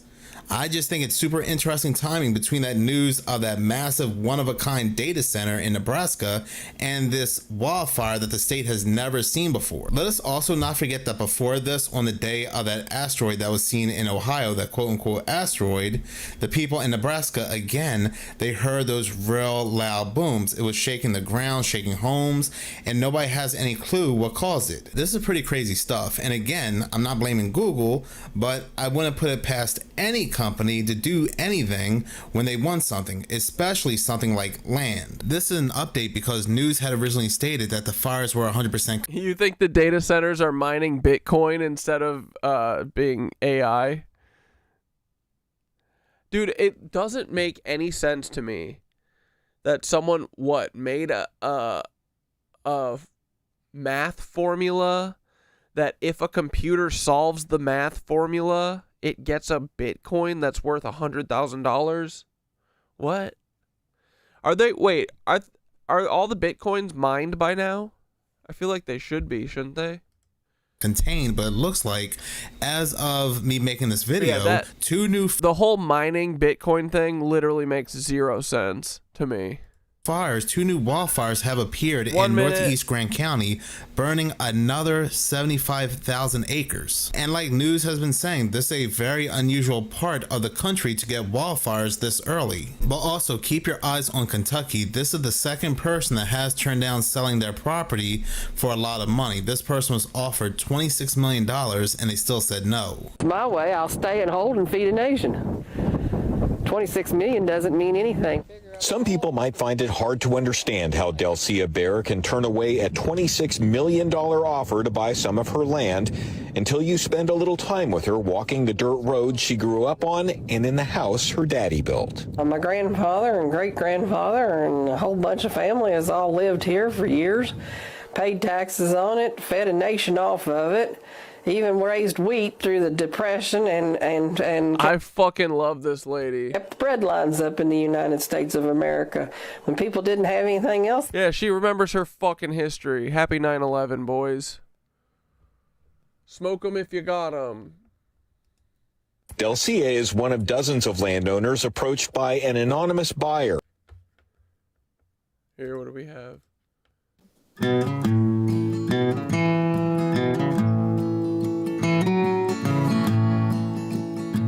I met your wizards, your pirates, and your businessmen. You're broken, you're angry, you're sad. I met your babies and your dogs and your uncles-in-law. I even met your moms and your dads. Good morning, America. Good evening, America. Damn, Jesse's like, I met all your moms. I love you. You can like it or don't. I'm tired, but I ain't all wore out. Gee whiz, it'll be good to be home.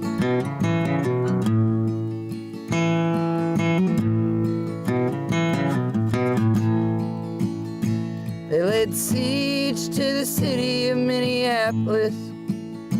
They tried to break them, but they came away broke.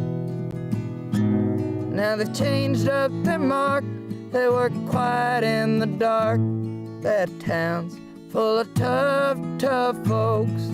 Good morning, America. Good evening, America.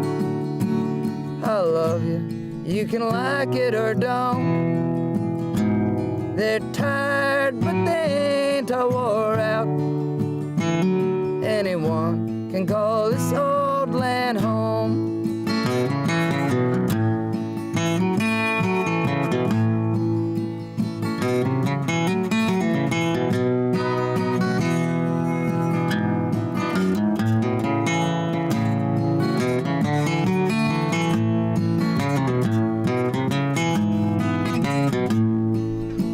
That was nasty. I went to North Carolina, where the folks are all fine. They stuck together through the wind and the rain. Puff it up, boys. They took care of their friends when it looked like the end. I wish we could all do the same. Good morning, America. Good evening, America. I love you. You can like it or don't. They're tired, but they ain't a wore out. Where your heart is, there be your home. From California to Texas and most of the rest of... I'm not helping myself by imbibing, but when in Rome, right? Of America, I've near seen it all. And I ain't lost my hope, and I never will. Nope. Someday we're gonna all get along. Good morning, America. Good evening, America. I love you. You can like it or don't. We're tired, but we ain't a wore out. Someday we're gonna know this is home. Someday we're gonna know this is home. Nice, bro. Very nice, bro. One of the major players in artificial intelligence, likely Google or Meta or Amazon, to purchase their land. The market value for land in Mason County is about $6,000 an acre. The realtor that came to her door last April offered her and her mother about 10 times that. They call us old stupid farmers, you know, but we're not. We know whenever our food is disappearing, our lands are disappearing, and we don't have any water and poison, we know we've had it. Since Microsoft started constructing its $3.3 billion AI data center in Mount Pleasant in late 2023, Donald Briggs and his neighbors have gotten used to the noise. So you're not anti-data center? No, we're not anti-data center. That is until earlier this month, when a new sound started invading their homes. That's just a high-pitched drone sound. I can hear it inside my house, and that's what concerns me. This is where, as far as our ears can tell, the sound is coming from. Microsoft's project website says that these data centers here behind me on the southern part of the campus will be operational later this year. Briggs says he could cope with noisy construction because he knew it was temporary. But as the first center gets close to completion... So you're concerned that this noise could be more long-term? Oh, definitely, and louder. Microsoft right now has plans for more than 15 data centers in Mount Pleasant. In a statement to 12 News, a Microsoft... Dude, how were we surviving without all these things before? What's going on? What the fuck is it? How are we surviving right now without all these fucking data centers, right? What are they actually doing, dude? This don't make no sense. All for fucking AI? I don't get it. Microsoft spokesperson says they're aware of the noise concerns raised about their Mount Pleasant facility, and they're investigating the root cause and hope to share an update soon. Microsoft on its website lists 4 main reasons for data center noise: servers, vehicles, backup generators, and cooling equipment. The tone isn't traffic, and Microsoft says server noise is limited to inside the data centers. No matter the source, Briggs says the key to fixing it is communication. He says he's called Microsoft to complain, but hasn't gotten a response. Actually, I got more success talking to you and Channel 12 than I got from them. Are you going to be able to stick it out if it's like this? Well, depends on how bad it gets. In Mount Pleasant, Emily Pofall, WISN 12 News. The AI data center companies probably don't even care because they know these people that are surrounding this area and speaking out are probably going to be leaving the area soon anyway, probably either through nature or something else altogether. Who knows? Yeah. Or the noise and the problem with the... Maybe a meteor's going to strike them. Maybe a tornado's going to rip through their city. data center will get worse and worse and worse, that people will sell their homes for peanuts. And did they say 3.3? I'm sure it means nothing, but at the end of the day, thank you so much for watching. If you like this channel and you want to see more, please subscribe. If you're already subscribed, please like, as any engagement does help the channel grow. Once again, thank you so much for your support. Hell yeah, brother. Oh my goodness. About your mom.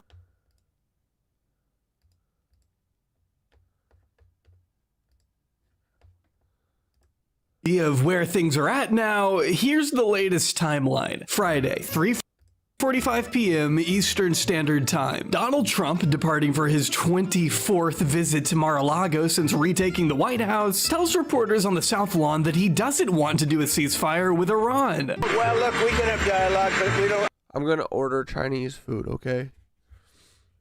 Then we're gonna wrap up when this video's over. I don't want to do a ceasefire.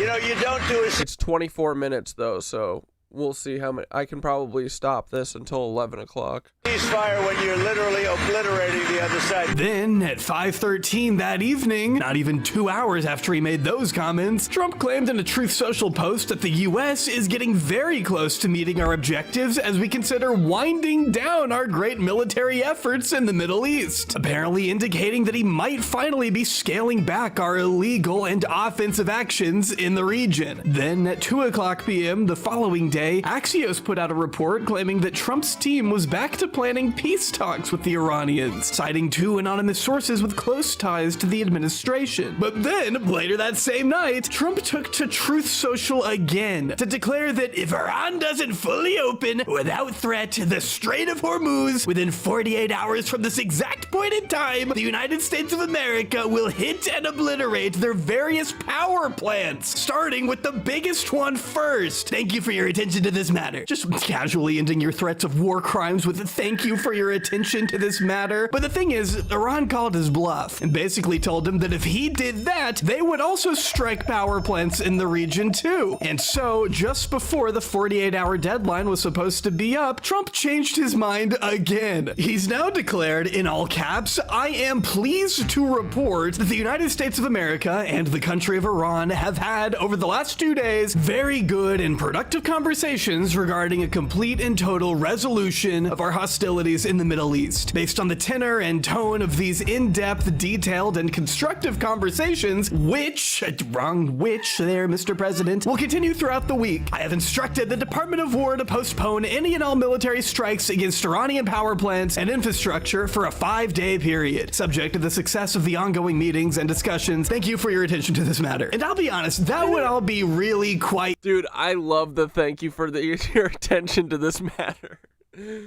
Remember when Iran was like, "No thank you for your attention to this matter"?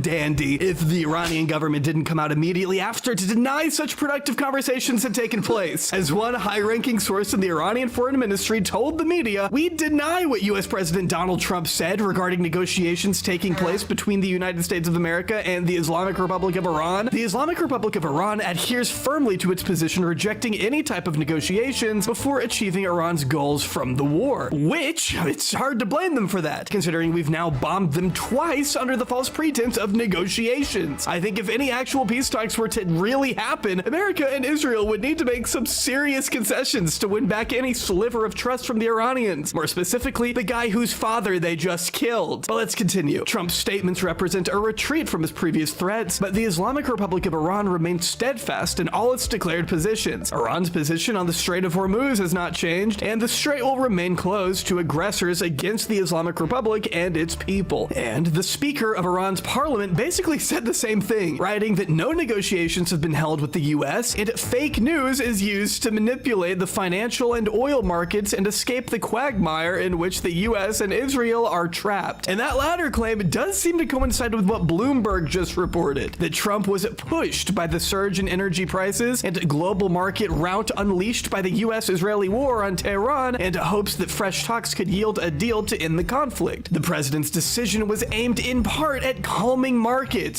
Listen to a song. Where is it? It's in music.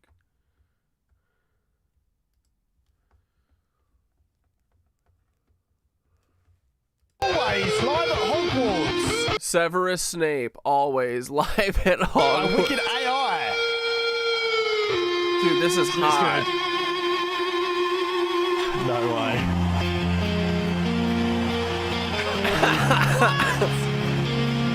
Wait, did you guys see how shitty the fucking Harry Potter HBO shit looks? Dude, it's like they're trying to make it like sad Batman version of Harry Potter. Delete all the whimsy. It's so bleak and dark looking. It looks like sad Netflix filming. Sorry.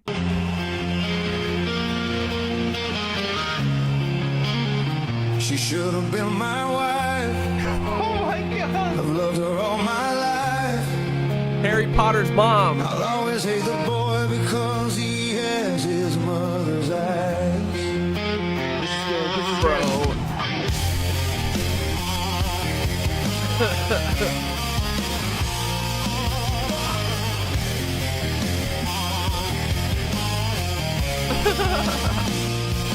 played in the grass, the hours they passed. This being Severus Snape's voice is hilarious. I love it. Walked in the night, you stood in the light, a prince in the dark. Wait, why the fuck was he's that guy from White Lotus was in the bar. Carry the mark, I wanted to rise in everyone's eyes. I saw your disgust. Oh wait, yeah, because he's Lucius Malfoy, duh. Our love turned to dust. My words were a knife that ended my life. I live in the past. My shadow is vast. This is insane. Who misses you most? The old man asked me why I tried to keep the boy alive. How does my love survive? Is that Bright Eyes?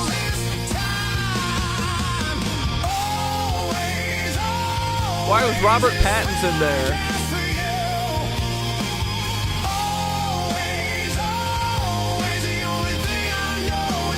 Dude, these AIs are pretty good, and this can't be the open AI one. I feel like the open AI one's all super goofy and cartoony kind of. This looks pretty real with a little bit of zhuzh, with a little finesse. Dude, you couldn't tell the difference between this and reality. That is Robert Pattinson. Why do they got Robert Pattinson here?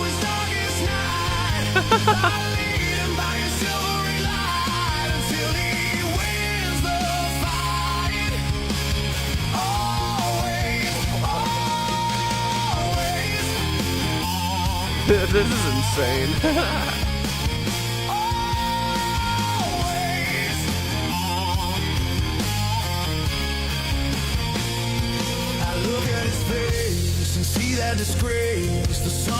Dude, Harry Potter getting with what's her fucking name?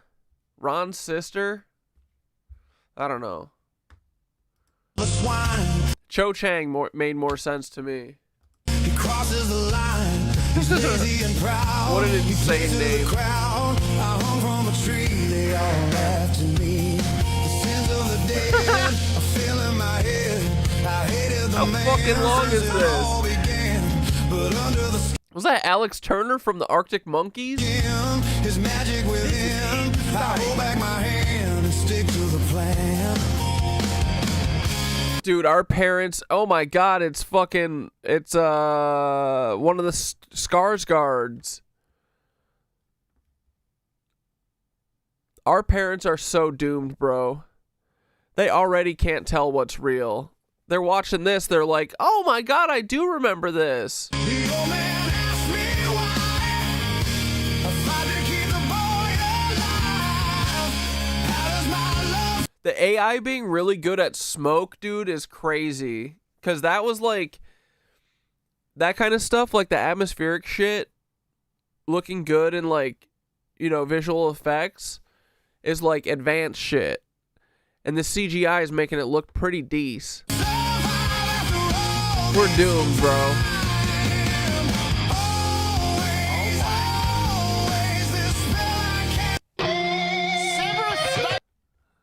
Severus Snape.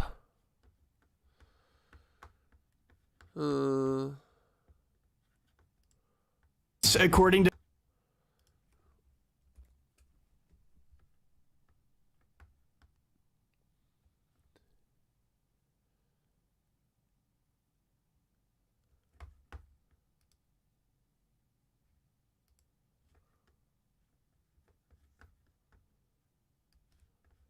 Wait, who's Moon? Do we like Moon?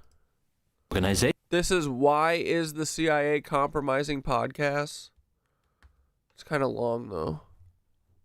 33 minutes. All right, we'll see if I can power through. Unless someone's got something else. I don't really want to watch. What were we watching? Oh, we were watching Jawbreak. I don't know. Is there anything more fun? It is our Friday, I forget.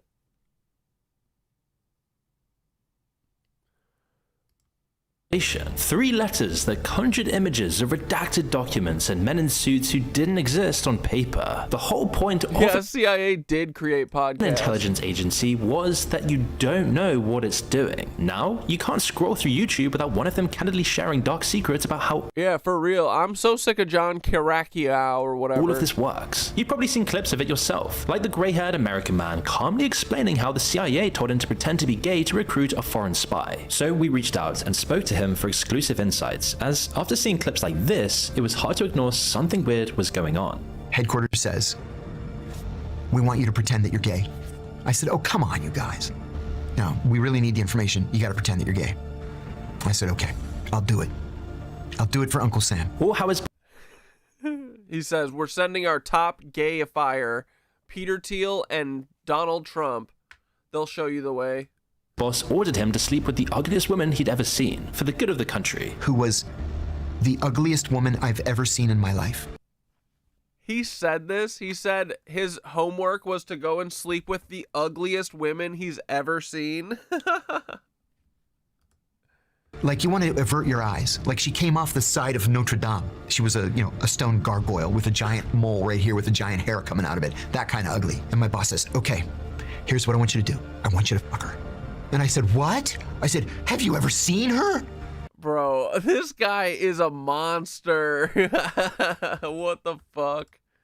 And he said, I know, but we're the good guys, and you're going to have to take one for the team. Or how the agency dosed random strangers with LSD in San Francisco. Yeah, is this real or is this AI? I can't tell. Brothels. They rented a safe house in San Francisco. They recruited a bunch of hookers and had them go out and pick up Johns, bring them back to the safe house where they thought they were going to get laid, dose them with LSD. Yo, who the fuck's dad is this? Claim your dad. Whose dad is this? And then interrogate them. Or how things that were once conspiracies are now just mainstream knowledge. I believe very strongly that he was an Israeli access agent. Did he work for the CIA? No way. The CIA's job is to collect foreign intelligence. What foreign intelligence did he have? He's spying on Bill Clinton and Bill Gates and Prince Andrew. That's the Israelis. And he's not alone. The intelligence community is flooding the podcast circuit right now. Gavin DeBecker, not exactly a former intelligence officer, but the man who runs anti-assassination protection for the world's most famous, said this about Epstein. What he was is a construct. He's a created construct. Money, wealth, private jet, private island, fun, not married, young girls, lots of things. $500 million of money came from Les Wexner, who's a wealthy guy who owns, or owned, I don't know what he's doing now, Victoria's Secret, big donator to the state of Israel, and $500 million was transferred to Epstein along with power of attorney to use it and invest it in the ways he saw fit. He even described a friend who narrowly avoided it. He goes to meet with Epstein in New York to ask for money for a charity, and Epstein is in a robe. And Epstein says, hey, they're finishing the meeting. He says, hey, I'm gonna get a massage, hence my robe. You wanna get a massage? And through the hallway, my friend can see a massage table and a room and a very cute girl. The Epstein situation is where John Kiriakou, a veteran ex-CIA operative, has gone mega viral with his bombshell disclosures. On the Diary of a CEO, he went further than he had before. Do you think Jeffrey Epstein was a spy? I believe very strongly he was a spy, yes. And who do you think he was working for? The Israelis. I'm confident it was the Israelis. Why? Rothschilds. Jeffrey Epstein is kind of the stereotypical example that they give you in training for what's called an access agent. If you're a foreign intelligence service and you want information, like close-in information from a former president, from the CEO of the biggest company in the world, from a member of the British royal family. You're not going to recruit these guys. You're not going to recruit Bill Clinton. And he's made the same points on so many other podcasts with I don't know, did Epstein recruit Bill Clinton? Seems like he may have. remarkable consistency. I mean, what's the point of running the operation if it's not to collect compromat? It was about blackmail. It had to have been. I don't understand it otherwise. They then take 10 minutes to look into it, and they're like, oh my God, he's running a fucking pedo ring at the behest of the Victoria's Secret guy in fucking New York City, and oh my God, they got dirt on everyone, including the current president. This is a crisis, the likes of which, if we outed this, everything could fall. It's dramatic, cutting, and critical of the highest institutions of government. And some of his other disclosures, probably the ones that get less attention because they're harder to meme, are just as unsettling. This video is sponsored by Incogni. Most people assume their personal data is scattered around the internet. Information Incogni by an angry software starter today. On the Danny Jones podcast, he described what came out of the Vault 7 leak. Tens of thousands of pages of classified CIA documents dumped to WikiLeaks in 2017 by an angry software. Yeah, dude, John Kirikow fucking sucks, bro. I want to kick him right in the nards. Engineer. The revelations feel like they're from a movie or a video game. He revealed that the CIA has developed technologies to, for example, remotely take over your car by hacking into the chip, right? Why would the CIA want to take over your car? To make you drive off a bridge, maybe? To make you drive into a tree and kill yourself? To make you drive into an abutment and make sure that there's no way you can survive because they've got the thing going 140 miles an hour and you can't control it? They developed technology to... Yes, ask Anne Hesh. And hike. To reverse your smart TV to make the speaker into a microphone with the TV still appearing to be off, so you don't know that it's broadcasting everything that's being said in your house to CIA headquarters. And then this one, which is shocking, though probably that'll be embarrassing for Paul and the feds. Not surprising, yet he's somehow presenting it as a simple fact. They were able to hack into other countries' most sensitive technological systems and to leave little scraps of code, but the scraps of code are written in Russian or in Persian, in Farsi. So people say, oh, the fucking Russians hacked into us, or the Chinese, or the Iranians. And actually, no, it was us. But you'll never know it. The way these stories are delivered makes you think they're putting their lives on the line to tell us, like a noble act for the good of us, the humble public. Access agent, compromat, intelligence peddler, he sounds like an insider decoding the story for civilians. And his career definitely backs this up. But if you look really carefully, you start to see a few deviations that make you wonder what's really going on here. His views evolve, but the timing is key. On his earlier appearances, he was strong on Epstein being a Mossad access agent. Then the latest tranche of Epstein files came out, and suddenly, his position moved. I've always maintained that Epstein, to me, was obviously a Mossad access agent. And I said that right here on the show. Now, with the release of this latest tranche of documents, I think he was more than that, and that he was probably not exclusive to the Israelis. We know from these latest documents that he had some sort of association with MI5 and MI6, essentially the FBI and the CIA. I agree. Of the UK. I think he was fucking with Russia shit, too. Russia. That he made an approach to the Germans. He got Melania there. All these intelligence agencies are just Nazi agencies. That's why Vladimir Putin looks like Joseph Goebbels, and he was KGB. Melania came directly from a lab in Russia. She a spy. Epstein procured her for Trump. It's all such a mess. Intelligence service. And we know that he tried hard to get a one-on-one meeting with Vladimir Putin. When he says Epstein was an Israeli agent, that theory had been circulating for years based on Ghislaine Maxwell's father Robert Maxwell's documented Mossad ties. When he describes the hidden cameras on the island, the New York Times had already reported them long before he mentioned them. When he describes the sweetheart deal, that was one of the most covered aspects of the entire Epstein saga. On torture programs back around the 9/11 and Guantanamo Bay era, John got ahead of the official narrative and paid for it with his freedom. On Epstein, he doesn't take any real risk. On the safest possible question, did Epstein take his own life? He goes with the consensus. Did he commit suicide? I believe he did. You really believe he did? People don't realize that in the Bureau of Prisons, everybody has his head up his ass. The cameras never work. The guards are always sound asleep. This happens all the time. Listen to this fucking cuck. They happen like literally every day in America. Yeah, because the FBI be doing this shit every day. in prisons. That might be the single lowest risk position on the single most controversial question in the entire Epstein story. He even hinted at how he might not know too much at all. I said that I was confident that Epstein was a Mossad access agent, and I believe that I've been proven correct. So he was proven correct by information that became public, not by anything he independently knew. Which should tell you how much deeper the Epstein story really goes, when even serious CIA whistleblowers can't give you something extra. It makes you ask how absurdly dark it is when those who literally went to prison for whistleblowing only confirm the information drip-fed to us. But the aim is not to discredit John, as he's a rabbit hole in himself, and that tells you a lot about why the CIA is trying to make intelligence accessible to the public in the first place. He spent 14 years in the CIA. He led the raids that captured one of the first major Al-Qaeda figures taken after 9/11. He was the first US government official to confirm that the CIA was waterboarding prisoners. And then he went to prison for it. Not for torturing anyone, but just for talking about torture, where John would see 23 months inside of a prison. Like, dude, he was only there for a year. Did any of the people who were torturing other people wind up in jail? Not a single one. The torturers? It's so crazy. It's nuts. It's nuts. The torturers didn't go to jail. The people who conceived of the torture, the people... Dude, Tucker, either Trump or Tucker's going to be the president again. Well, either Trump's going to be president again or Tucker's going to be president. You guys better start getting used to it. People who funded the torture, appropriated taxpayer money for the torture. Epstein is Andrew Jackson. Prove me wrong. Agreed. People who implemented it, nobody went to prison but me. He studied Middle Eastern studies, got a master's in legislative affairs, and as graduate professor, a CIA psychologist recruited him into the agency. And almost immediately, he found himself in the room where it all happens. He described being sent to the White House at 26 years old, the day after Iraq invaded Kuwait. And we all sit down, the president tells us sit down. We sit down and the president says, well, now what do we do? And everybody turns and looks at me. I said, Mr. President, as you know, Iraqi troops crossed the border at 2 o'clock this morning. And I said, actually, he's the co-founder of the Popular Front for the Liberation of Palestine. The vice president shouts, Jesus Christ. And then the president says, gentlemen, thank you.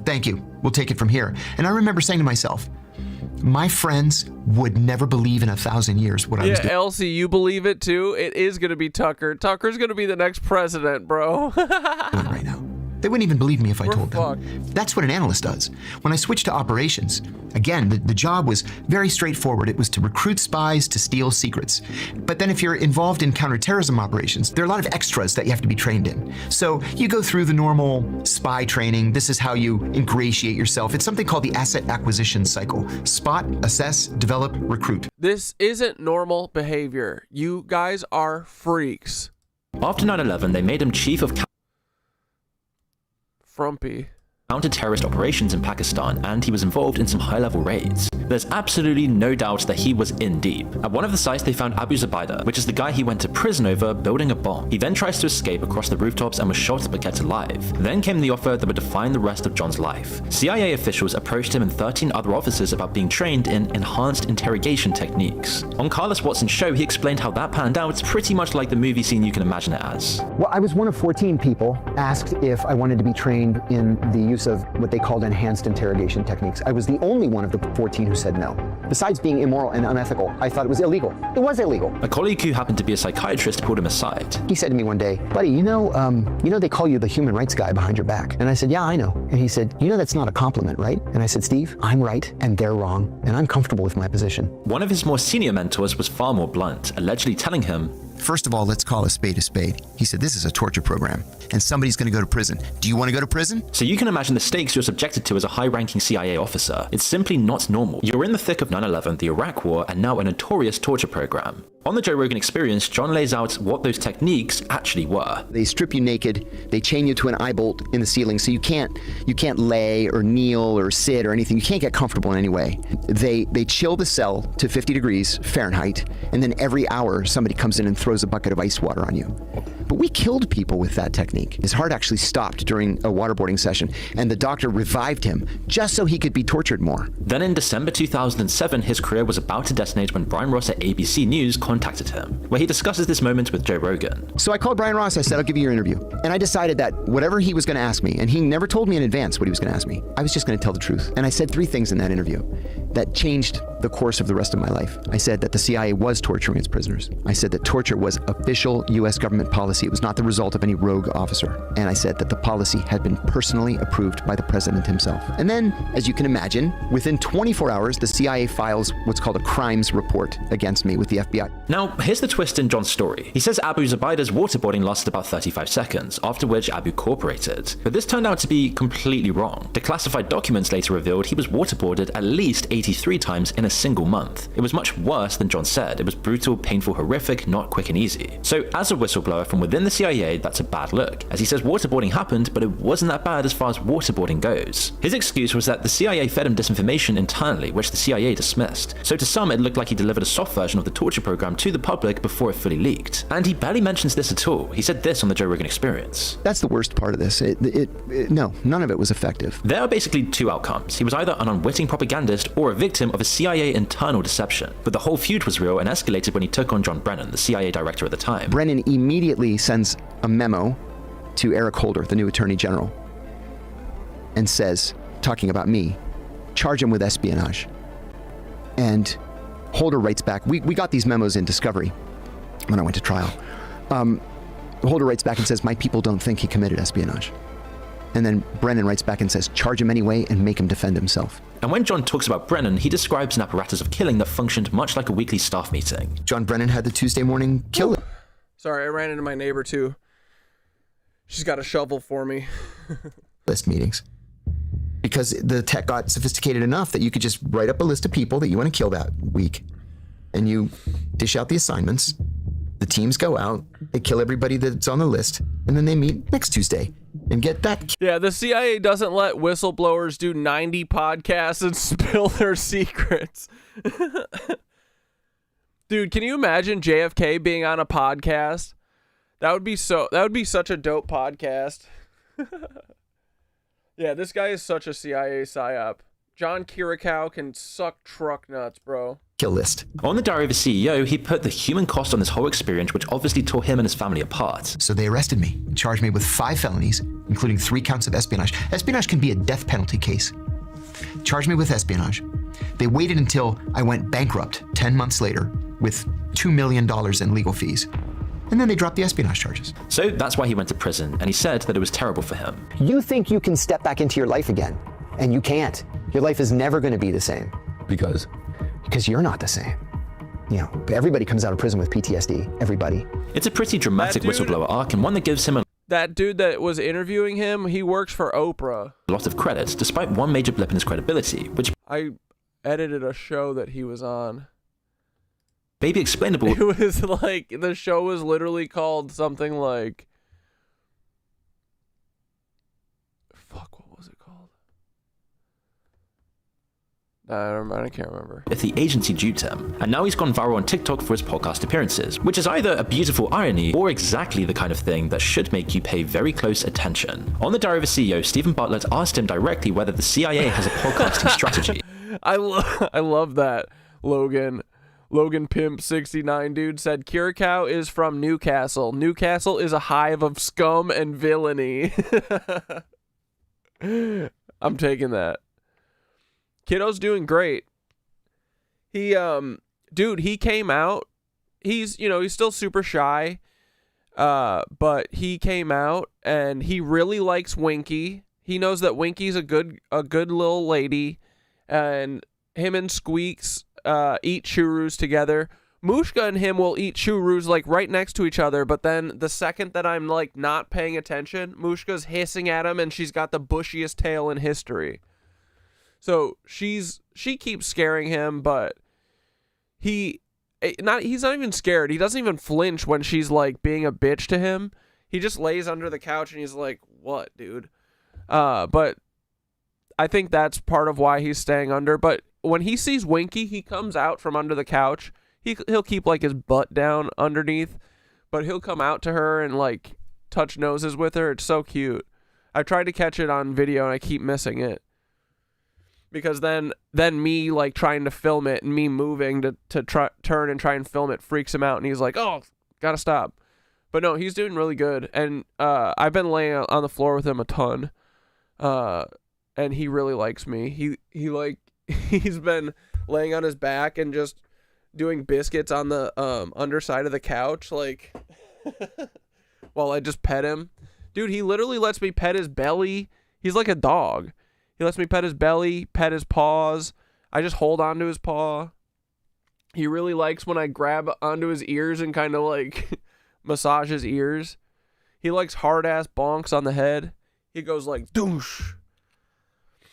He lets me rub his like closed eyes, you know? So, he's going to be a good boy. He's a very sweet guy. Oh, and dude, the best part is when I like give him little breaks when I'm petting him to make sure I'm not like overstimulating him or whatever.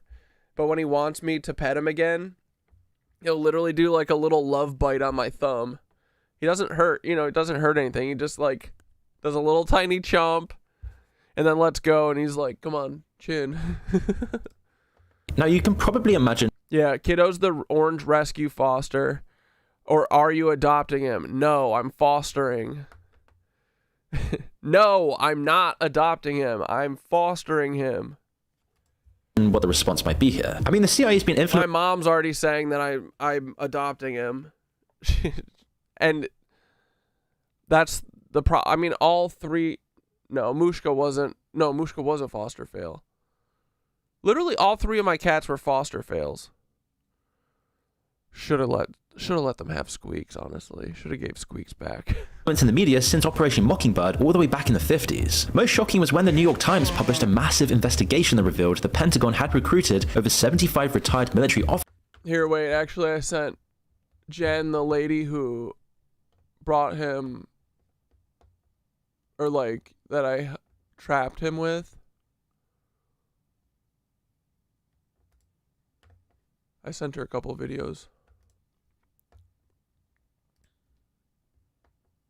Jen, I don't know why, but this boy sure does love the under the... Why is this so bad quality? What the fuck? Under the couch, but he really loves pets. See? He's such a good boy. He's gonna, one of these days, he's just gonna walk out. I mean, he comes out.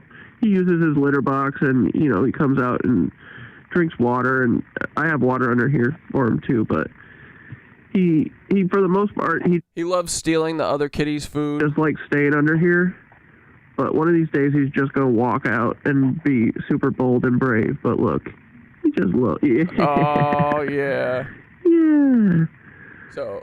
Tell your mommy, Jen, thanks for helping me get inside. It's really nice in here. It's just really quiet and weird. It's taken me a long time to figure out that it's okay to be quiet. Look at how much he's shed all over the bottom of my couch. He's a good boy. He loves rubbies. He loves bonks. Right, buddy? Yeah. Oh, see that bonk? Oh, yeah. Say, I'm doing good, Jen. He's a good boy. Yeah. Love that little kiddo. He reminds me so much too. My first cat, Boots, was Orange Boy. He reminds me a lot of him.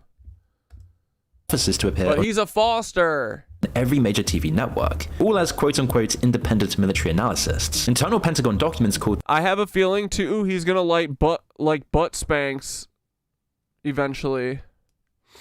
He loves huge bonk. I can scruff him on his neck, and he's like. I'll grab his ear and kind of like squish it out, like let it slide through my hands, and like pull the skin on his head towards it. He loves that. Yeah, he's a big mushy orange boy. He's solid as a rock too. I know, and I don't have an orange. Them message force multipliers. They were given classified briefings, talking points, and free trips to Iraq. Many of them worked simultaneously for military contractors who profited from the wars they endorsed on air. That program ran from 2002 to 2008 across Fox, CNN, NBC, CBS, and ABC. It was called Psyops on Steroids by one of its own participants, and when it was exposed, not a single network covered this. In fact, there was a near total media blackout on a story about the media. So John naturally couldn't deny this question. Do you think the CIA have a strategy for podcasters and for podcasting? I think yes, now they do. It took them a little while to get current, but just like they over time developed a strategy with Hollywood, sure, they're developing a strategy with podcasters.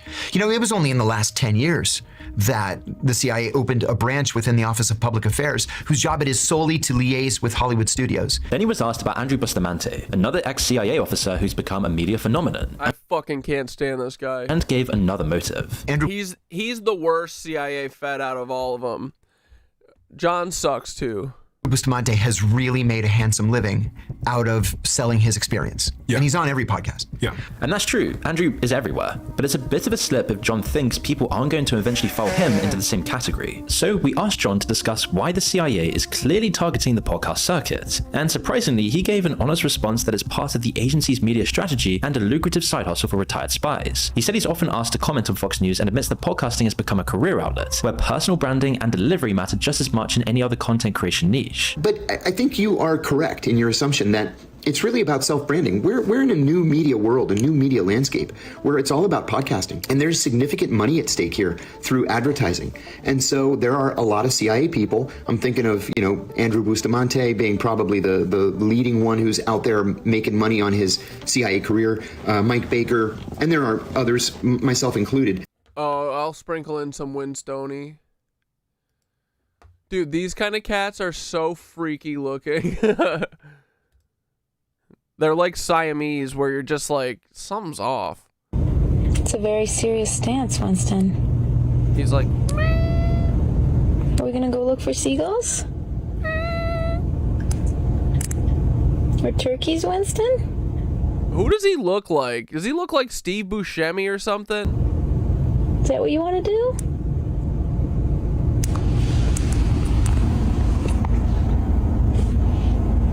He's very serious today.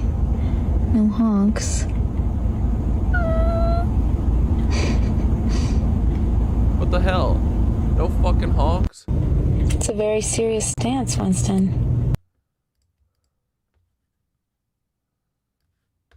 Oh my god. Winston. I feel like Robert Pattinson would play Winstony in a role one day. Wait, did you guys see Robert Pattinson's look in the new Dune? Bro, hold on. Yes! Oh my god. Can you guys guess his voice? It's gonna be like... I don't even know. It's definitely gonna be high-pitched and weird. It's gonna be like... He's gonna be like Salad Fingers. He's gonna be like... A rusty kettle.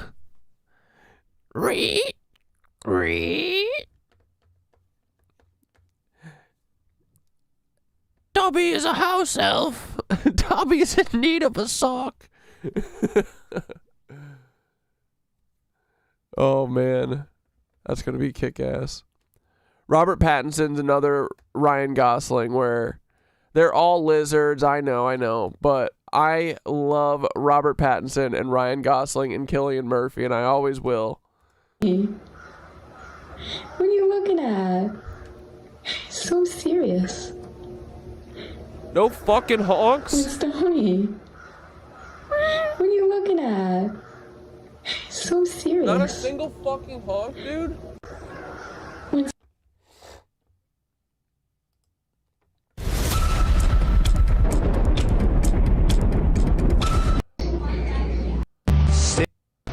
So I've been getting a lot of people asking me if they should get an Oriental short hair or that they really like Winston. They think he's super cute. Dude, he's huge.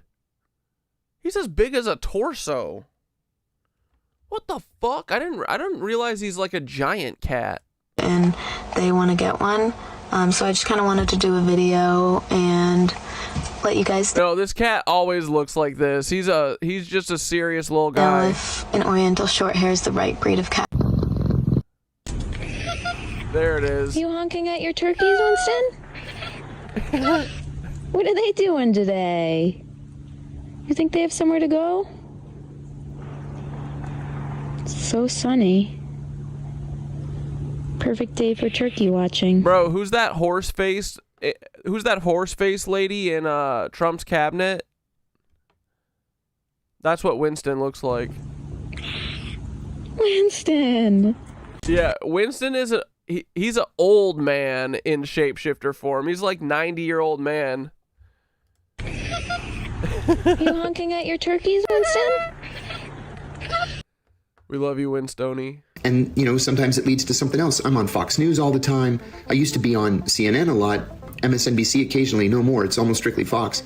But that's kind of the goal of all of these guys. It's all about self-branding. Bustamante is the first name to pop into John's head because he's been monetizing his ex-CIA role for decades. He built something called Everyday Spy, the first ever digital spy training platform where he teaches civilians the CIA's recruitment framework. On his Why?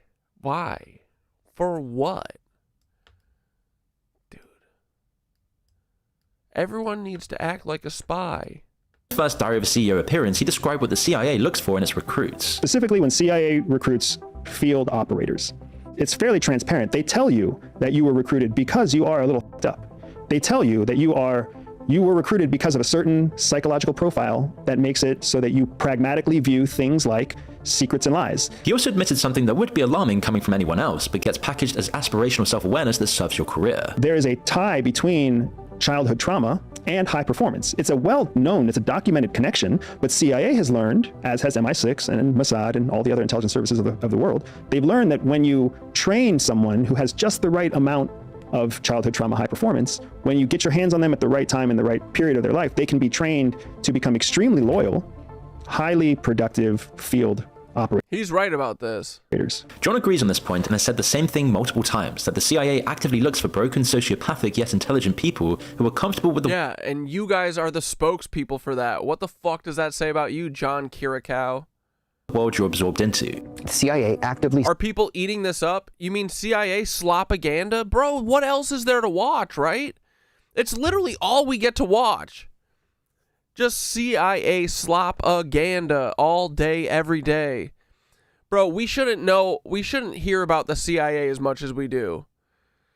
They're fucking embracing the meme, bro. Seeks to hire people who have sociopathic tendencies. People, not sociopaths. Sociopaths have no conscience. People with sociopathic tendencies do have a conscience. They do react in a polygraph exam. But because we believe we're the good guys, we're happy to work in legal, moral, and ethical gray areas. That's crazy. What do you mean? So just anything your government says you do because you're the good guys? Like, that's fucking bullshit. So do you have sociopathic tendencies? Absolutely. And what are your sociopathic tendencies? My sociopathic tendency. He's like, I'll suck a dick for Uncle Sam. What do you mean? I'll do anything. I'll kill children. I filled up a guy's colon with hummus once. Was to operate in legal, moral, and ethical gray areas. Andrew's credentials are generally viewed as... Bro, this dude's definitely a Mormon, right? I think all these people are... You know Nick Shirley's Mormon? That fucking guy who did the Somali daycare shit in Minnesota? My name is Nick Shirley. How you say bewilderment? What you say? That guy's a Mormon. Dude, all these Mormons be saying they're Christian, dog. Not Christian. Although I guess they did fall for the... Who always says they fell for the Jesus hoax twice. It's overblown, and when he went head-to-head with John in a debate, you could pretty much see who was pulling the line and who had something more authentic on the table. You know, in 1945, 1946, we executed Japanese soldiers who had waterboarded American POWs. On January the 11th, 1968, the Washington Post ran a front-page photograph of an American soldier waterboarding a North Vietnamese prisoner. That soldier was arrested, convicted of torture, and sent to prison for 20 years. All of a sudden, in 2002, torture is legal because John... Yeah, I agree. I suspect GATE was not so much a Mensa type thing, but a selection program for this. Agreed, brother. You and Jay Bybee. Like, dude, I think it's like them getting a psychological evaluation on all these people that would fall in line for their shit. For sure. Yeah, the Mormons be out and about heavy in pop culture lately, and they are sneaky, bro. They hide that shit. They love hiding that shit. Man, I feel like there's so many true, like, reality stars that are from Utah. Like, what's up with that? Katie Maloney. Like, everyone from VPR, from Vanderpump Rules, is from Utah. Lauren from Utah. That's Lala. Oh my God, the boy's out.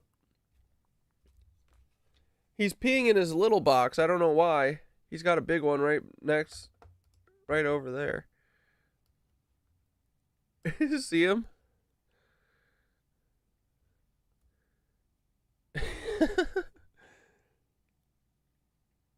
Big old pee, buddy. Nice. You look so stoic. It's nice to see you out, bud. Good job. Oh my God, longest pee ever.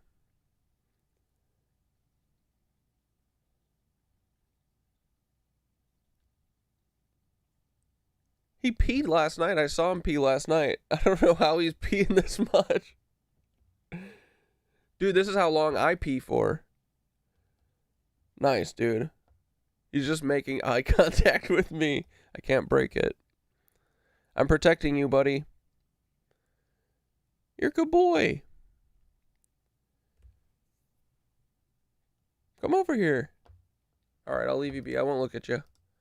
Say it is. But the law never changed. People commented stuff like this. This interview shows exactly what went wrong in the last 20 years. We used to have a country run by Johns, and now we have a country run by Bustamentes. And quote, so what we have here is a guy willing to go to jail for his beliefs and a guy willing to change the rules to stay out of jail. Andrew, for his part, described the CIA's internal culture with the kind of delusionment that sounds all right, he went back under.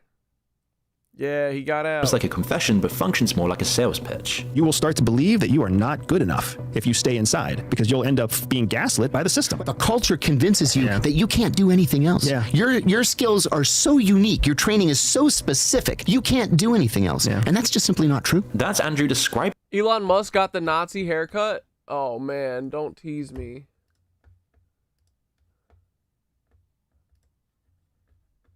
Yo, what the frickety frock is this, bro? Dude.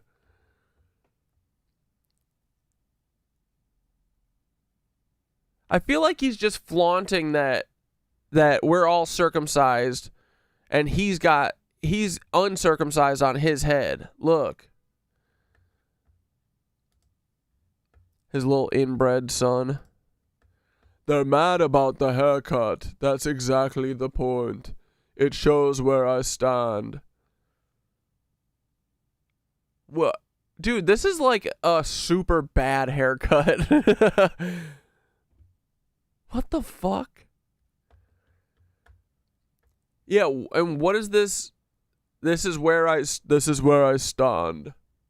What does that mean? This is where I stand. In the CIA as a psychologically abusive institution, but its entire brand is built on selling the skills he's a fucking anime character, bro. that the institution produces. So maybe it's just personal opportunism, making a career after The you money can't buy drip. You're so right, alien buns. leave the agency. There's actually a whole cottage industry surrounding the CIA. Andrew even wrote a book called Everyday Espionage, Winning the Workplace, subtitled Read the Room, Build Quiet Power, and Negotiate with Confidence, and earn the Dude, he's literally just a soft version of Andrew Tate. He's doing a what are they called? Where they do like the men's rights things?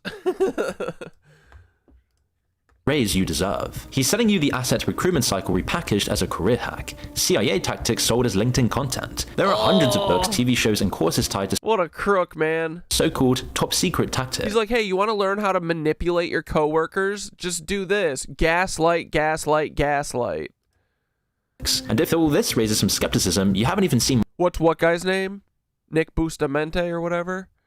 Or the person who made this video? Moon? Mike Baker yet. Baker has appeared on Joe Rogan at least 21 times. 21. His Twitter That's insane, dude. Why would a CIA agent come on Joe Rogan 21 fucking times? That's so many times.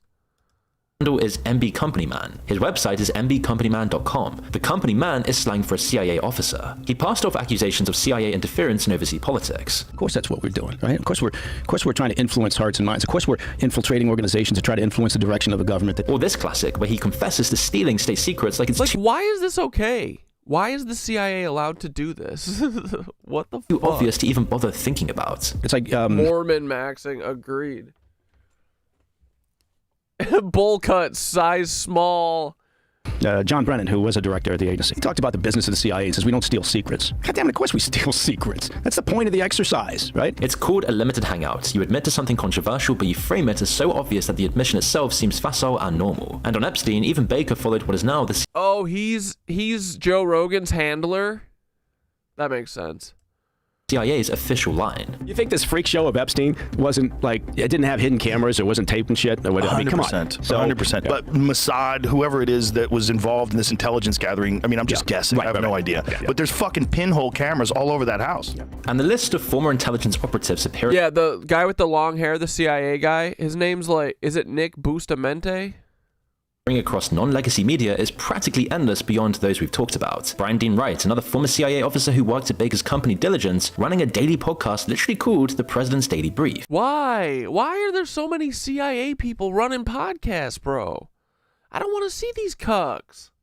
Using the name of the CIA document given to the president every day. Then there's Mark, 26 years in CIA operations, co-hosting The Crisis Room, a show openly marketed as the journalist, the politician, and the spy. He recently said Havana Syndrome was a massive CIA cover-up. And you can see the contrast with the legacy media. You generally don't see these people doing long, Andrew Bustamante.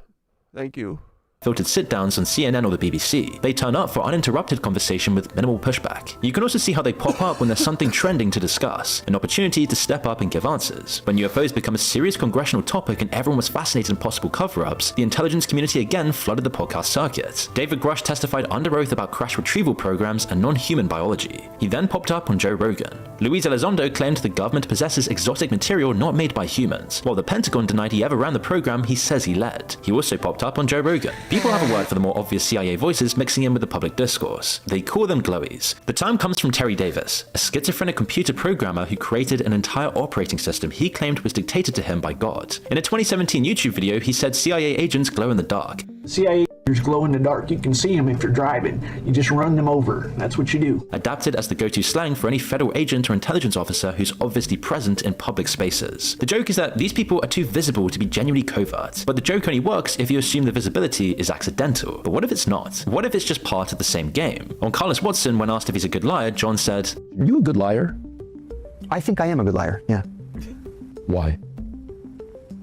Why am I a good liar? Because deep down, I believe we're the good guys. And lying in... That's crazy, dude. ...service of my country was something that I became good at. You know, at the CIA, you're a trained liar. And this is why the divorce rate's so high. It's the highest divorce rate of any entity in the U.S. government. It's upwards of 80%. I wish it was the highest suicide rate instead of dentists. Just saying. After prison, nobody would hire him. He was earning about $400 a week. The Russian state media outlet Sputnik approached him. He turned them down, and then 8 months later, with 5 children and no pension, he said yes. Why are you working with Russian state media? Oh, because I've got 5 kids, and nobody's... Bullshit. ...beating a path to my door to give me work. The only people who... That is your CIA... That's your fucking, what's it called? Your cover. ...who offered me a job were the Russians. Which circles back to the question this whole video is... Yeah, John was sent to infiltrate the podcast community and is still CIA. There's no former CIA agents. Really asking, because there's a fact about every single person we've discussed so far. John, unless they're dead. Andrew, Mike, and every former CIA officer who's ever appeared on a podcast, written a book, or posted a tweet about their time at the agency. They all signed a lifetime secrecy agreement, and they all must submit everything they plan to say publicly to the CIA's pre-publication classification review board, way before this ever reaches the public. Books, speeches, blog posts, podcast talking points, op-eds, even tattoos. The regulation says, quote, any form or means of communication, including oral or electronic. I bet if you listen to a Fed podcast in Bluetooth connected headphones, they can hotwire your brain like a Nissan Maxima. Yeah, dude. Another Fed cuck with a podcast. Almost like podcasts are mostly run by the CIA. They literally are. Agreed. Dude, literally, my podcast was run by the CIA, unknowingly to me. We did 10 fucking episodes. Then they deleted them. Why would you delete them? Idiots. They could have monetized that shit. One day they'd be famous. Which mean podcasts are not We're a gonna free make them famous. pass. The obligation is also lifelong. As of 2015, the CIA was reviewing 184,000 pages of declarations per year. John told us this is 100% true, and that since many of his podcast talking points already appear in his books, they've already been vetted. But he also admits that if there was anything new, he would then have to go to the CIA to get it signed off. What's the motivation of a lot of CIA officers, former CIA officers, going on podcasts? Former, he says former CIA. Yes, you are right that we are all subject to pre-publication review. I'm lucky in that I've written 8 books, 9 books, the 9th one's at the publisher. This bitch, he's a whistleblower against the CIA. He's written 8 books and the CIA signed off on all of them. Huh? Huh. Just I now. said, huh.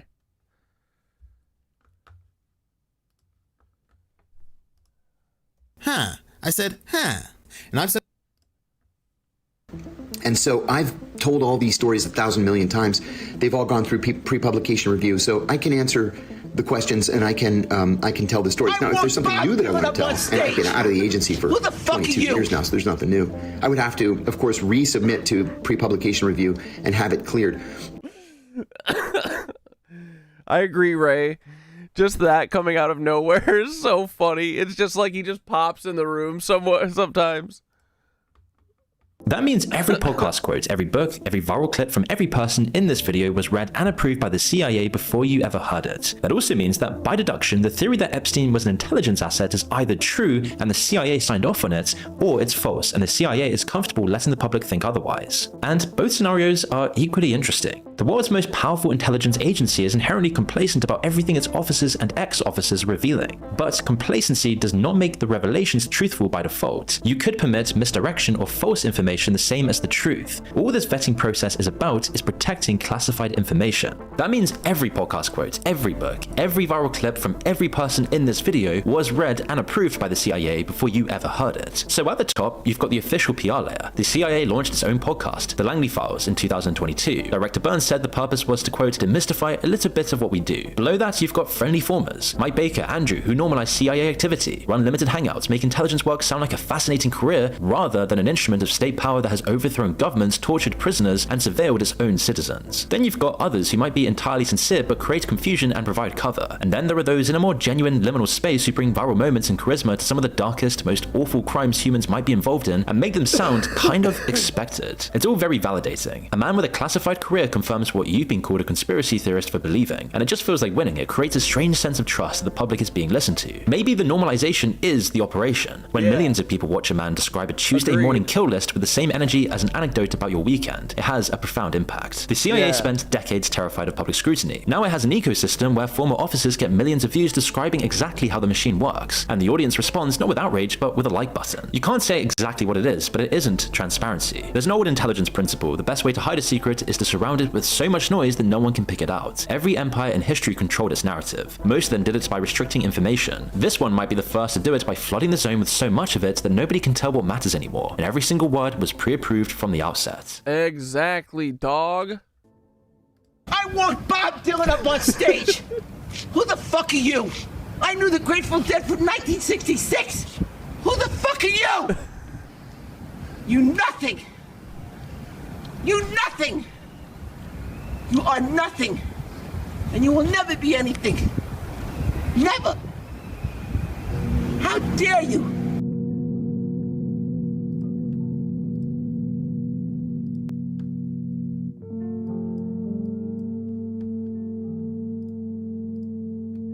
You're flat. You can't even carry a fucking note. I don't care about your little, like, horn lip. It doesn't mean that you know how to play. You're flat. And I'm an NYU film school graduate, sucker. Lizard, lizard, lizard, lizard, lizard, lizard, lizard, lizard. I walked Bob Dylan up on stage. You're flat. Who the fuck are you? Can't even carry. I knew the Grateful Dead from 1966 film school graduate. Who the fuck are you? Sucker. You know how to play. And I'm an NYU film school graduate. Sucker. Nothing. You're flat. You are not. You can't even carry a fucking note. You will never be anything. I don't care about your little, like, horn. Never. This doesn't mean that you know how to play. How dare you? You're flat. I walked Bob Dylan up on stage. Who the fuck are you? I knew the Grateful Dead from 1966. Who By the fuck releasing are their you? fact checkers from the toilets and sewers they reside in to tell people that is absolutely false. You are nothing. And you will never be anything. Kids today, they're Never. tweeting and twitting and banging away on their, Xbox 360 stuff I never heard of when I was a kid. Who the Wasn't even fuck are available, you? but I knew the the Grateful Murrah Dead from building in Oklahoma City 1966. was attacked. Who the fuck are you? It was 95. The downside to that was you had civilian casualties. The target was political, but you had children that were going to a daycare center that were hit. And if they were to attack, or someone were to attack federal law enforcement, you don't want to have that type of civilian casualty. So the goal was to move the Bureau, the FBI offices to a more secure facility where we're isolated. So if you were to drive up, you can have barriers in place that would prevent the building from being damaged. So that all went into the mindset of how do we kind of protect the community as best we Releasing can their fact and still do our checkers job. from the toilets and sewers they reside in to tell people that is absolutely false. Like, those are personal problems, right? I walked Bob Dylan up on stage. Who the fuck are you? I knew the Grateful Dead from 1966. Who the fuck are you? Whatever rituals your neighbor is doing to your wife is not my business. Like, those are personal problems, right? Never. How dare you? You can't even carry a fucking note. I don't care about your little, like, horn lip. Doesn't mean you know how to play. Whatever rituals your neighbor is doing to your wife is not my business. Lizard, lizard, lizard, lizard, lizard, lizard, lizard, lizard. All right, boys, now that I've calmed you all down and settled you in for the night. Kids today, they're tweeting and twitting and banging away on their Xbox 360 stuff I never heard of when I was a kid. Wasn't even available. But all right, boys, thanks for hanging. We'll be back at it on Sunday Fun Day. Whatever rituals your neighbor is doing to your wife is none of my business. Oh, man. Oh, yeah, wait, hold on. We didn't even get to the best one. Yeah, so I guess we can make the topic today. Why would you want to record your intervention for online content when it's a bunch of people that care about you? Why? What is that? Well, wait, is this Theodore or Mike? It sounds like Theodore. No, look at the username on Mike. You're a liar. But telling me that I don't care about music anymore? The only stuff I've seen from your stream is something that your mom sent to me last week, and it was you calling my business partner Theo a fed cuck. So that's about the only thing I've seen from your stream. Theodore, you are a fed cuck. Yeah, you are. But it's all jokes, buddy. It's all jokes. It's a comedy show. Okay. I'm an NYU film school graduate, sucker. Oh, we can't be having this much fun, guys. All right. Ooh, everybody calm down.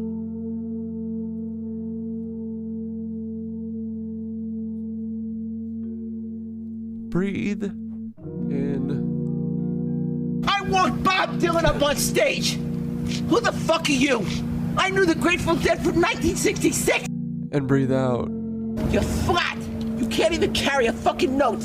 I don't care about your little, like, horn lip. This doesn't mean that you know how to play. You're flat. You're flat. You're flat. You're flat. You're flat. You're flat. You're flat. Breathe out. You're flat. You're flat. You're flat. You're flat. All right. Before we log off this evening, I walked Bob Dylan up on stage. take a slow, deep breath in, like you're inhaling starlight through your chest. You're flat. And exhale, like you're dissolving back into the background of the universe. I walked Bob Dylan up on stage. Now imagine this.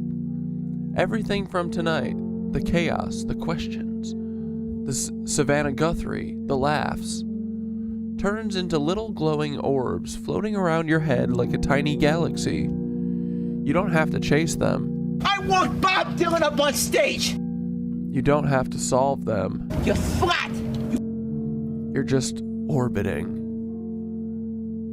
Your body softens. Your thoughts get quieter. And for a moment... Kids today, they're tweeting and twitting and... You're not the character in the story. You're the awareness, watching it all play out. Out there, somewhere. The signal is still humming. It always is. And somehow, it knows your name. I want Bob Dylan up on stage! Who the fuck are you? I knew the Grateful Dead from 1966! Who the fuck are you?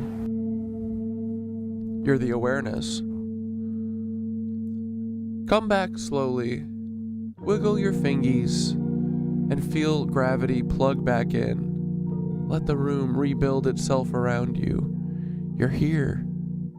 Still you, but maybe a little more expanded.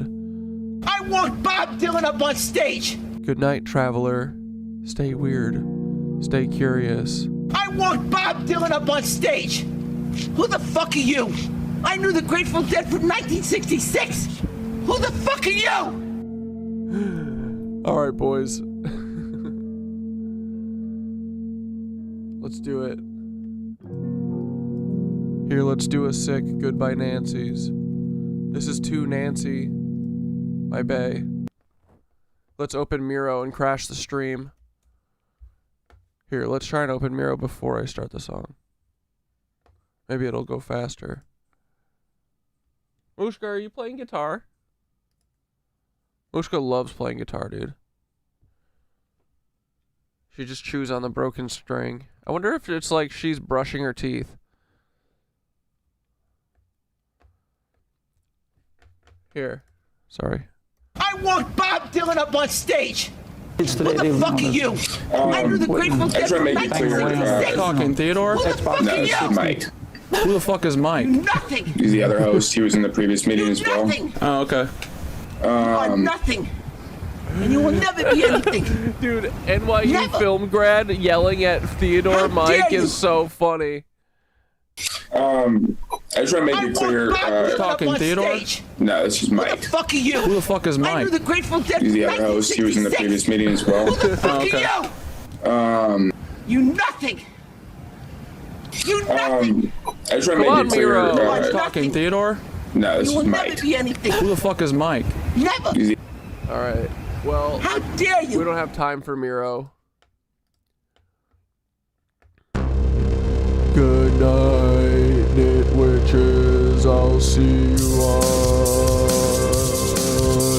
Sunday. It's gonna be okay. It's even gonna be 30 degrees, but now it's 75. It's pretty cool, boys. Do you wanna frickin' dance? Ooh, put on your jeans and get to screens so we can hang out and do the Cat Dad show together. We'll be back on Sunday, friends. It's not gonna be the end. You're gonna have a great weekend, then we're gonna chill. It's gonna be sick, boys. I don't know. My name is Will. Hey dudes, do you wanna save Nancy? Where is she? I need my girl Nancy. Nancy Guth. Her mom. Dude, Savannah. I'm coming for Savannah Guthrie. Goodbye, Savannah. I'm gonna find Nancy soon. I love Nancy. We're gonna save her boo. We love Nancy so gosh dang much.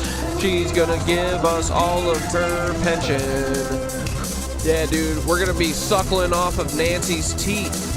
Up in the North Woods, boys. We're gonna be like Dexter. We're gonna retire to Alaska and live off of Nancy. Told me I see you rise. There's my girl. I always fall into Nancy's hands, boys. She's a fighter pilot, and Savannah hates her, cause she's jealous. All things pass, into the night. weed, and I said, stay vigilant and take care of your neighbors. I must disagree. Oh no, sir. I want Cat Dad, not Bob Dylan. Wait, who's Bob Dylan? I've seen it all before. Nancy Guthrie. She was just the Lindbergh baby, dudes. I see the sky just begin to fall. Dude, isn't Nancy so beautiful? Where'd Nancy go? And I said, please save Nancy. We need her back. Please take Savannah instead, boys. We don't like her head. She likes to smoke crack. And she also probably did 9/11 with Jeffrey Epstein. She is a weird old lady. We love Savannah. Savannah's like, I think this is all my fault because I'm so rad and rich and pretty and everybody's jealous of me, boys. Why did you steal my mother? Nobody can find her. But we're like, the FBI's doing a good job, brother, and they don't need to change anything because it's only been 60 days and they haven't even found a lead or anything, even though we have her in our basement. Thank God we're at the marimba part, boys, and then Nancy is in a sewer right when the sewer works. You know. The toilets and sewers where they reside. Nancy's. We don't frick with Savannah, but we love Nancy. Where's my mouse, boys? We don't frick with Paul either. Goodbye, Paul, buddies. Please come on the show soon, friend. Ooh, ooh, ooh, ooh, ooh, ooh, ooh. I miss my friend Charlie Kirk. He is so missed. Dude, please take Erica. We don't want her anymore. Can we get Charlie back? And seriously, take Erica. We're over her. Nitwitch, the nitwitch bitch. Nitwitch, the nitwitch bitch. The nitwitches are coming for Paul all day, boys. Nitwitch bitches, gonna mess your cinch up, yeah. Alright, boys. Sorry, that's the best I got tonight. I'm so sick. Okay, I'm gonna go lay down now and not do anything. Maybe I'll watch some reality show TV. Or finish Andor. Alright, bye. I know this picture is really cute of us. Charlie's a little off, but, you know, it's fine. Alright, love you, bye.